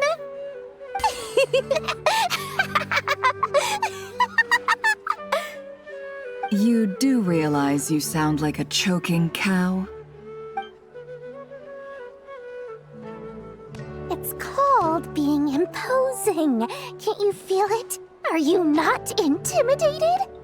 Oh, I'm positively shaking in my sandals. What commands do you have for me, oh mighty Lord Sangamabe? You've got a lot of nerve, Nefer. You went and told Candace and the others everything, didn't you? Seriously, do you have any idea how differently they see me now? Surely that's a good thing. I presume they're more disposed to actually like you now, maybe even view you as a friend. You traded my secret for sympathy! Thanks to you, I've lost every last shred of my mercantile majesty. How am I supposed to make anyone think I'm a big, scary investor now?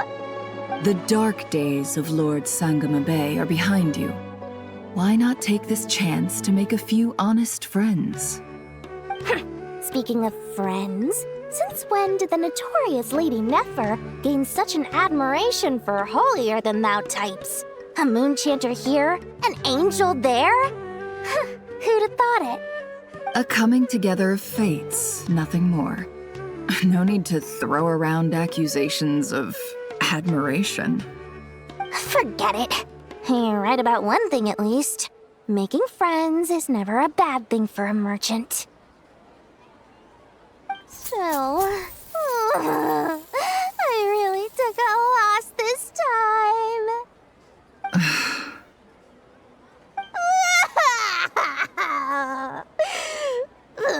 What are you looking at? I'm trying to see if you're really crying or if those are just crocodile tears. A little birdie told me that when Lord Sangamabe makes money, the tears flow from the center of her eyes.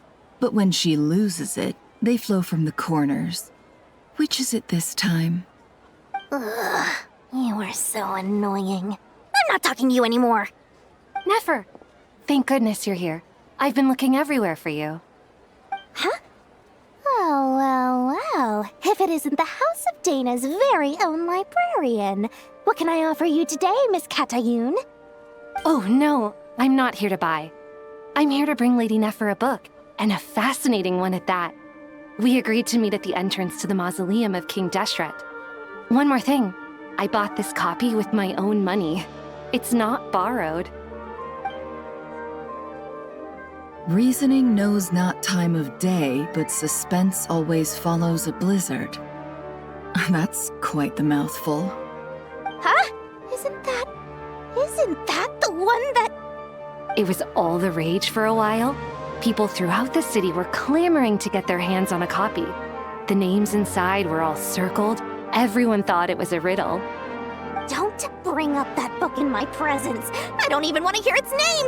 That thing was nothing but a scam. Surprisingly enough, I've actually heard of this book, though it doesn't seem of much consequence. So, what truth lies behind it? You're from the Vahumana and you're asking me what the truth is? I'd say the actual truth was about the least important part of the whole episode. I brought you this book because it probably has the most interesting backstory of any in the House of Dana's collection, at least in recent years. As for its quality, well, you can judge that for yourself. Don't tell me it's actually any good. You may not know this, Lord Sangamabe, but Lady Nefer has a fondness for books with... how should I put this? Mixed reviews? No eye for good literature, huh? Perhaps she feels that bad books hide interesting secrets? But I shouldn't put words in her mouth. It's probably fair to say she prefers the conversations that books can spark over the substance of the books themselves. Suits my style as an intel broker, wouldn't you say? Very interesting, thank you. I'll return it to you once I'm done reading. And as it happens, I have something for you, too. Incense? I imagine you've already used up the incense I gave you last time. Here's some more. This batch is from Nodcry, so the scent won't be quite the same. Well, actually, I've been saving the incense you gave me. I couldn't bring myself to waste it without a special occasion. But I'll gladly accept this, too. And I promise I'll use it this time. Katayun, you haven't changed a bit.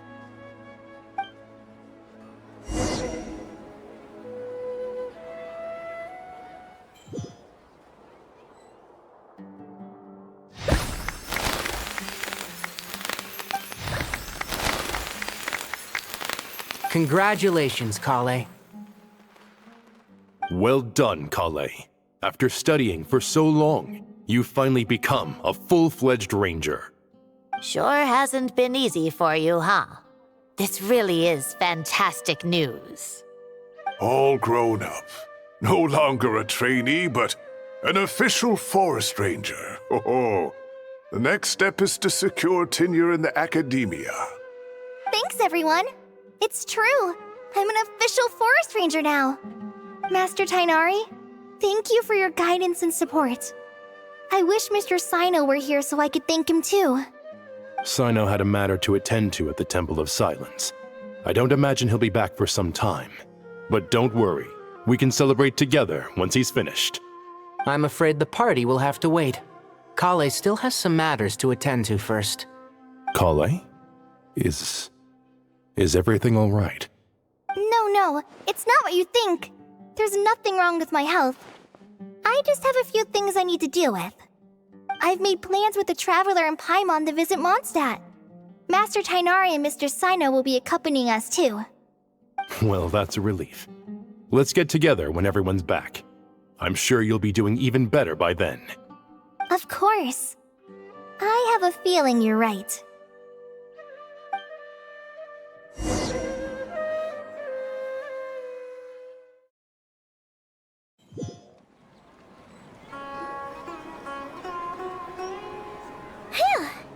After all that catching up on sleep and food, Paimon's feeling full of vim and vigor again. For someone who spends so much time resting, your recovery routine is surprisingly simple. Hey! Paimon's been working her butt off too, you know. She flew all over the city helping everyone out. Don't worry. I saw how hard you worked. All right. We all know you're the most hardworking person in Teyvat. As long as you're rested and full, that's what really matters. Paimon's been looking around the place, and it seems like the city's already on the mend. But Paimon's been wondering how Nahida's doing. We should check in on her.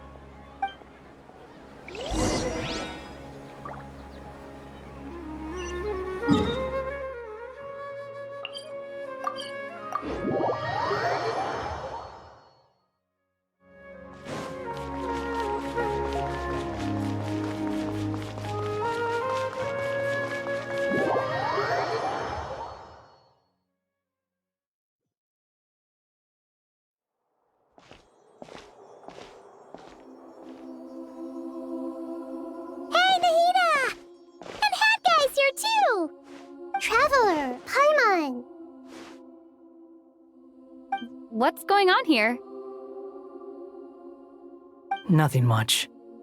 Nahida was just expressing concern for my physical and mental well-being. Oh, the Traveler told Paimon all about that. We've both been very worried about you. Are you feeling alright? You make it sound like I'm on the brink of some kind of breakdown. Truth is, I'm doing much better than you might imagine. If we can just get to the bottom of Dottoro's intentions, we can minimize his negative influence. That's the sort of thing I excel at. Just listen to that newfound optimism. It seems like having you enroll in the Vahumana was a truly inspired move.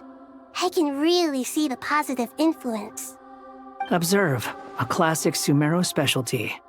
Chalking everything up to education and learning. To be honest, even I can sense the change in you. Everything Dottori said to you was a way to manipulate your mind. Fortunately, you're no longer under his sway. Can someone as old as me really continue to grow? If it helps, just think of yourself as a late bloomer. It's all a matter of phrasing, and it comes down to what standards you measure yourself by. For a puppet, developing at such an age is perfectly normal. But if you choose to call yourself a late bloomer, it sounds more like you consider yourself human. However you see yourself, well done. All right, I see what you mean. Anyway, what's your next step? What else can I do but complete my current courses? Everything else can wait. Anyway, that's enough chit-chat. There are still things in the city I need to help out with. I'll be heading there now.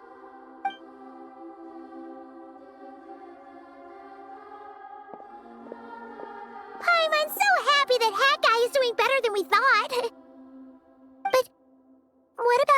Nahida. How are you holding up?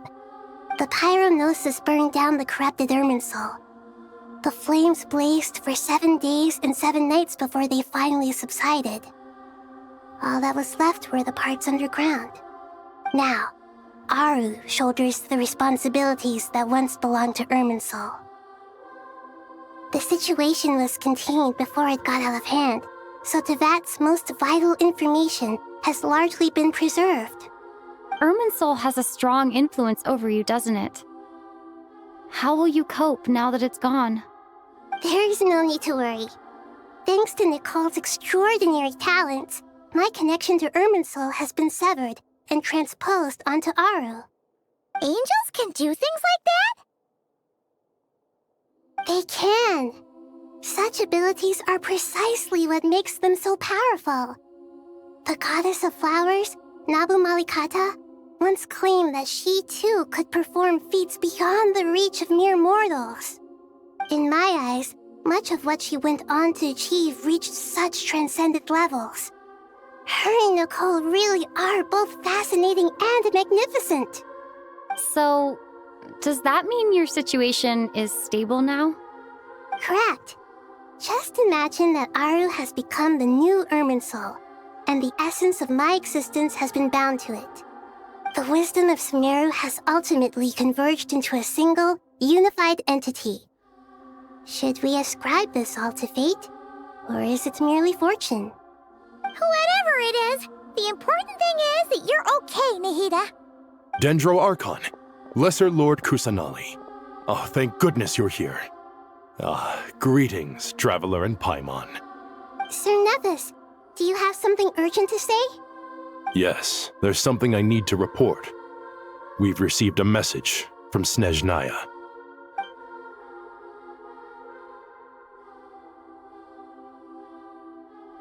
The Fatui Harbinger, the Rooster, sends us his sympathies, along with all the usual pleasantries. His stance is that, following the unrest and Nod Cry, Dottore was subjected to internal censure. This madness was the act of a rogue element, one who cannot be seen to represent the Zapoliarni Palace. No less than can be expected. Snezhnaya paid a heavy price working to stop him. They even lost one of their own harbingers. The letter goes on to say that even so, Snezhnaya cannot claim to be blameless. Apparently, they will deal with Dottore's subordinates in accordance with Snezhnayan law, holding all those involved in his crimes accountable. Additionally, they are supplying relief funds and supplies, which are already en route. They hope this will aid in Sumeru's reconstruction. Sounds like he's got an answer for everything. True. But as diplomatic rhetoric goes, it's highly effective. Completely watertight, both in logic and sentiment. This disaster has had a profound impact on Sumeru. There is much that I will keep in my heart. The matter of Dottore can be seen as settled for now. We are sure to cross paths again in the future, and in that light, Snezhnaya would do well to uphold their responsibilities and keep a tight rein over their actions. With Irminsul burned, the flow of fate now carries many more possibilities. I will be watching carefully. Perhaps we can move on to a less serious matter? Dendro Archon, will you eat with us once this matter is dealt with? Everyone wishes to celebrate together. Your presence would be most welcome. Of course! Junior Zod, Sino, and Hypatia all told me the same thing. If there isn't enough room for everyone, we can arrange back-to-back feasts. What a wonderful idea. That just leaves the question of what we should eat. Not more tomatoes, surely. More? Dendro Archon, what do you mean by more tomatoes? Those good friends of yours are always talking about tomatoes. Sometimes when I'm walking through the city, I can even hear them arguing in the fields.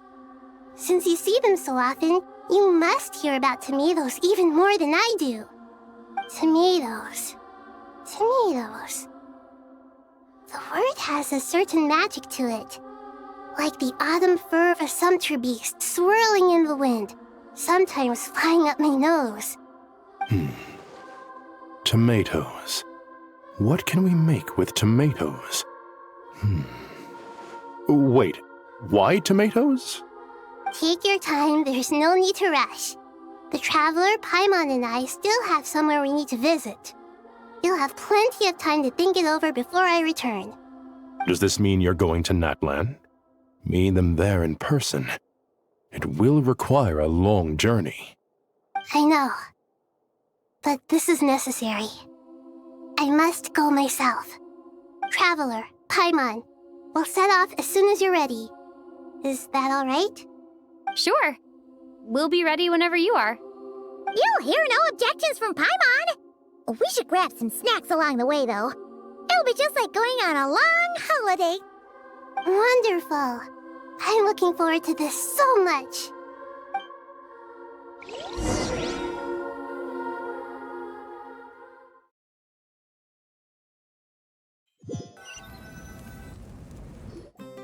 Natlan is such a lively place.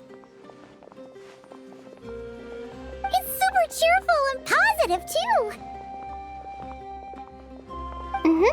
I can see that. There are people outside exercising at all hours. Such a healthy way of life. You came. Welcome, welcome. You must be hungry from your journey. Would you like something to eat?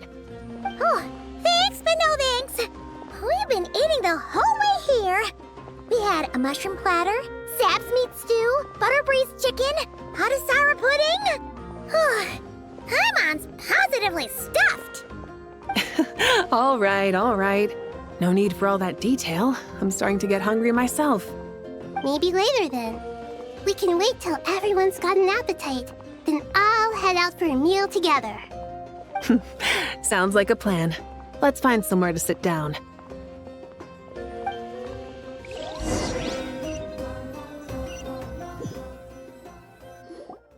I should tell you, I already have some sense of why you've come. Why's that, Malika? To say thank you. Your senses are spot on. But on top of that, we also feel guilty. Because the pyronosis has vanished? I sensed its loss. Despite scouring through the remnants of Irminsul, we couldn't find any sign of the pyronosis. Not even any trace of it burning to ash. That's certainly unusual. Still, the potential fallout from Irminsul's loss is significant, to say the least. Perhaps the pyronosis's disappearance is simply a knock-on effect of the impact it's had on a certain strand of fate. There's no need to feel guilty. We were clear that this time, there was to be no returning, only giving. Pure and simple. Thank you really is a fascinating phrase. We use it to express gratitude for the smallest of things. Yet, when faced with a kindness too immense to describe, we use exactly the same words. It's not that we lack other means of expression. It's that when we truly need to express our feelings, the simplest and purest words are always the most powerful. You're right. In Natlan, we prefer simple expressions too. Companionship, friendship, support. They might not sound fancy, but the sentiment behind them is sincere. That's wonderful to hear. Sincere feelings are often a vehicle for the deepest wisdom of all. Irminsul's destruction doesn't seem to have done you much harm. I'm glad to see you're doing well.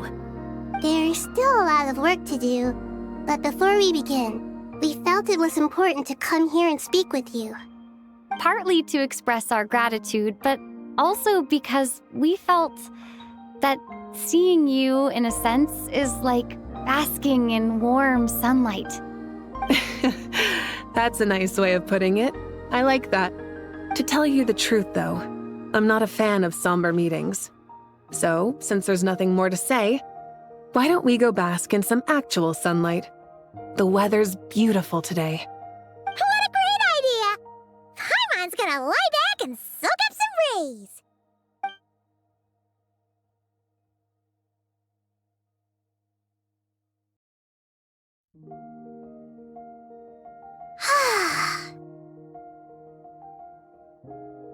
In that case, I think I'll lie down for a bit too before we head to our next stop. And where might that be? Mondstadt. Paimon and I are gonna head back there with Kale and the gang. Long ago, I sensed that the god remains inside Kale had come from the goddess of flowers, but I kept it a secret. Those remains weren't hurting Kale, not as she is now. They simply exist. Besides, I could sense a deep yearning within her. A yearning for an ordinary life. A yearning to hold on to the hard-won happiness she now enjoys. With someone like her, I have a responsibility to keep her secret. She should be ready to face the truth by now. Whenever people meet, there is always the potential to create warmth and kindness. Every child grows up, but even as adults, they are still children in the eyes of certain people. Oh, just like how Paimon sometimes sees Nahida as a little kid. Is that so? Well, anyone who's friends with a kid is probably a kid themselves. Of course! And there's nothing wrong with that. When we get back, we'll actually be hanging out with another of our friends who happens to be a kid. Or more like looking after, in her case. Anyway, we'll always be there to watch out for our friends. Dear Sucrose, when you receive this letter, I'll probably be as busy as always. But busy with wonderful things. That's because I'm no longer a trainee. I'm now an official forest ranger. Impressive, right? Sino said them official rangers sound much tougher than trainees. Though he did say it was already pretty tough to start out with.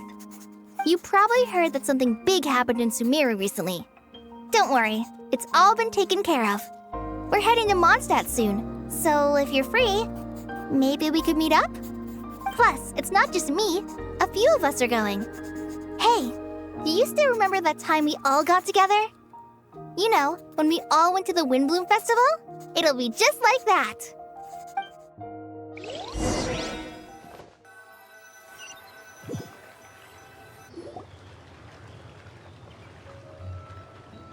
Dainari, is that... Don't you say it! Is that the great Vayu-Vyastra? Behold, the great Vayu-Vyastra, General Mahamatra. How times have changed. I wasn't expecting you to beat me to the punchline. You've changed. You've really upped the aggression in your battle against Sino's jokes. Kale, how did you know what I was going to say? For the love of... Hey! Traveler! Paimon, you're right on time! I hope we haven't kept you waiting. Kale! Sucrose, it's been so long! How have you been? I've been well. Everything's going great. What about you? Are you still busy? Not at the moment. Oh, right! That juicer you gave us works amazing! Farzan loves it. Seriously? That's wonderful. I don't suppose you drew up a detailed test report. Oh, what fruits did you use? How's the texture of the final product? Sucrose, you might want to try asking your questions one at a time. Albedo! Paimon didn't see you there! It's been a while since all of us were together like this. How about we follow the same plan as last time? Good idea, my friend. You never disappoint. So, what are your identities this time? Don't remind him. First things first. Allow me to introduce our very own official Forest Ranger Kale. The rest of us are simply her humble travel companions. This sounds like one of those mushy stories that gets people hooked on some corny, heartwarming premise. Oh, is our story not heartwarming? If I recall correctly, there was even a scene like this in King of Invocations. Besides being heartwarming, our story's also about tough, impressive-sounding job titles. At least, that's what I think.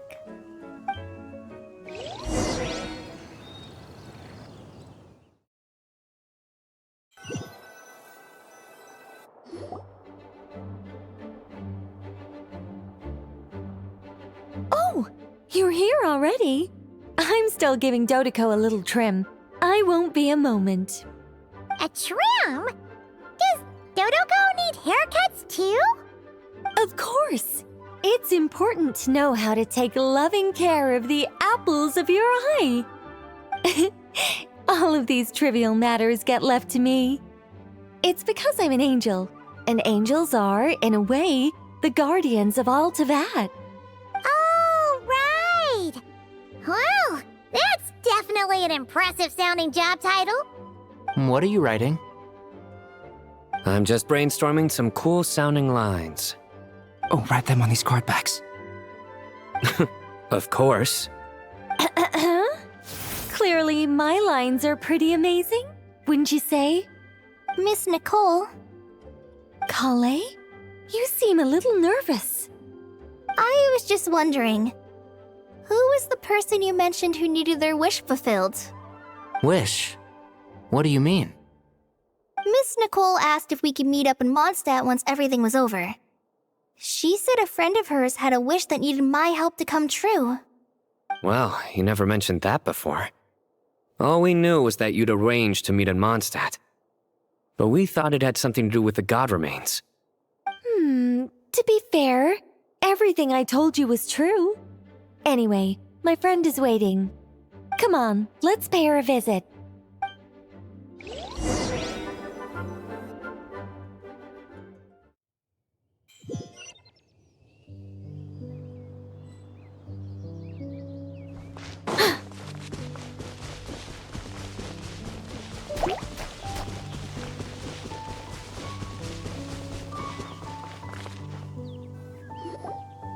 Huh? You're... Surprised? I bet you weren't expecting to meet a woman like me beneath this beautiful tree in a faraway land. An oasis will spring from the place where a djinn resides. That saying falls somewhat flat here in Mondstadt, given that everywhere is already so lush and green. Lilupar, what are you doing here? I made friends with Miss Nicole. I asked her to bring me here and then invite Kale to come. The prologue to this story is that I have a wish. It has stirred within my heart for centuries, millennia even. Originally, it was merely Al-Ahmar's lie, but now it has become reality. Could this be... related to the goddess of flowers? My dear young lady, my mistress left her final trace in this world upon you. I can't tell you how glad I am to see you here. And now I have seen you, and peered into your heart. You have experienced hardships and suffered setbacks. The torment an ordinary person might expect to face has befallen you threefold. This is the source of your resilience. But, beneath all this, I've witnessed the seeds of desire. You yearn to return to the simple life you once knew, do you not? I do. I want to throw away everything that isn't mine. But how do you decide what is yours? The scars that others carve into your flesh? The kindness and love they inscribe? Are these things not yours as well? They are. This is something I've talked about with Miss Nicole. Miss Nicole said I should learn how to adjust my standards. I just want to live as an ordinary human. Anything beyond that isn't mine. Don't you want anything from the remains of the goddess of flowers? She gave me a revelation once. I think that's already more than enough. In the past, you would not have possessed such a rich heart. Your brief life has taught you to hold on to everything good, to home in on kindness. How fascinating. You're nothing like Nabu Malikata, and you're certainly not her. Of course not. I'm not some great and powerful being, Miss Lilopar. Yet I am a djinn. We exist because of the Lord of Flowers. We revere and love her. My wish is to see her one last time, to give everything for her. Kale, can you do this for me? But Her remains won't be easy to remove. Are you sure this is what you want? That's beside the point. First, I need to know. Are you willing to do something for the soul of this lonely, wandering woman? I'm willing. But look, you know nothing about me. Even if you have heard the stories about me, all you would know is that I was rightly punished for the many evil deeds I committed. Ah, so you do know. Your lips are quivering, your eyes trembling, and still you're willing to do something for me. Life has been cruel to you, and yet you've learned to be kind. My dear young lady, to repay your kindness, I too must play my part. Are you sure about this, Lilupar? I yearn to see my mistress. For this moment, the world can burn to ashes, the universe be engulfed in flame. I care about nothing else. And you, Kale, I can give you a gift. You'll become just another ordinary human. But Miss Lilupar, what will happen to you? My wish will be fulfilled, and I can die happy. Why would you wish for that? A long, unending life might seem desirable for one who has never possessed it, yet it brings torment to one who has. My remains are scattered across the yellow sands, but my soul can find no peace. Since you've promised to grant my wish, give me that release. Allow the dying to die, and let the dead rest in peace. You have my thanks. Kale, there's no pressure on you. What she said, it's all true. A wish is a genuine desire, after all. It's as if you want to use the last of your life to give me a better future. Nothing so selfless. We'll be using our futures to fulfill each other's wishes. This is a noble act, a beautiful and secret transaction between two women.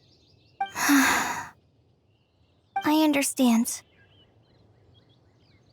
Miss Lilupar, I'm ready. Close your eyes, Kale. Then open your soul. From there, I will embrace my mistress. The downpour of flowers is your touch. Like returning to the very beginning. Like surrendering to your grace, my mistress. People say that devotion is beautiful, yet filled with pain. How foolish of them. For me, devotion is beautiful, pure and painless. Devotion is my love. Thank you.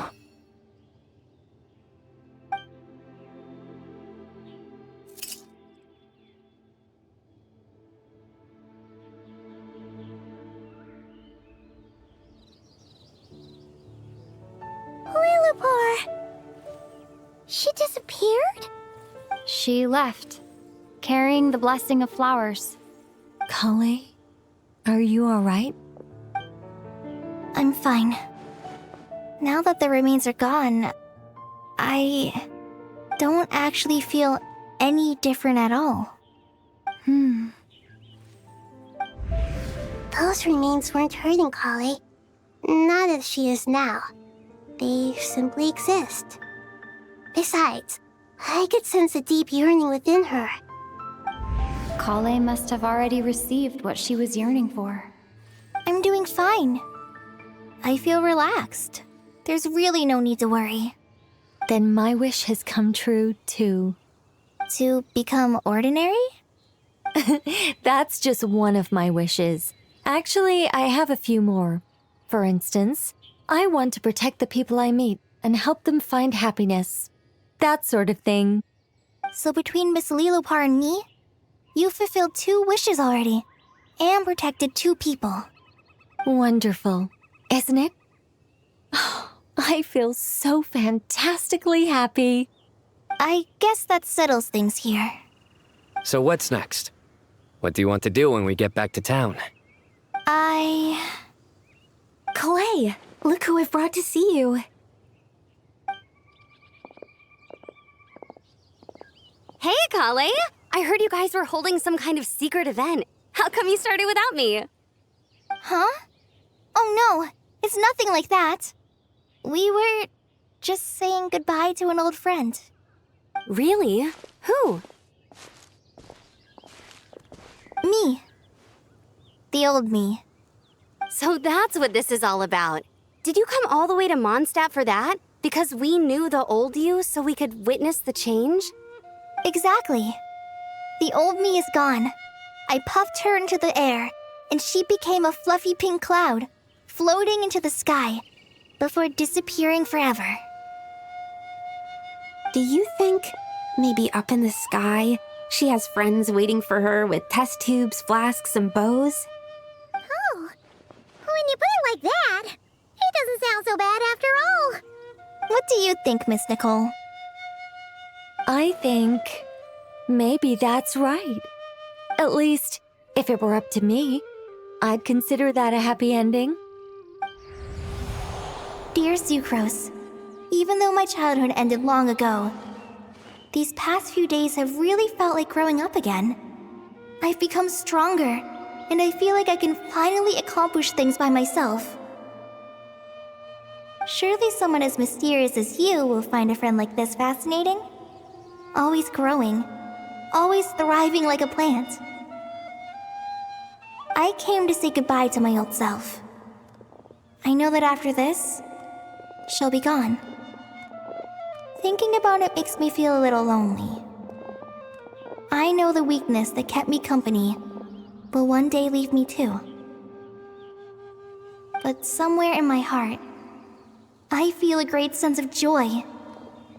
It feels like I've always wanted to take this step, to walk towards the new me.